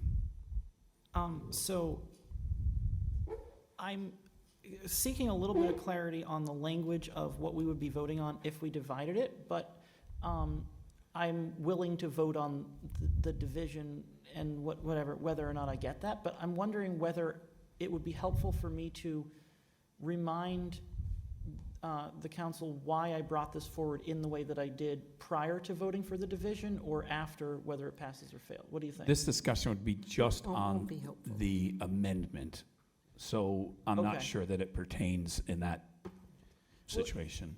It pertains to the way I would vote on the amendment. Okay, so address it. Go ahead. Sure. Thank you. So specifically, I worded this with a purpose, and that is that, in my view, and I understand there'll be varying opinions on sort of either side of me on this, that a big chunk of the public's lack of confidence in this mayor is that she has steadfastly stood behind someone who obviously is not worthy of her standing behind and has defended, has the capacity to let him go and has said that she doesn't, and so on and so forth. So my view was that by specifying that the mayor could regain at least some of her confidence by doing the right thing, we would be incentivizing the mayor to do the right thing in this case, since we, the council, don't have the capacity to fire the chief. So that's the reason, and that's why, while I'm willing to vote on them separately, I would prefer to vote on them together. So I'll be voting no on the amendment. Is there any other discussion on the amendment? Seeing no other discussion on the amendment, all those in favor, nothing? All those in favor of the amendment, roll call vote. Counselor Golub, I'm going to pass again. Counselor Disorder,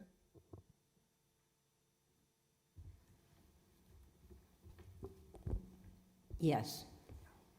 Counselor Bottomley, Yes. Counselor Bullock, Yes. Counselor Gilmore, Yes. Counselor Lapinski, No. Counselor Mayo,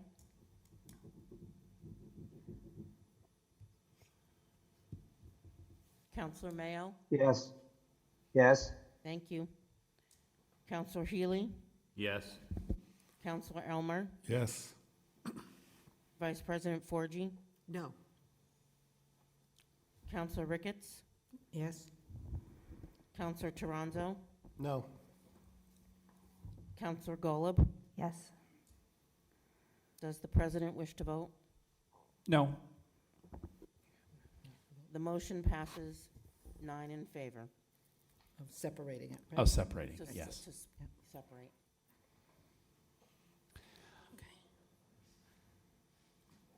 The motion was made, Will, is there a disposition of which portion goes first?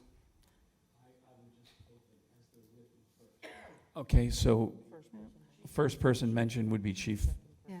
Haig. Yeah, I know. I don't know So why it's so funny.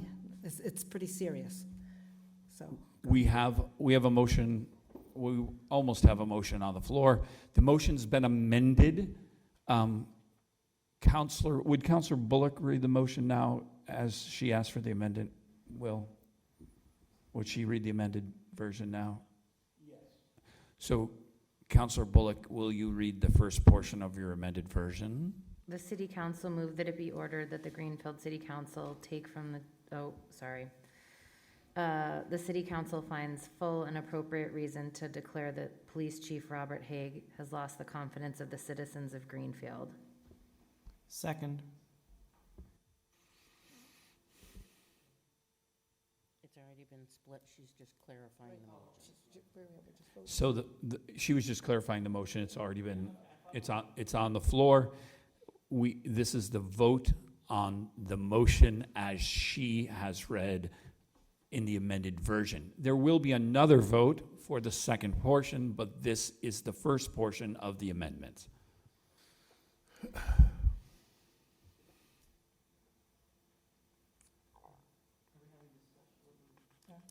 It's open for discussion because it's now a motion. Yep, Counselor Disorder. I never wanted to vote on this. I never wanted it to come up. Every time that it came up, I hoped that no one would ever second it. And I think that you all know that. but it's January 18th, and February 1st is 11 days away. That this was the plan to eliminate a third of the hours being watched over by police, and it was a decision that the two jointly came to. I can't have confidence in that. I am horrified. I can't imagine that decision happened. So that's what I have to say. I wish to speak on the motion as well. Go ahead, Councilor Mayo. Go ahead. I'm just very disturbed by that, she would fill out the paperwork saying that it was that it was basically our decision as a city council to get rid of the police, and that was an absolute lie. And they both were involved in it, but she did it separately, and that disturbs me greatly. Councilor Mayor, I just want to bring to your attention that the motion on the floor is concerning Chief Haig at this moment. Okay, well, the same applies. He filled out an application for the granting of the other 3 or 4 officers erroneously, and I think that needs to be taken. I think that needs. Thank you. Thank you. I recognized, was it Councilor Gilmore that I recognized, and then we went to Mayo? Go ahead, Councilor Gilmore.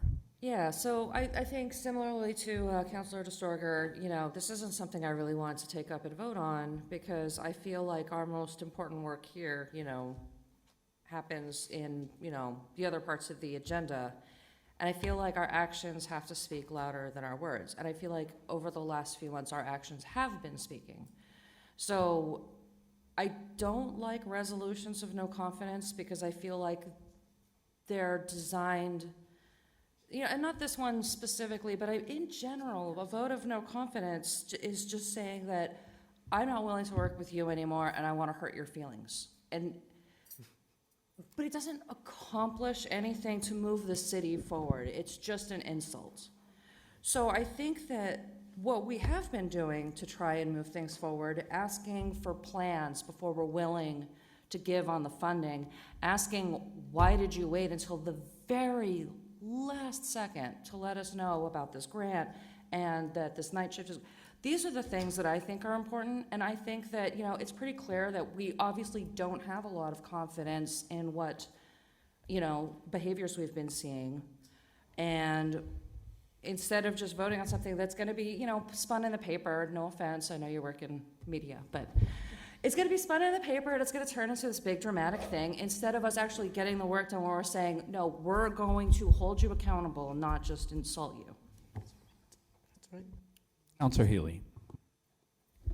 I don't know if I could do this, but I'd like to put the motion back on the table.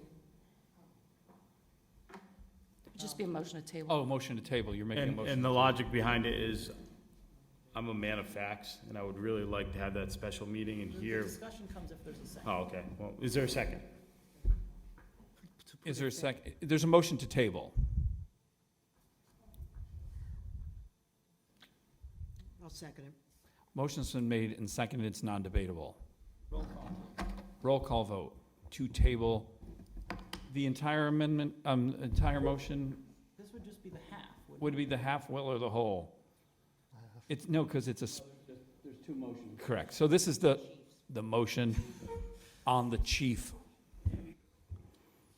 And the motion, it's not debatable.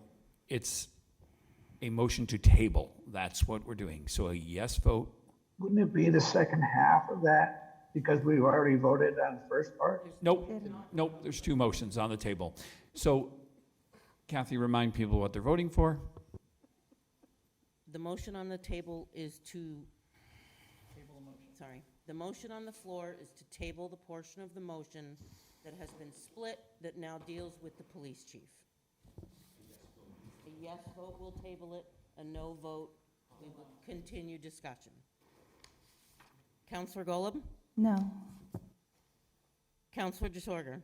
No. Counselor Bottomley? No. Counselor Bullock? No.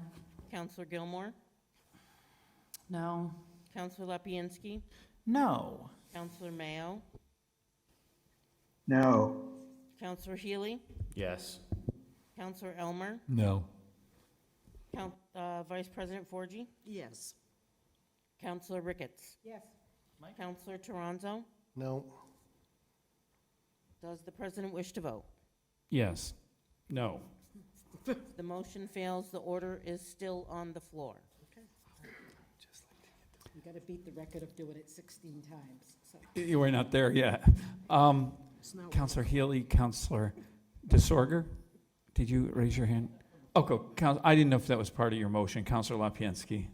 No, I know I'm not going to directly respond, but I wanted to respond to the sentiment that was produced by Counselor Gilmore, and of course I know it's not personal. I disagree that a resolution of confidence necessarily has no effect. I'm aware that there was a resolution of no confidence brought against the previous mayor and that it was unanimous and that he didn't then resign, right? But here's what I think it does. I think it tangentially does have an effect on the debate, but here's what I think is important about this. The public feels threatened, intimidated, and swindled, ultimately, by this police chief.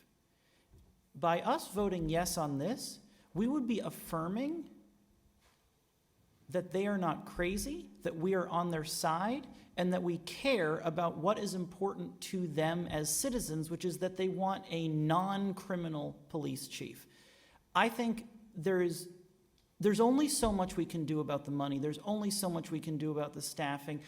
And yes, there's only so much we can do about his behavior that I don't even have adjectives for that I can legally say on council floor. But the public needs to know that we're with them. Not if this, if that, but unequivocally. They need to know that we stand behind them in spirit. And I think that's why this is important. I really hope that we vote yes on this. Counselor Forgy. Vice President Forgy. Thank you. I agree with what Councillor Gilmore said, that usually this is a feel-good piece and it's a way to get around, not hurting somebody's feelings or whatever it is. Resolutions come in very handy if you're declaring that, it's National Arbor Day and you want to support that. I get that. I represent, and I am a councillor at large, I represent all of the citizens in Greenfield, not just the ones that are saying, we don't want this. I have had emails from people that say, we support the police and we want the police to function a certain way. So I am not going to vote in favor of either of these resolutions at this point. I just don't believe it serves a purpose at all, and I have a lot of people out there that I represent, not just a vocal few. Thank you. Counselor Toronzo. Thank you for saying that, Councillor Forgy. I was about to say almost the exact same thing. While it's very important for us to separate ourselves and maybe constituents who might agree with us on certain things, but as Councillor Forgy said, we are representing a larger population, whether it be an at-large or as a precinct councillor, I will say that I take issue with the wording itself, that it's lost the confidence of the citizens of Greenfield. That's a big, bold statement. That's saying that the majority of the city of Greenfield, and I gotta say, I haven't heard that overwhelmingly. People may talk about it, I'm not on Facebook or anything like that. But I haven't been approached enough or heard enough that I would put that kind of stamp on it. And I will also say, to echo Councilor Gilmore, one of the reasons that I even entertained running for this position was for exactly these kinds of things. Is I saw a lot of feel-good resolutions in the past so many years that I was hoping that things like this wouldn't happen as much anymore, because I thought it was kind of a waste of time.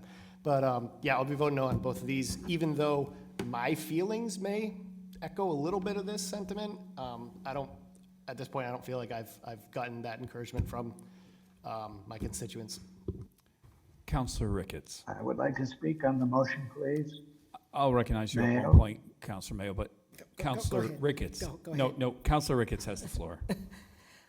Okay, so I'm going to vote no on both of these. We spent so much time expressing tonight what we were upset about, and now we hope we're going to have the special meeting, and I agree with Councilor Gilmore, like, let's get to that point, and let's see what's next.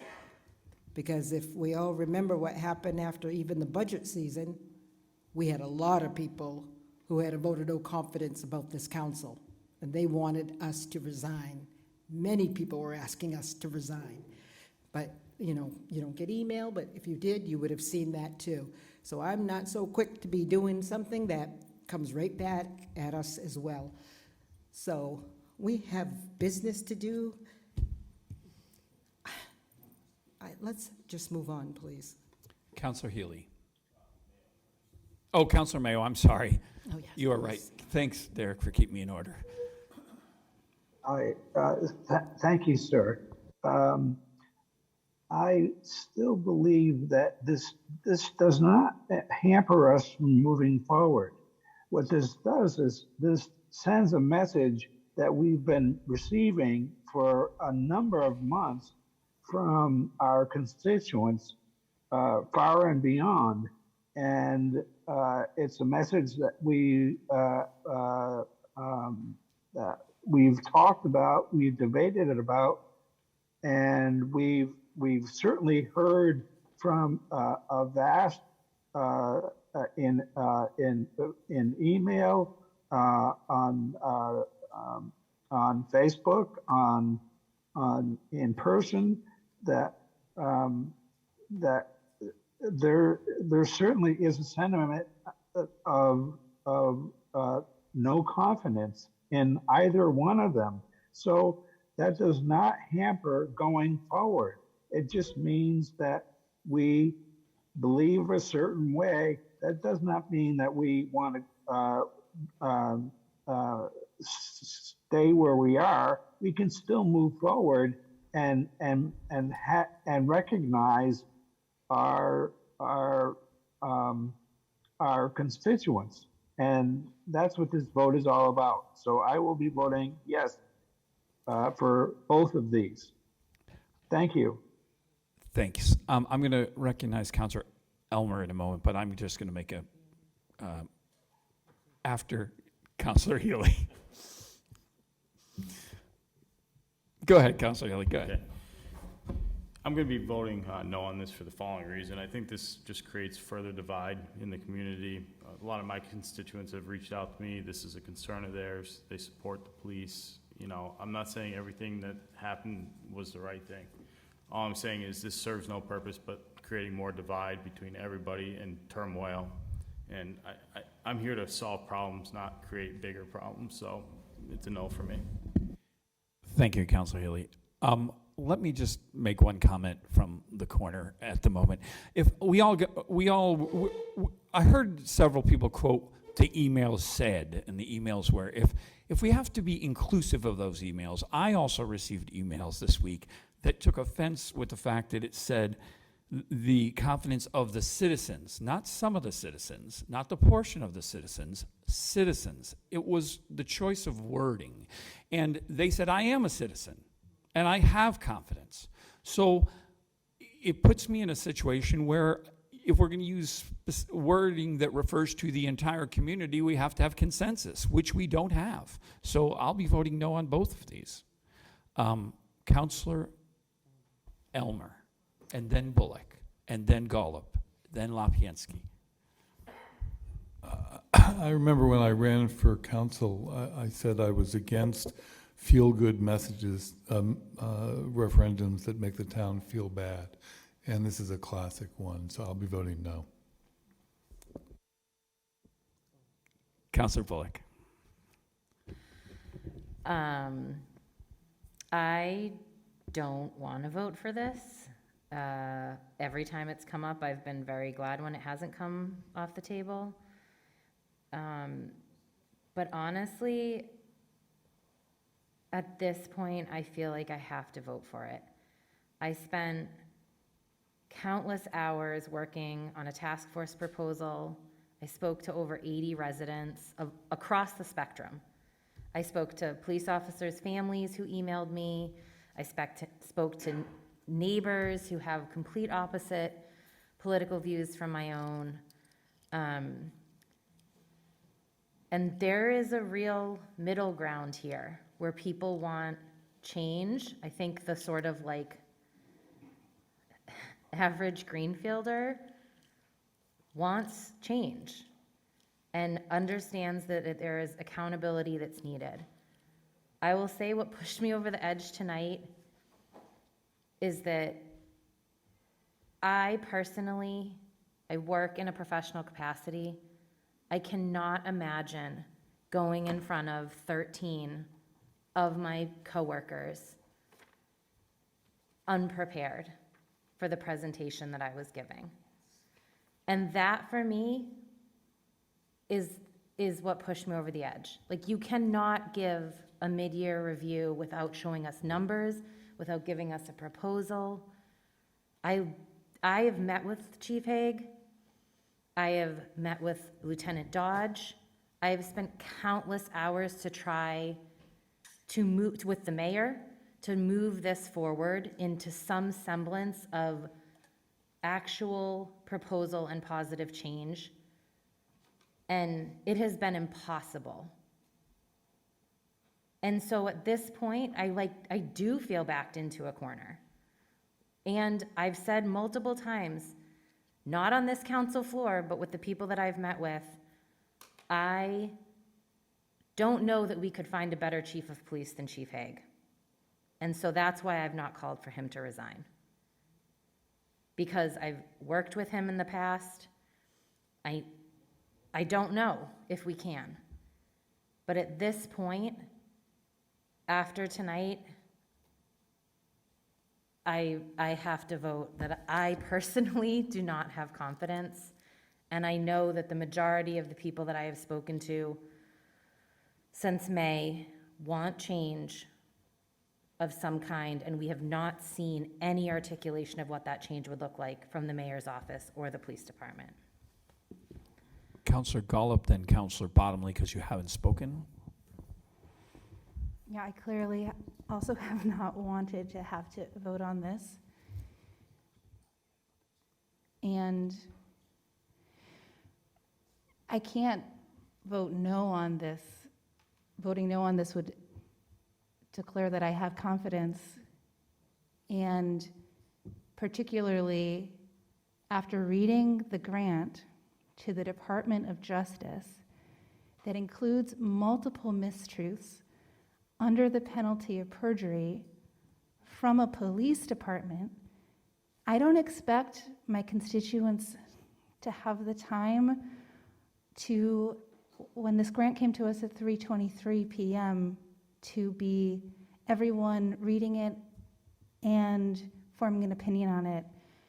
As a currently appointed and perhaps in the future elected person who is here representing constituents, I can't in good conscience vote that I have confidence in a police officer who would not tell the truth to the Department of Justice. Counselor Bottomley. It's going to be hard to be as eloquent as the counselors before me, but a couple of things I heard. about creating a further divide. I don't think it's possible to create a further divide after tonight. It's really not. To come before us and create more fear generated at us is unacceptable. There's a few other things that are unacceptable. I think we could agree it's probably not ideal to have a chief that's found liable of wrongdoing in a court of law in a settlement that will be way over $1 million. Can you think of a job in your job if that happened to you and you would be allowed to continue working? And I know this is total frustration because it does nothing. I agree with Counselor Elmer. It really doesn't do anything. I did not get on this board to do this sort of thing, but it's total and complete frustration in unwelcoming voices into the discussion. Instead, we're being shut out from the Human Rights Commission to city councilors. There is no discussion with the mayor's office. There's no discussion with the police. They deny us our public records request or charge us so much we can't afford it. How does it get worse? I want you to tell me how it could get worse. So I have to vote yes, and I have to say one more thing. Modern police officers are supposed to be trained in de-escalation techniques. That's what I expect. All I've seen is escalation. I am a volunteer. I make almost nothing, all of us. And that's what we get is pure escalation against us, rage directed at us. We are trying to be part of the solution, all of us here, and that's why I joined this board. And I hate voting on this, but I don't have a choice. I believe all counselors have spoken to this. Counselor Lapiansky, it was your motion. I'll allow you to wrap this up. It was originally my motion. There was one thing specifically, I'm trying to remember what it was that I had to, just give me 1 second, because there was one, it was like a specific procedural.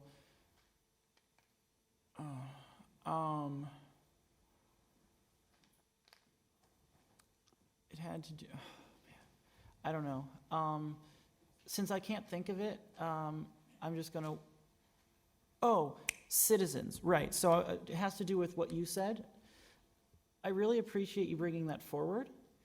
I don't agree with your characterization, and specifically with regard to your characterization that it implies consensus. And the reason I think it doesn't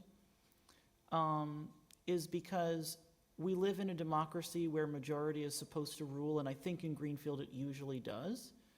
And so I honestly believe from the bottom of my heart that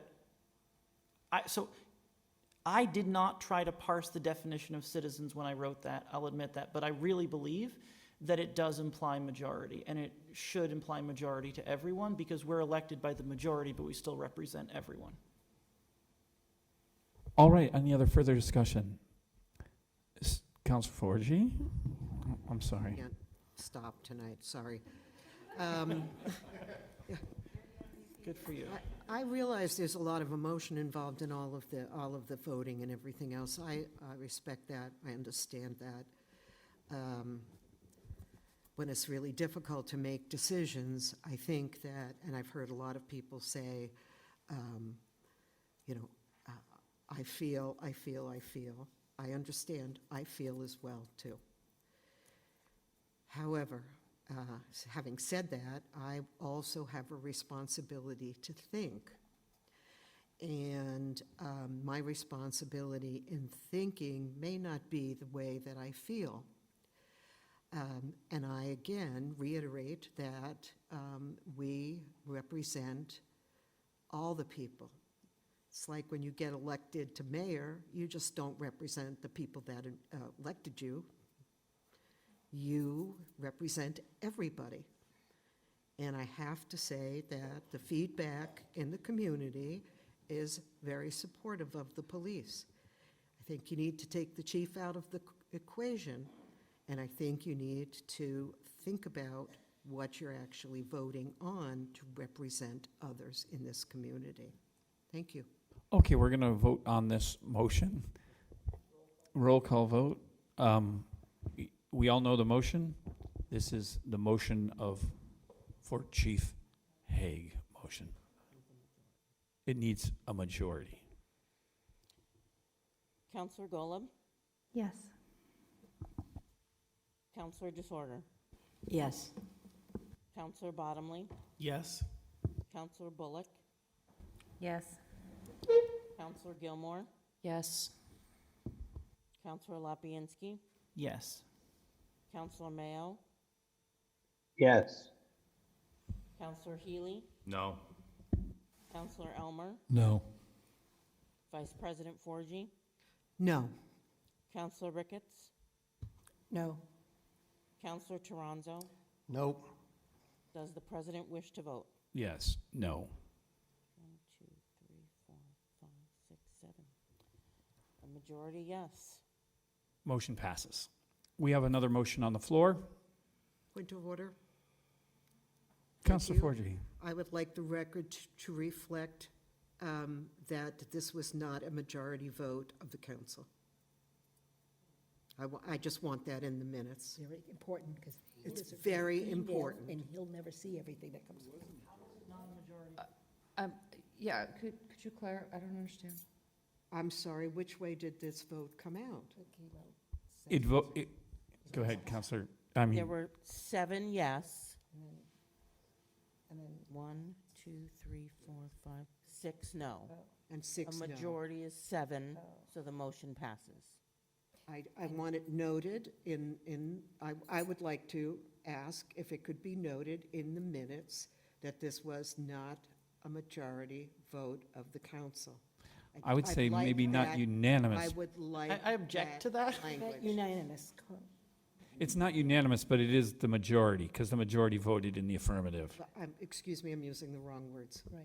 Okay, thank you. Jasper doesn't read emails, so Thank you. he'll never see. It will be It's recorded. too late, we need to go home. That it was a majority, Recorded as a majority with a 7 yes. 7 yes. By roll call. 6 no split. 6 no. Majority voted, passed by majority. Whatever. No, that's fine. We have another motion on the floor. Councilor Bullock. Okay, I think this one will be, the city council move that it be ordered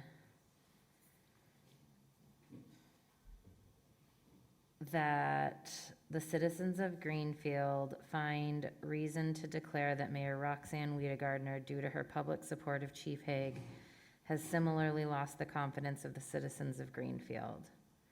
The city council therefore calls on the mayor to rectify this crisis in confidence, either by firing Chief Hague immediately or by resigning from office.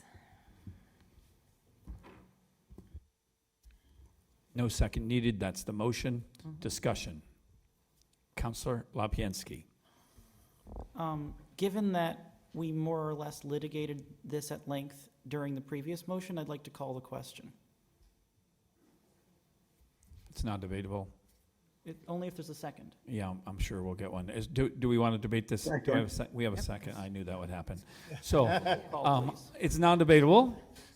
So, roll call vote, Councilor Lapinski. Yeah, and this, if you're voting yes, it just means that we're gonna then vote on the thing next, as opposed to, we're not Yes, voting on the thing. we're just calling, this is the vote to call the question.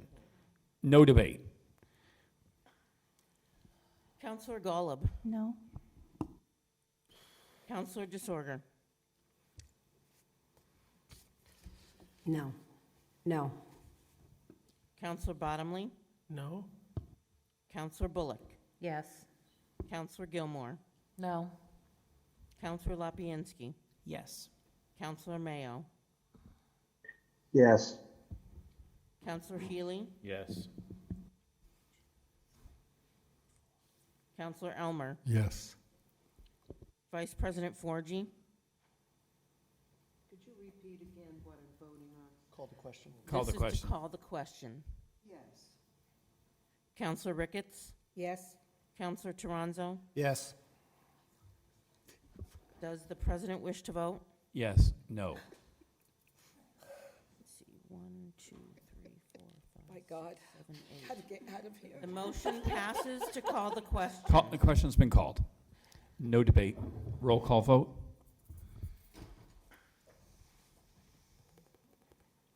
Counselor Golub. Can you just, it's late. So, yes is no A yes- confidence, A no yes is. is in favor of the resolution. A no is in opposition of the resolution. Okay? Yes. Yes. Counselor Disorder? No. Counselor Bottomley? Yes. Counselor Bullock? No. Counselor Gilmore? Yes.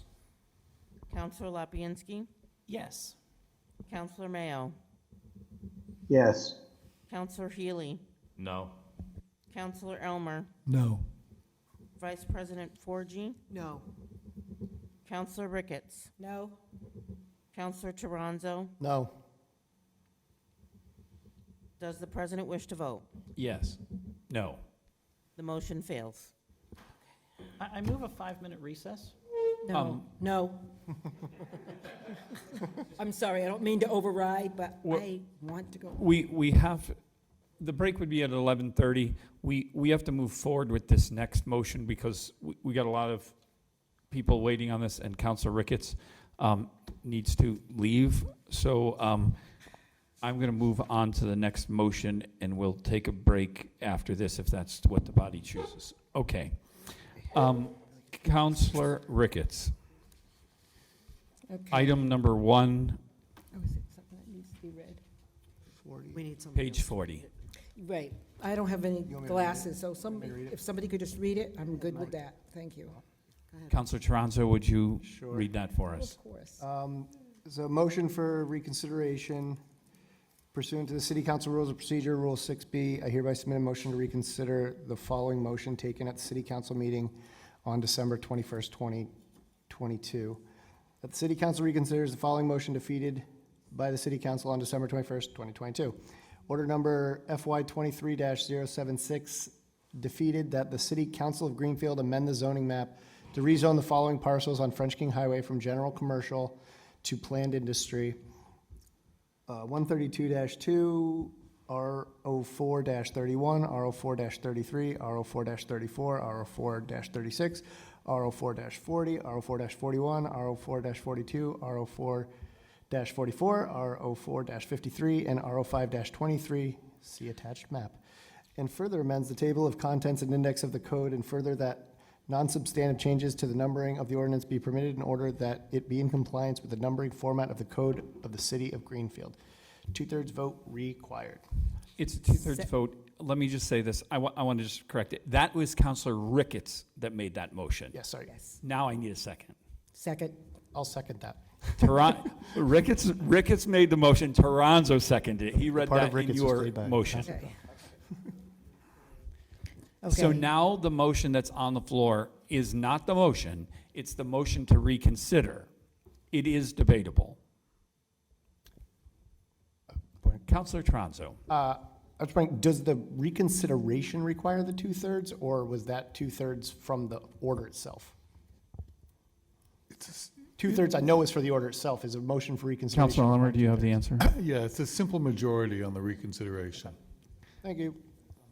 Yeah, 2/3 is on the Right, I main knew motion, that but part. all we are considering right now is if we're going to reconsider, and it is a debatable motion. It's not like calling the question.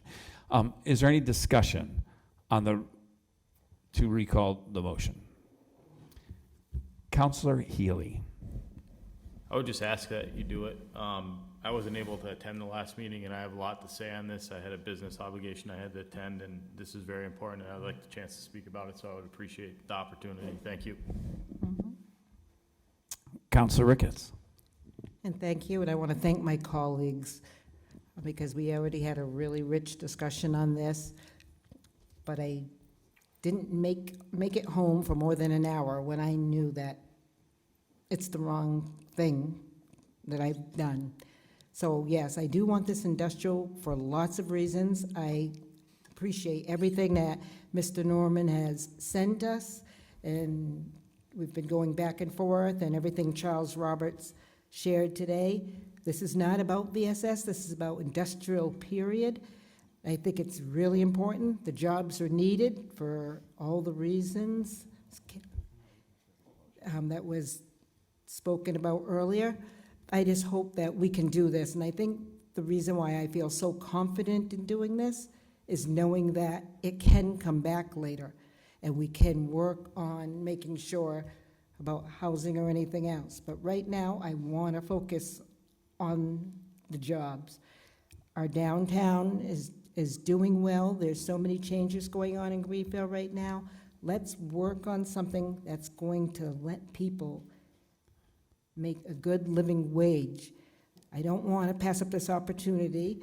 There's some in the community who thinks that, you know, we turned off the world about commercial to Greenfield. I do not want this to happen about industrial too. I think it's very important that we bring these jobs here, and people that are at some current jobs here, whether it be at fast food or even at Home Depots, things like that, this is something that they could move up to. So there's so much potential here. I have so many friends who are sending their children to college. It's time for them to make more money for so many various reasons. Really, I hope that some of you could change your mind knowing that it can come back. I have heard the mayor speaking with the planning board, and they're thinking about some tweaks and stuff that they can do down the line that's going to take in consideration lots of the things that were brought up by counselors at the last meeting. So I'm going to put my faith in that. And right now, I want to do what's best for Greenfield, because I heard from so many people about this. I don't want to miss this opportunity. So please join me in. And Councilor Ricketts, that is the reason that you're asking for the reconsideration. Right. It's not the discussion on the motion, correct? I'll do anything and everything right now. Okay. Get it all, wrap it So- up, put a bow on it. So Good. the motion on the floor is for reconsideration, not the body of the motion. So so there's where we are, but that's why she brought it back, was for that reason. Councilor Bullock. Forgive me. Point of order. Yes. How many votes does it take to get the reconsideration back on the floor? Majority. 7. Majority. Okay, thank you. 5. Is that right? 7. 7. Yeah. Sorry. I just have a process question, I think. So we vote the motion to reconsider, and then we vote the actual motion again tonight? Yes. We have to reconsider the motion simultaneously. Well, one after the other. I mean, as soon as we've done that, then we debate the motion again. Consecutively. Consecutively. Yeah, that would be the right word. Thank you, Jasper. Appreciate it. So, yes. Meaning we might do it in the same week. And No. for clarity, the conversation that happened at the last meeting that said that if this was voted down, it couldn't come back for 2 years was incorrect. Is that true? Yes, it's correct. Oops, I'm so sorry. Because a reconsideration was filed, and we could ask Director Torog to speak to that about bringing it back, because I think it's relevant at this juncture. Point of order, shouldn't we be discussing the reconsideration rather than the actual motion? Yes, we should be. But the question, it's really hard to. I need this to know if I'm going to vote to reconsider. Correct. So could you direct that to Councilor Torog in a way that he could answer that, Yeah. that misthought? So, at the last meeting, it was said that if we voted negatively, not in favor of changing the zoning, that the same proposal could not be brought back to us for 2 years. And I've since learned that that was most likely incorrect. Yes, that's correct. That is not correct. It can be brought back because the planning board provided a positive recommendation to the city council. Okay, so if we vote to reconsider tonight and this does not pass, it can be brought back next month to the city council? Correct, with a new public hearing. Okay, Yes. thank you. And new language. And let me just say, you know, Same language. and this is kind of how I'm thinking along what Councilor Bullock just said. However this is voted tonight, if we reconsider this motion and it fails, it can come back. If we vote yes, it doesn't have to come back because it's on. So that's the difference. All right, that's what you're doing. We don't have to reconsider it because it'll happen. If you vote no, then it still can come back in this form or a changed form. So there's where we are. The motion to consider is what we're asking. Councilor DeSorga, did you have a question? While Director Tworog is at the table, can that come back exactly the same in a month? It can come back exactly the same in a month. That was To public interesting. hearing. Okay, thanks. Bye. I didn't mean bye. I called Director Tworog on the phone, and I'll say thanks, bye, and he knows that. I didn't mean it like that at all, so thank you. Point of order. I believe that it would actually be a couple of months because of process with committee hearings and so forth.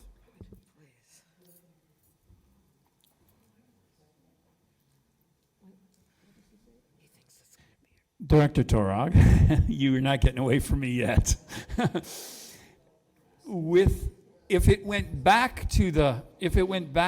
If this got sent back and you had another public hearing, does it reset the clock? Yes, Clock? it does. It resets the clock, yes. Okay. That's the clarification. I was trying to figure out how we would not reset the clock if we did that. It would be the same proposal, but considered a new proposal. Exactly. Thank you. Councilor Golub. Can we please have a 5-minute break? It's 11:30. Please. There's a Second. motion on the table. There's a motion to reconsider. Can we just get through the motion to reconsider? And then we'll come back for the body. Councilor Golub's motion, so. There was a motion on the floor. I can't. You can't have Hey, No, I can't have can I another motion. withdraw? That's not an amendment. I can only recognize an amendment Can I while there's a with- motion. Sounds good. All right. Moving forward, is there any more discussion on the motion to reconsider? Seeing none. Roll call. Counselor Golub, No. Counselor DeSorga, Yes. Counselor Bottomley, Yes? Counselor Bullock, Yes. Counselor Gilmore, No. Counselor Lapinski, Yes. Counselor Mayo, No. Counselor Healy, Yes. Counselor Elmer, Yes. Vice President Forgy, No. Counselor Ricketts, Yes. Counselor Toronzo. Yes. Does the president wish to vote? Yes. Yes. Motion passes. All right. 9 yes. We are gonna reconsider the motion when we come back in 5 minutes. Recess called.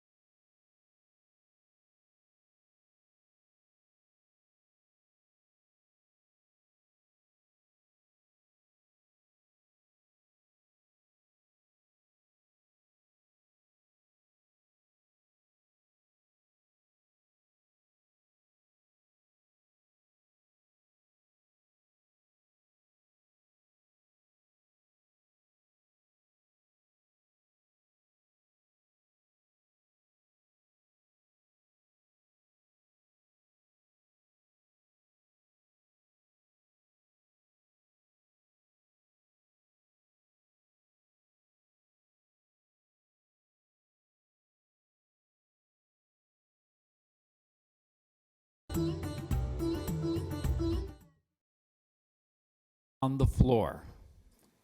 Do we need to reread the motion, Will? Okay. I'm going to open the, are all counselors accounted for? Counselor Mayo, are you with us?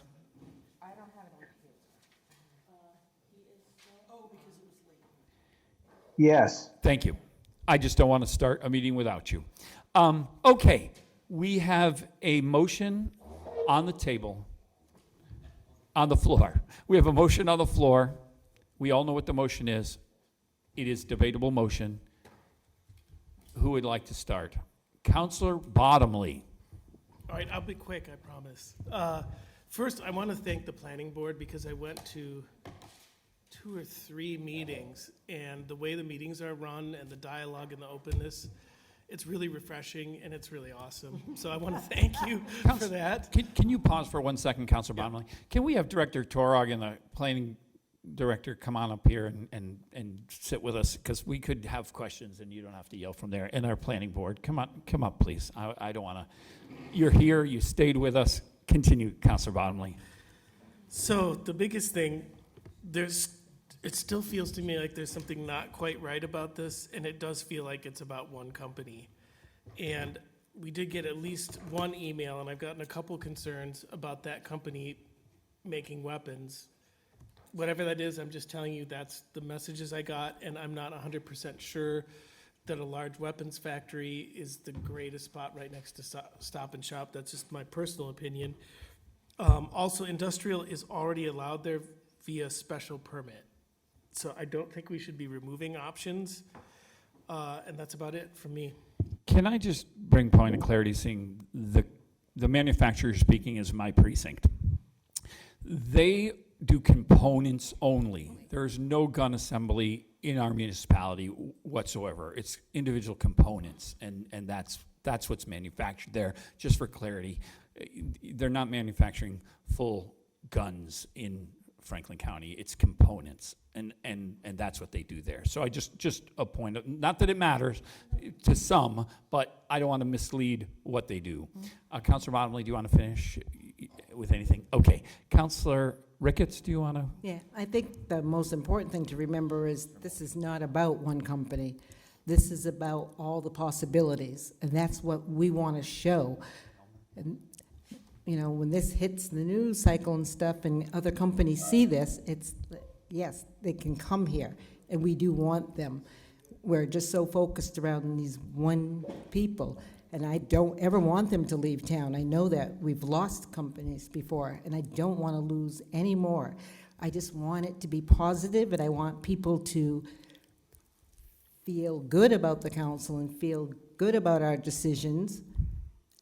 So this is a time to move forward, and it's not about us. It's really about the community at large and what this offers them. This offers them good jobs. It's the only thing we hear about all the time, whether we're talking about homelessness, any problems we're talking about money. Why would we ever pass up this opportunity? And I, too, want to thank the planning board and the planning department, other people who've weighed in, and I've received lots of emails, so I know this is the right thing to do. I'm going to go to Councilor Elmer, who is EDC, and Councilor Elmer, you want to speak on this? Yeah, thank you. You've all heard too much from me already, so I'm going to keep this short. I think I made a mistake using up all my time last month trying to be even-handed about it. I want to make it really clear that I think this is a terrific opportunity for the town and that we made a mistake voting it down. And I really thank Penny for doing the reconsideration. I think there are a couple of things that were left unclear. One is we spent so much time talking about the Ceruzzi property and the Stop and Shop lease. That's only one part of this 48-acre piece, and that if the whole parcel, the fish shake thing gets rezoned, there are other properties on that would be appropriate for industrial, irregardless of Ceruzzi and Stop and Shop. The other thing is what Penny just said. we don't rezone for one company, we rezone for a new use. And it happened to be that VSS was the company that started the ball rolling, but they're gonna be in competition with all the other industries in the valley that are looking for industrial space. These are good jobs, they don't just make parts for guns, they also make parts for missiles, and one of the reasons their business is booming is because they're making stuff that's going to Ukraine. And, you know, you can vote for Vladimir Putin if you want, but I think that's maybe not the right vote for this town. Thank you. I'm going to recognize all of you, but I made a mistake on this one last time because I didn't recognize myself. And then I think we called the question or something, and I never got to speak on this. And now, what? Yes, thank you. I didn't recognize you. Anyways, let me go back and just say that I've done a lot of homework on this piece since we sat here before, because I was of no vote and I was going to vote no, and there are times that I still think I'm going to be a no vote, but there's reasons I should be a yes vote. And I was a big advocate of special permit. If we can do it by special permit, why do we need to change it? Well, I talked to a lot of businesses, and the problem that I found that I think could be helpful to some of you is that if someone is trying to get financing and they go and it's by special permit, they don't get financing as easy because the financing follows it follows the ownership. So the special permit might be for me, but if I sell that business to John, it doesn't move. It doesn't move with it. So there's a finance situation here. If it's by right, a bank can look at that as a reason, because if they get a default, they can then sell it because it's by right. Where if they get a default and it's by special permit, it changes that parameter. They now have a piece of property that they can't guarantee the next business can use because it was by special permit. So when we say by right or by special permit, I was a big advocate of saying, well, you know, across the street from Stop and Shop, that could be commercial. It could be residential, not housing. Big difference, because residential, there's some... But the other side, you know, so there's a piece of me that says we could do a hybrid that planning brought forward originally. So for that reason, I would consider that in the no category, to still say, let's vote no and send it back and let that hybrid come forward.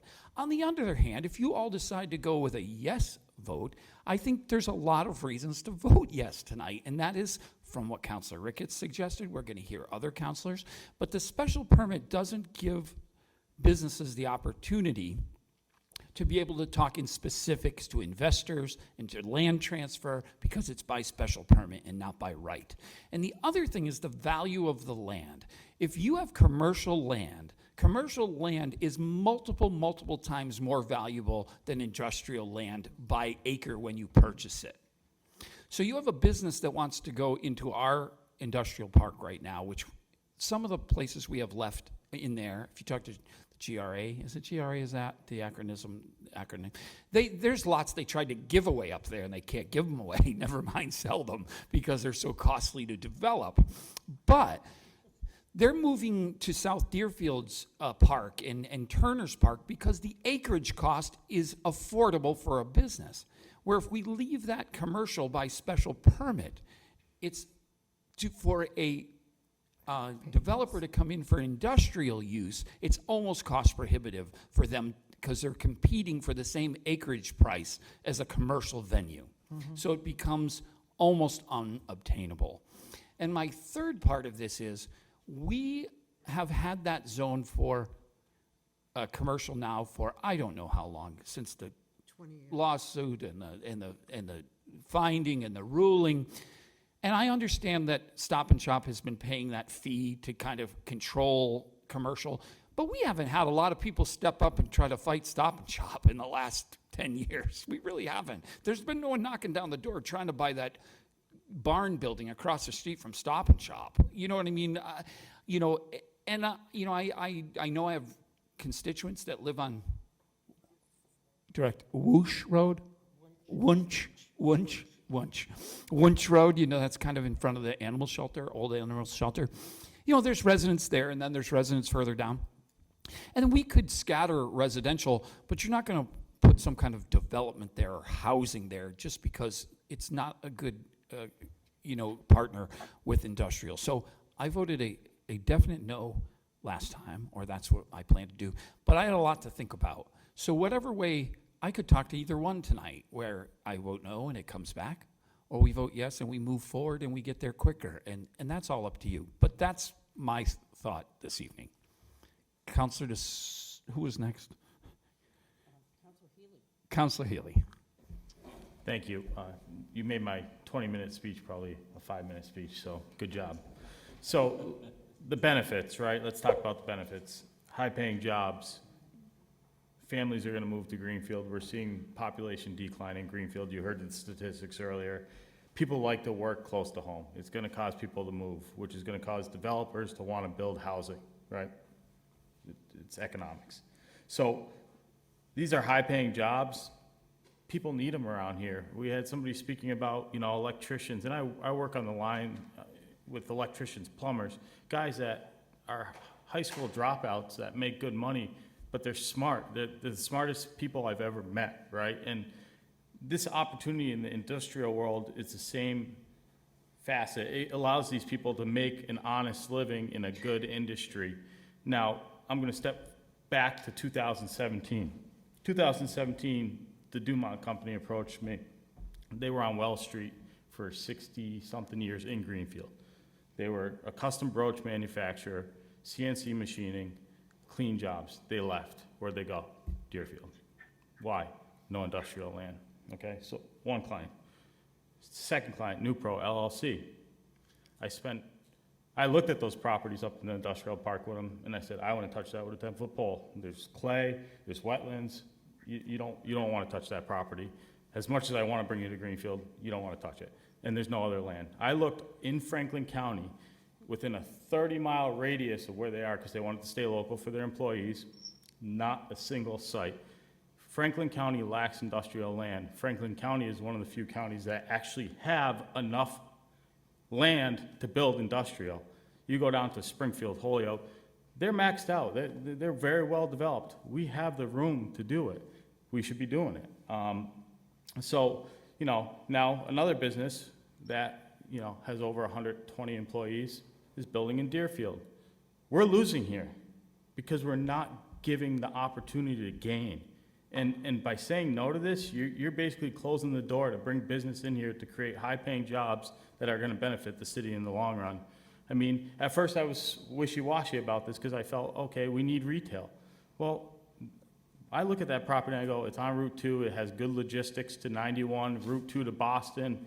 You know, that's an industrial developer's dream. We really need to emphasize bringing that good business to Greenfield and creating a tax base and revenue that's going to lower our tax rates as citizens and create jobs that attract people to the area that's going to economically cause people to go downtown to eat lunch. And because, you know, as you have businesses, you start having people come in for meetings. They're flying in from all over the place. You're buying lunch. You're catering in. It's going to bring growth. We need to acknowledge that and allow the city to grow. And that's just my opinion. Councilor Bullock and then DeSorger. So I was a no on this last time. It was, I also wasn't sure going into the conversation. I'm still not sure what I'm gonna do on this one. I think the points that have been brought up around us not looking, the way that this was brought to us was that it was about a specific business, right? That it was about Valley Steel Stamp. And now we're saying, take that out of it. Like, take that one private business out of it, which is great. From the beginning, I was like, I'm not gonna vote for this for one private business. But we can't have it both ways. We can't say, take the business out of it and this is gonna bring us good paying jobs. This might bring us low-paying factory jobs in unsafe conditions, because Valley Steel Stamp isn't a given. And so we have to completely take that out of it if we're taking it out of it. And what I want is the good-paying jobs to go in there. Absolutely, that's what I want. But I know that it's not a given. I know that the property owner is hard to deal with. I actually reached out to the property owner to try to have a conversation with them to better understand what their long-term vision was for that land, what their investment was in Greenfield, and I got no response. I reached out to them 3 times. What I would like to see, okay, wait, one more thing about Valley Steel Stamp is that I was sent a video from a prior council meeting some years ago.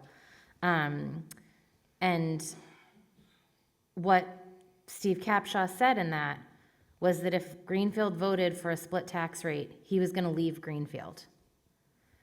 And that to me was really shocking. And so it's just another reason for me to say we can't look at the business that's going to go in there. What I wish that we had here is that I wish that we could go back to the drawing board. I wish that we could see and get a presentation from the planning board to see a master plan of Greenfield, to better understand where the future development of Greenfield is for housing, for a new rec center, for like any of the things that are on the docket to be built in the next 5 or 10 years. And I wish that there had been a broader stakeholder group that had been brought together to really make a decision rather than us trying to squeeze this through because we're afraid that we're gonna lose a business who's offering us benefits. Because I'm afraid of that. So I feel pressure to vote yes on this, because I want good jobs in Greenfield. But what I'm tapered with on the other side is that it's not necessarily Valley Steel Stamp going in there.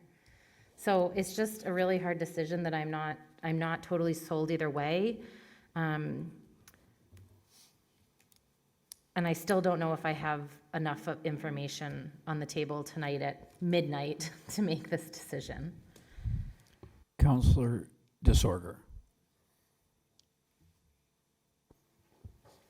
So I'm totally for jobs, and as a member of the planning board for 5 or 6 years, and on this, I've voted on numerous projects where jobs would happen and made a lot of zoning changes so that those projects could develop.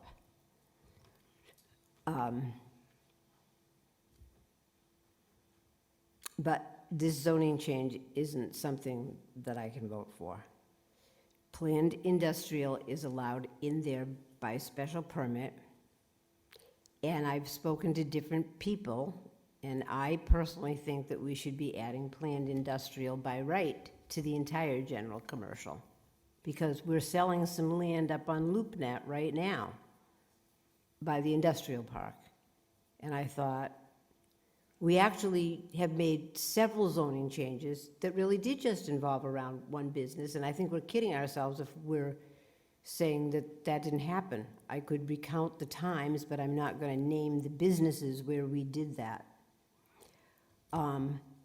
Also, I spent a year on a use committee serving with people who were much more well-versed in planning than me. They were people that had 20 years of experience, and Mark Maloney, God rest his soul, was one of them. And I remember him saying, don't take uses out. Do not take uses out of the zone. Adding this by right to the whole general commercial, I'm fine with. What we would be losing in that district is every type of retail and all types of housing. Someone said at one of the last meetings, this is not the time for housing. And I was like, I'm not going to say what I think about that because I can't say it out loud, politely. This is not the time for housing. And 2 days later, people's housing we had a flood with no plan. It was, the shelter wasn't in plan, and people's outdoor housing, living in tents, was riding down the street. Riding down the river. But that wasn't even the kind of housing that I was envisioning. I was envisioning housing like my neighborhood, where we actually really need side-by-side condominiums for seniors. That would bring in an enormous amount of revenue. Today was published the assessor's 2023 tax assessments. Now, we all know our houses went up, like probably 40,000, 50,000, 60,000. Do you know what sector went down in value? I just did Butternut and Greenfield Street. They went down enormously. Many of them, probably half of them went down in value. So, and lastly, we've never heard from an abutter here. Do you remember with the whole French King thing? This is another reason that I can't. I'm like, well, how does I can't remember her name, nor should I be saying it out loud in a public meeting. I'm like, she owns quite a bit of property there. I'm not even sure, were they notified? Yes. Okay. So we didn't see them in a meeting. And I'm like, what do you want in your neighborhood? Do you want this factory that's going to be running 24 hours a day? I have a couple more things to say about that I can't really say, so I'll just leave that out. But I would support if we added industry by right, but I'm sorry. I am definitely an Eric, pardon me for calling you by your first name, better than when I say goodbye to you, right? You know I'm pro-growth. You know that I'm for that, but I think there's not one bit of that feels right to me. I think we should carefully think about this. It was a couple of options came up, and I actually, looking at that parcel that was by the Rotary, I thought, yep, it's not true that there's not any other parcels, and maybe this was an easy, very cost-effective one for this particular developer, but it is a zoning change that we're doing. Just to be quite truthful, it is with one person in mind, and I'm not particularly fond of that, but I can't do it. I'm sorry. I'm sorry for anybody that I'm disappointing, but I can't vote in favor of it. Director Torg, point of clarification. Could you add planned industrial through a process by right there, in addition to the zone that's already there? Could it be added? Planned industrial is a zone, so if you're talking about a use within the PI zone. By right. Light industry, are you talking about as the use? Yes, you could make that by right in the general commercial district. And also a point of clarification about housing. The general commercial district now does not allow single-family housing except by special permit. It does allow 2-family and 3 families, but multifamily, 4 or more units in single-family still requires special permit in the GC zone as it is today. Yes. Follow up? I open the Right, window. and if we were making changes, I'd add all of it, because my one street, Silvercrest Lane, brings in more tax revenue than all of Butternut and Greenfield Street combined. And people are dying to get into them because people's knees age and they can't do stairs. And there should be more side-by-side units. And people said Silver Street was not a place for housing. When that was going in, let me tell you, every time there's a zoning change and anything's going in, people are like, this is it. The end of life as we know it. There was a development of side-by-side condos that was going into Silver Street, and this is what I heard. I was not here at the time. It was like life as we know it is going to change. traffic will never be the same.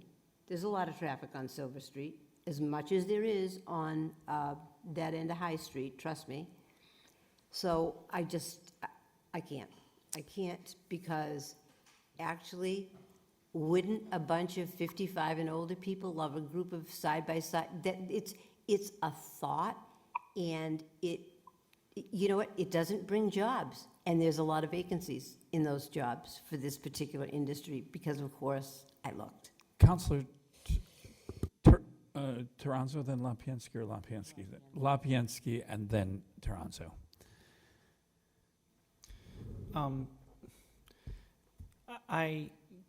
Okay, yeah, so I voted yes last time, I'll be voting yes this time. I have a handful of different thoughts about the different issues related to this, and I'm going to try to be as concise as I can. So, to start with, I really don't think that this is a very consequential vote. I honestly do not think so, and I'm going to lay out why. First of all, by law, we have to not make this about one company. It fundamentally is because the owner of that company is the impetus behind this change. But he has not guaranteed to go in. He is not even guaranteed to go in if he gets the conditions that he wants and Stop and Shop agrees and the property owner agrees. And my personal view is whether this passes or whether it doesn't, or whether we vote in a different zoning change, that property and the rest of that area will remain empty forever. Furthermore, I actually think that's a good thing, not least because it is wild land adjacent to other wild land that can support non-human plant and animal species, not only because a big part of it is a historic Native American burial ground, but because, like other people have said, it's a pretty strange location on a 45-degree slope that's going to be difficult to build on, sandwiched between two highways. And yeah, it's a halfway decent place for a factory. And I'm fine with the factory going in there. I just don't think anybody's going to build there. I don't think Capshaw's going to build there. I don't think anybody else is, to tell you the truth. But I'm going to support it because I think it's fine if they do. I don't think that the arguments against it are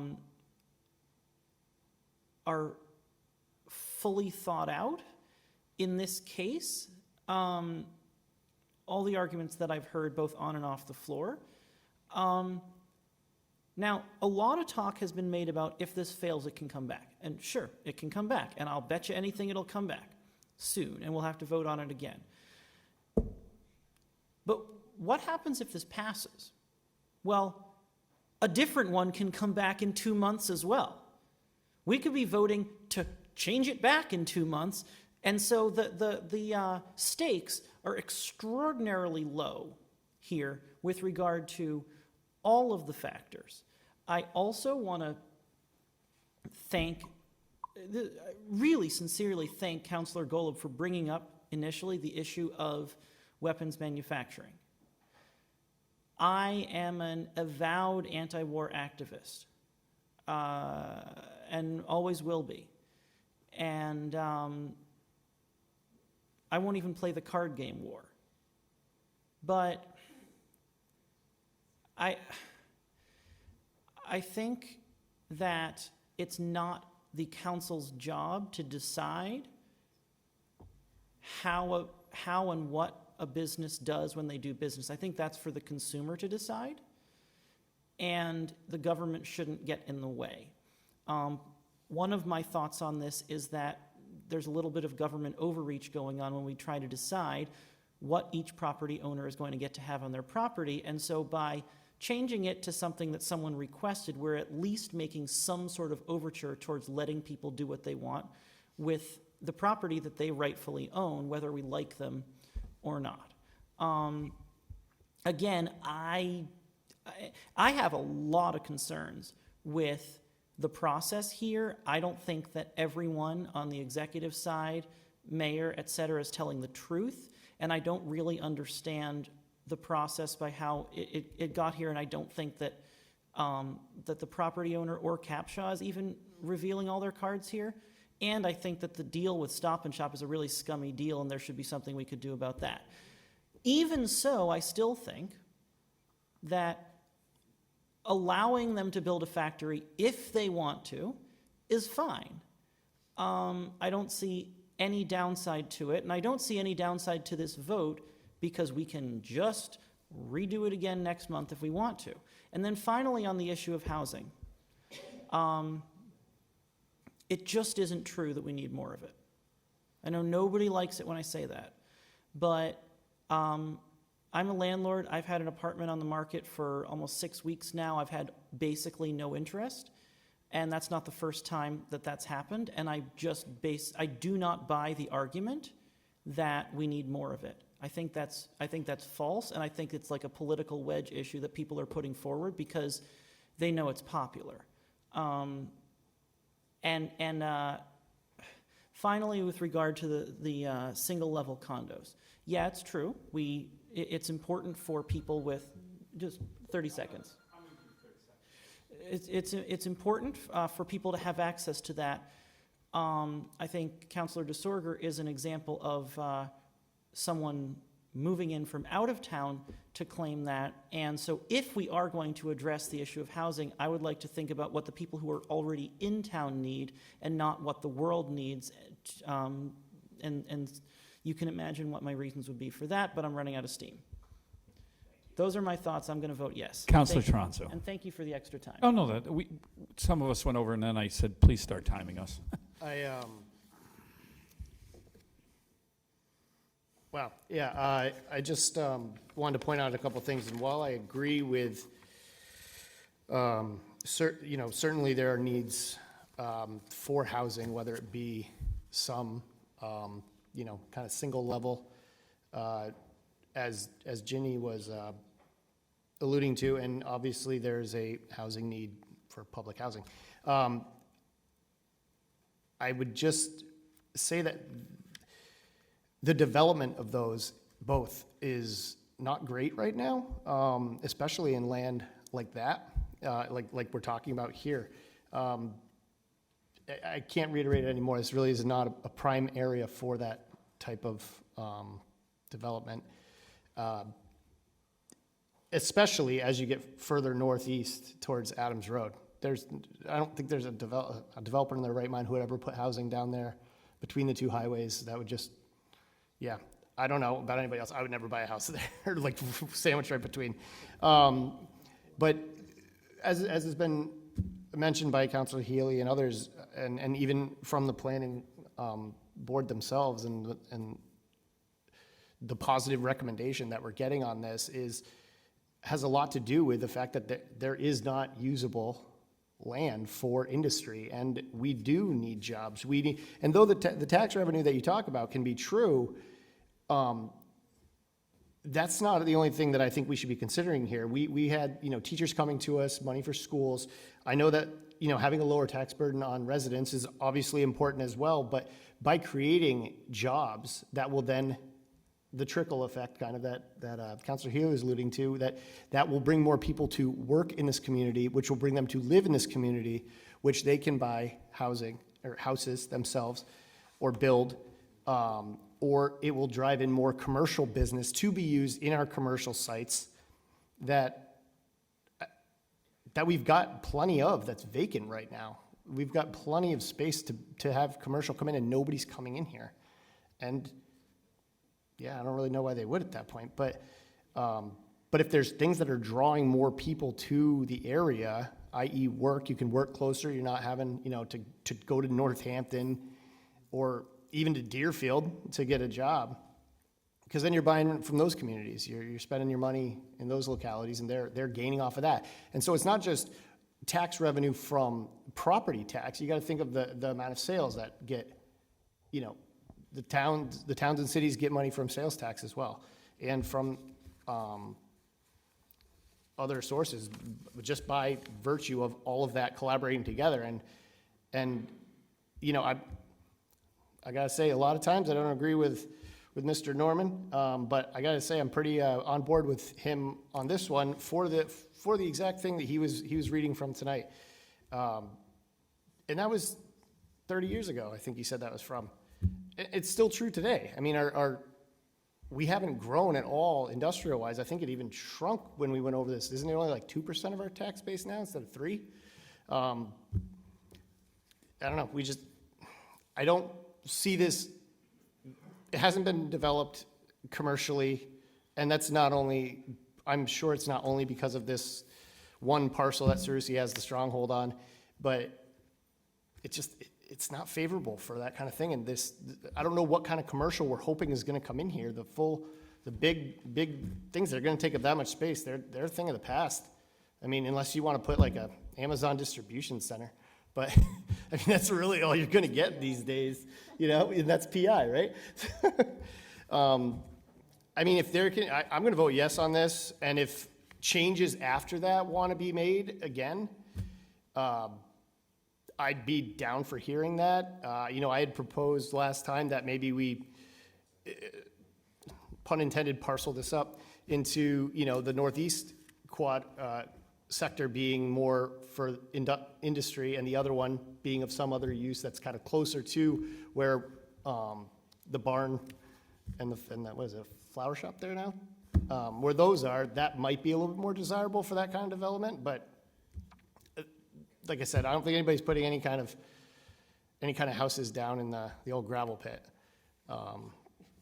So I just don't want to miss an opportunity again, because, you know, not to bring up Mr. Norman again, but, you know, I think a lot of people in this city think we missed an opportunity 25, 30 years ago.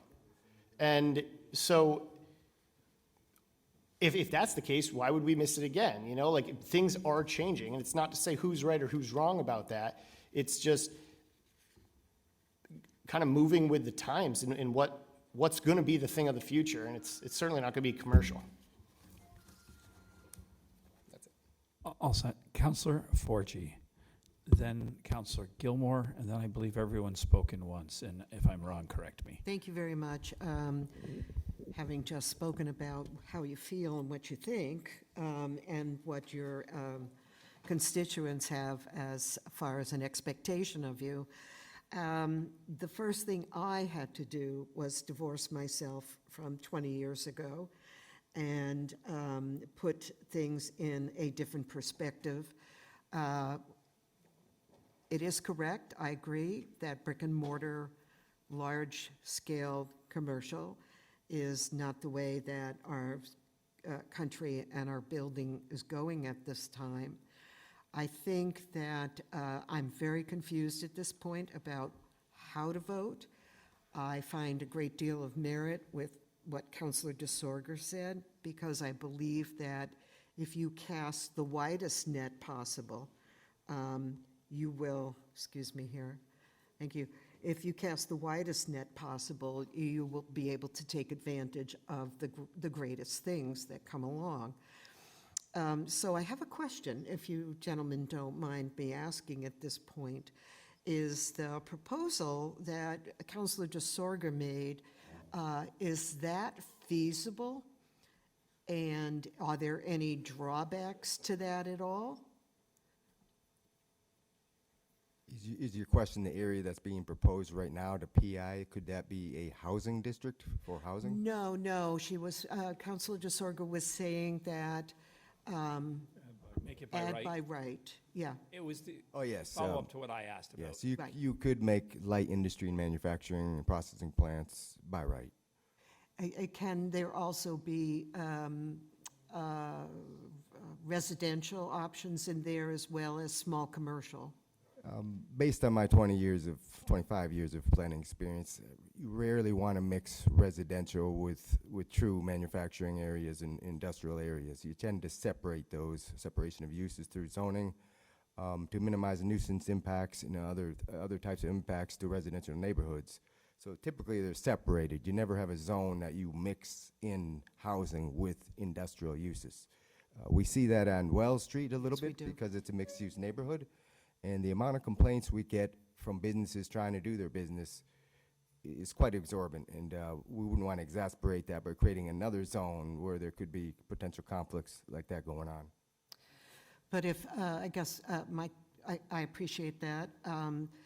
If there was a, I don't know, mom and pop diner or something that wanted to go into that area, is that a possibility? In a PI? By special permit? Right now, in the PI district, there are accessory uses allowed, daycare centers for employees of the factories, banking, like automatic teller machines and things of that nature, which is not truly commercial, but, I mean, there are some accessory uses allowed in the PI district now, currently, and if that was rezoned, those would still be in place. But you could add other uses, retail, and combine them. Yes, you could do that. And what's proposed right now does not include that adding piece. No, it's strictly PI, which has an existing use allowed by right and those allowed by special permit, and those prohibited in the zone. Okay, thank you very much. Counselor Gilmore. Yeah, so I am annoyed that this came before us because a few years ago, when I was fairly new on the city council, some of us who are still sitting here made a deal with some other councilors because we wanted the library. And I've heard from two of those people who are no longer my colleagues. I made a promise to them on public television that if they would give us this, we would give them that. And now I feel like we didn't really give that a chance to work. I know it's been a couple of years, but there was a pandemic in the middle of it, and our economy, I mean, in a lot of ways came to a grinding halt, at least for a little while, and hasn't really recovered in, the way we would expect. Now, if you were showing me this slam dunk plan, and I really had no doubt that it was going to bring in the kind of jobs that you're talking about, I would have no problem defending my honor to them and just say, look, guys, I'm sorry, things have changed. But I don't feel like I can do that now. I feel like I would just be breaking a commitment that I made, just like if I made a commitment to any of you, I would uphold it if you left the council and I was still here. Unless it was really, really guaranteed to be a better situation than what we had. So I'm a no. We're going back to you being EDC. Yeah, the deal that you made was to lift the overlay district and to change the rules for major development review. Both those things were done. No, I understand that, but I have heard from my former colleagues saying they feel like this is, a double cross. Because they thought that they were going to get a Walmart there? Let's not open a discussion between Okay, counselors. all right, I that's just fine. feel like I negotiated in very good faith. Okay. And my honor is at stake here. Yeah, So and show me something better than my honor. just please address things to the floor, and then if you're going to talk specifically to a counselor, we try to avoid that. Counselor Elmer, if you would like to finish. Just a couple of things. Answering Councilor Disorder. I know she's inherited a theory of zoning that you don't restrict things, you only enlarge them. That's a theory of zoning.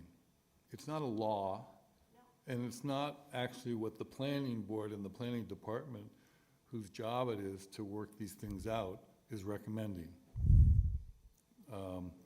The other thing is that when you talk about maybe a retail business could come in, or maybe some housing could come in, you're talking about an empty piece of property where people are ready to move in, or they tell us they are.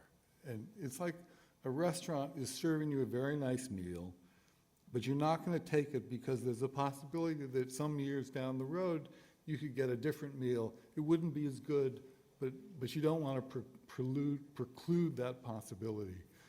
It is possible that this land stays empty forever, as Councilor Lapiensky thinks.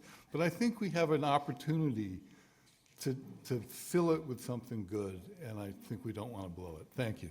All right, before I talk to anyone else, I just would like to mention, it's getting very late. We are starting to lose counselors. I think some of them, I'm going to lose them completely pretty soon. I'm watching your faces. I'm watching how we're reacting to this. I'm not suggesting that I'm trying to stifle. I love debate. You know this. But we're getting to a point where if I open the box here and let you all start having second rounds, then I can't say, no, Counselor Lapinski can't talk because I let Counselor Elmer talk, and we just keep going. It's your decision. I didn't get there yet, but so there, Counselor Lapinski is next. He had his next hand in the air. That's who's next, and then Counselor Bullock, and everyone has spoken, I believe, except Counselor Golub the first time, which I will. If you do, you don't have to talk on everything. You know, there's no rule. We were talking about rules. There's no rules that say everyone has to talk on everything at least twice. Okay, there's none. But if you want to talk, by all means, I do not want to disallow you to speak. You are one that has not spoken at all. So if you're okay, I will recognize Counselor Lapinski. But before I do that, okay, Counselor Lapinski. I move that we call the question. Second. Motion's been made and seconded, non-debatable. Roll call vote. We're voting on whether to end debate. Yes. Well, no, we're calling the question. Yes. But that's what that yes. is. Yeah. I don't care. Yes calls the question. No doesn't. Clerk Scott. Counselor Golub. No. Counselor Disorder. Yes. Counselor Bottomley. Yes. Counselor Bullock. Yes. Counselor Gilmore. Yes. Counselor Lapinski. Yes. Counselor Mayo. Yes. Counselor Healy. No. Counselor Elmer. Yes. Vice President Forgy. Yes. Counselor Ricketts. Yes. Counselor Toronzo. Yes. Does the president wish to vote? Yes. No. Motion passes. So this is a roll call vote on the motion that is on the table to amend the zoning. And it takes how many votes? 9.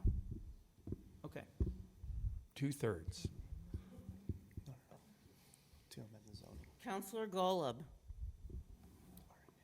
No. Counselor Disorder. No. Counselor Bottomley. No. Counselor Bullock.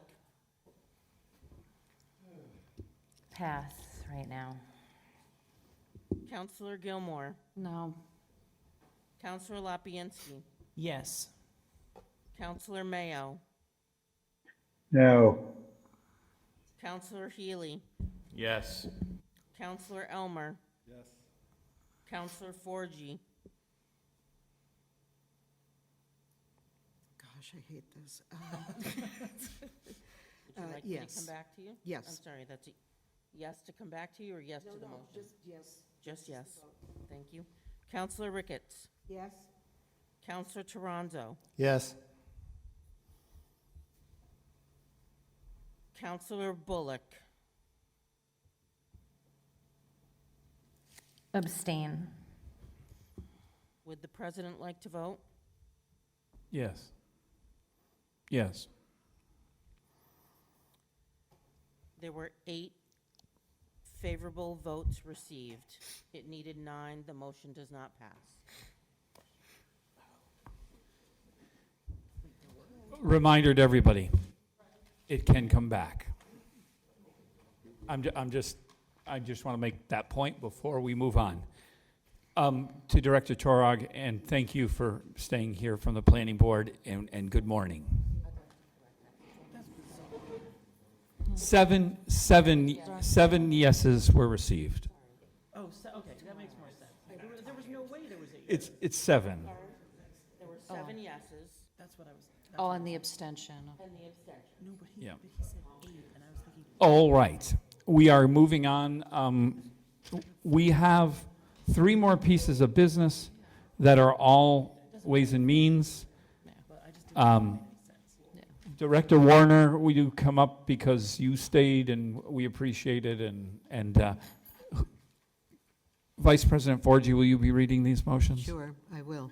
Okay. Fiscal year 23-077, the City Council, upon recommendation of Mayor Rita Gardner and in accordance with Massachusetts general law, fiscal year 23 reserve fund transfer, move that it be ordered that the sum of $16,865.78 be transferred from the fiscal year 23 01001320.5781 reserve fund to the fiscal year library account 01002440.52 building and grounds maintenance. Reserve fund balance is part of this, and also balance in the library buildings and grounds maintenance is also important to note. It's a majority vote required. This did not go into Ways and Means Committee. However, the explanation is that during the summer, the air conditioning system. Can we hold for 1 second? Can I get a second on this motion? Second, disorder. Okay. Oh, thank you. Continue. I'm going to rush here. No, I hear you. The library, the air conditioning system failed. It was in the middle of the summer. It was quite a hot summer, and this was an immediate repair for employee safety. They also have a piece in their contract that says they can't stay in the stacks when the temperature goes over a certain degree. So this was an emergency measure. I'm certainly going to vote in favor of it. Is there any discussion on this motion? Seeing none, all those in favor? Aye. Aye. Any opposed? Aye. Any abstentions? Seeing none passes. Councilor Forgy? Fiscal year 23-079, the City Council, upon recommendation of Mayor Rita Gardner, an order sewer dewatering system, moved that it be ordered the sum of $3,585,000 be appropriated for a sewer dewatering system, and to meet said appropriation, the treasurer, with the approval of the mayor, is hereby authorized to borrow said sum of $3,585,000 pursuant to Massachusetts General Laws, Chapter 44, Section 8, or any other enabling statute, and the mayor is hereby authorized to apply for, contract for, accept, and expend any federal and/or state grants available for this project to be used to reduce the within appropriation, and further, the mayor is authorized to take any action necessary to carry out the intent and purpose of the project. 2/3 vote required. Second, disorder. Motion's been made and seconded. There was no committee on this There's no one? recommendation at all. We did not meet. This is going right out to council floor. I think it's very straightforward. Again, I am going to vote in favor of this. I will only pause for a moment here and get some rationale from Director Warner, I believe. Councilor DeSorger? This had to come back in a different manner, but we did have this come through Ways and Means, Yes. voted positively, and we all voted in favor of it. I'm not quite sure. Are you still feeling that we need another explanation? No, I just wanted to make sure when you're making a vote to spend $3 million, I want to make sure there's not a counselor going, yeah, it's 1 o'clock in the morning, I'm good. I want to make sure we're talking $3 million, and we're borrowing. And I just wanted to make sure that we have Director of Finance and we have the Director from DPW here. But now we have a recommendation from committee, which is there. Is there any other clarification for anybody on this? Councilor Lapinski. My clarification is based on what you just said. You said that we're borrowing, but maybe I have to find the thing in here, but it looks on the agenda, it just says appropriate, so that's where I got confused. What page is it? 63? No, 48. I believe we're appropriating to borrow. Yes? Because that's where the funding is coming from? Is that correct, Director? Mm-hmm. Both directors are nodding in the affirmative. Sewer Enterprise Fund will pay the debt service on the project. The debt part implies the borrowing.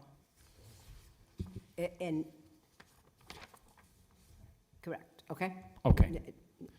We're essentially repurposing this money for a more expensive project that was going to happen, right? And now we're getting, that's why we rescinded the money That was already approved. good. And Okay, you're good? Yep.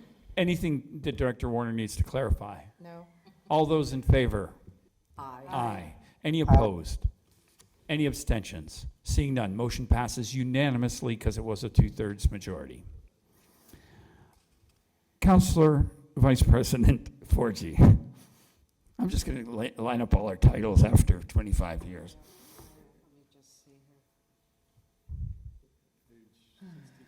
Want me to read? Yeah, go right ahead. Okay. The City Council, upon recommendation of Mayor Rita Gardner and in accordance with Massachusetts general laws, in order to repurpose dredging Leiden Glen appropriation to water main projects, move that it be ordered that the Greenfield City Council approves repurposing the amount of $727,287.66 previously authorized for the dredging of Leiden Glen to the water main projects. Majority vote required. Second. Motion's been made and seconded. Was there recommendations or discussion that we need to know about this? Just came straight from the mayor's office. Is there any point of clarification, any questions on this? It's a repurposing? Anything, Councilor DeSorger or Vice President Forgy, any clarification from the Ways and Means end? No one on that. Any discussion? Seeing none. All those in favor? Aye. Aye. Any Aye. opposed? Any abstentions? Seeing none, it passes. We have moved that out of there. Presentation of petitions and similar papers. Report of committees, I'll just comment that all of the committee reassignments, which will take place in February or after this month, because most of you have already met or we didn't meet in January, you have your reassignments. Those were set today. Any unfinished business? Councilor DeSorger? I'm sorry, I'm confused. Do we not have to read the, or did we already read the first reading for the? We didn't get there yet. Oh, okay, fine. We're still on 12, that comes up under 15. Any unfinished business? Any old business? All right, new business, we have a first reading, and that first reading is Ways and Means. First reading, January 18th, 2023, approved payment of Egan Flanagan and Cone PC invoice of $10,507 from fiscal year 23 town city attorney services. Also appropriate $100,000 from OPEB stabilization to OPEB trust. Councilor Ricketts. Yes, could I dedicate a page of the agenda tonight for Ann Hamilton? Thank you. Thank you so much. Yes. Thank you. And if anyone that's new doesn't know her, I have the full obituary to share. Thank you.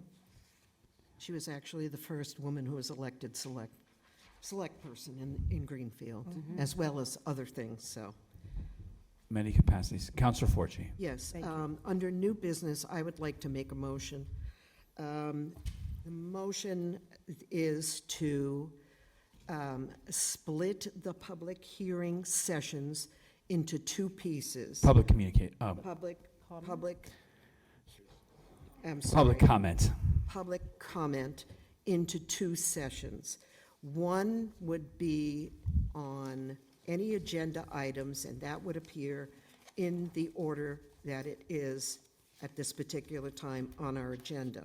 That would be item agenda Would be item agenda 8. 8. It would remain stay 8. there. It would be. But that public comment would be on any of agenda items that we're going to take up for the evening. Second. Wait a minute. I know we want to leave. The second part of that motion would be that any other public comments could be heard after the council finishes item number 10. Okay, so that's my motion right now, is to split these two. And it would become item number 11 on the agenda, and then the agenda would move down Now I need a and second. renumbered. I'll second that. We have a second. Okay. The rationale behind making this motion is what we've witnessed this evening. Really, it's very late. It's almost 1 o'clock. I think that it would behoove us to try to get public comments about our agenda items first, before your computer runs out of battery. And second, if there are other things that people want to talk about, I think it would be a better place in the agenda to put this through. My feeling is that it would help promote what would be important for people to bring forward and for chairs to bring forward to put on other agendas in other meetings. So that's my motion and rationale. Thank you. I'll open discussion on this in brevity, and I just want to say that I would agree with Councilor Forgy, Vice President Forgy, on this point. I believe that when we hear public comment on things that are going to be on the agenda, we're getting to our agenda items sooner, so we're fresher. It has nothing to do with the point. They're going to come in and talk to us about what we're on the agenda, so we'll hear that public opinion, and then we're getting to our business and our motions sooner, and then we have general comments which we can take in. So that was the rationale behind this. Councilor DeSorger and then Councilor Bullock. Go ahead, Councilor DeSorger. I'm sorry. I didn't see the order, people. I can't go along with that. We, as city councilors tonight, did not know that we were going to eliminate the night shift in 12 days. It was not on our agenda, and so the citizens did not know that. Had we known that, this might have been a full house.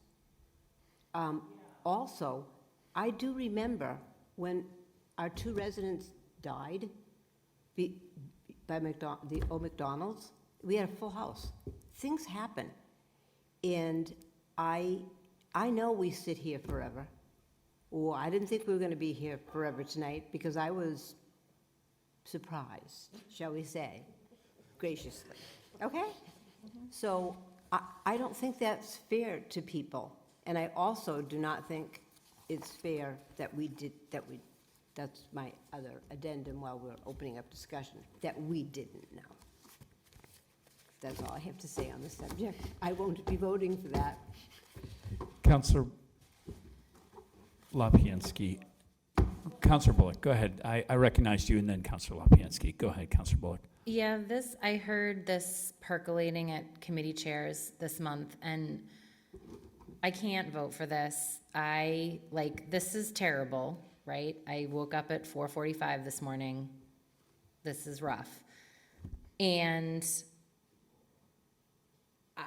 so many times I've heard people say oh, well, I haven't heard enough from constituents, or I haven't, honestly, my favorite part of this meeting is public comment.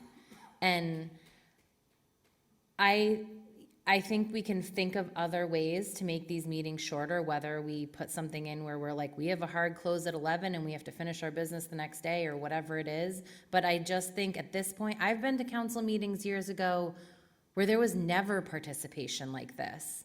I actually think we're really lucky that we have this much participation.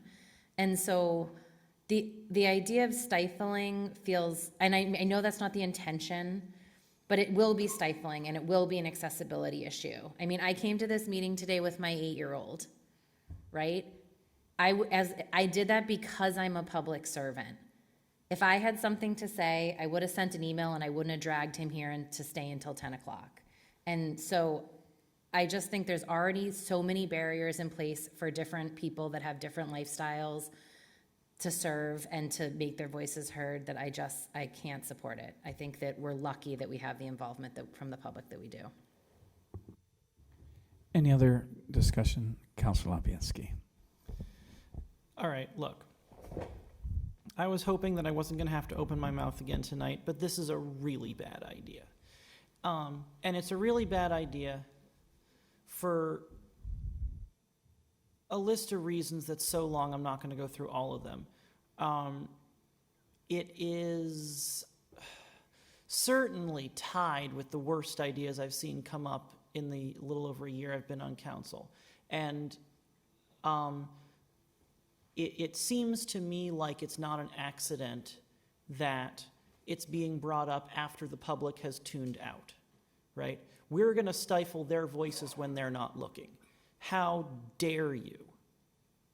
I'm really upset about this because this is not acceptable. And if you want to know what the result of this is going to be, look at the school committee because they've been doing this for a long time. With very rare exceptions, no one goes there for public comment. Here's why it's a bad idea. Okay. Public comment is either functionally or literally limited to what's on the agenda. What about all the stuff that should be on the agenda? What about all of the things that are kept off the agenda on purpose so people don't get to talk about them? That's what the school committee does. Not saying the school committee makes all bad decisions, but they certainly don't get to hear about all the... Why do you think the teachers come here and do public comment? Because they're not allowed to talk about that there. This is a bad idea, and this is really just insidious, and we're trying to pull the wool over the public's eyes in the dead of night after they came here and told us what they thought. The public should be allowed to speak about whatever they want. Well, point of clarification. There's an opportunity to talk on the agenda items, and then at the close of our business motions, there's an opportunity to talk about anything they want. That's the second. It's a general open. But that effectively means that people are not going to stay for that. You do understand that, and I know you understand that when this is coming forward. I don't believe you that you don't know that. Well, in addition to that, I mean, in addition, it's still going to be a hybrid. It's still going to be available to people. They could come back. They can go home, and I would be home commenting. I wouldn't be sitting here right now. I'll tell you that. But I'm just saying that I don't feel it's a stifling mode because there's an opportunity to talk. We're not saying you can't talk about any of the things we heard tonight. We heard many things tonight that were not on the agenda, but they would just not be before our business of the evening. Councilor Bottomley? Oh, I'm sorry. Councilor Gilmore. It's okay, it's getting late. I think my concern isn't as much about stifling, although I do understand there are very, very few people. We have our special guests here who do stay to the very end. What I'm really worried about is we have some really pushy people, and we've all, especially those of us who've served for a long time, there are some pushy people in this town who feel like the rules do not apply to them, and they are special. And those folks will comment during the beginning period, even if it's not on the agenda, because they're important, and they're more important than their neighbors. And, you know, the peasants can wait till the end, but I'm worried that that's gonna happen. I see that at work with my students. I see it when people cut each other off in traffic. I don't think there's a good way to regulate it.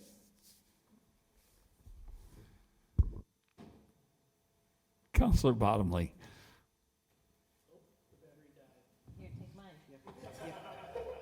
Surprised.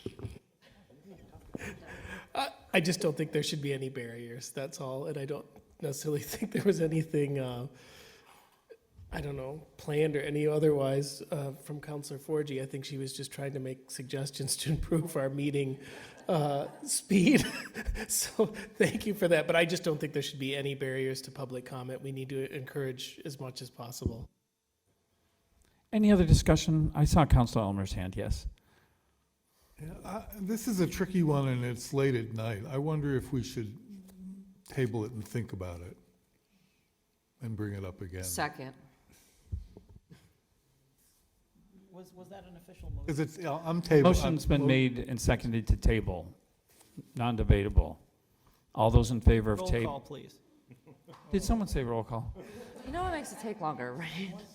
We have a motion to table. Roll call vote, Why didn't he? 4,762. Clerk Scott. Do some of this stuff quicker. It's gonna be unanimous. For tabling? Tabling is always unanimous. Counselor Golub, Yes. Counselor Disorder, Yes. Counselor Bottomley, Yes. Counselor Bullock, Yes. Counselor Gilmore, Yes. Counselor Lapinski, Yes. Counselor Mayo, He's gone. He's still there. He's there. There's other people here Yes. too. Everybody thinks he's Thank gonna you. be here. Counselor Healy, Yes. Counselor Elmer, Yes. Vice President Forgy, Yes. Counselor Ricketts, Yes? Counselor Toronzo, Yes. President Gwynn. Yes. The motion is tabled by unanimous vote. Motion to adjourn. Motion to adjourn. Second? Motion's made and seconded. All those in favor? Aye. Any opposed? Aye. God help us. All right. Any opposed, any abstentions? Meeting ends at 12:50.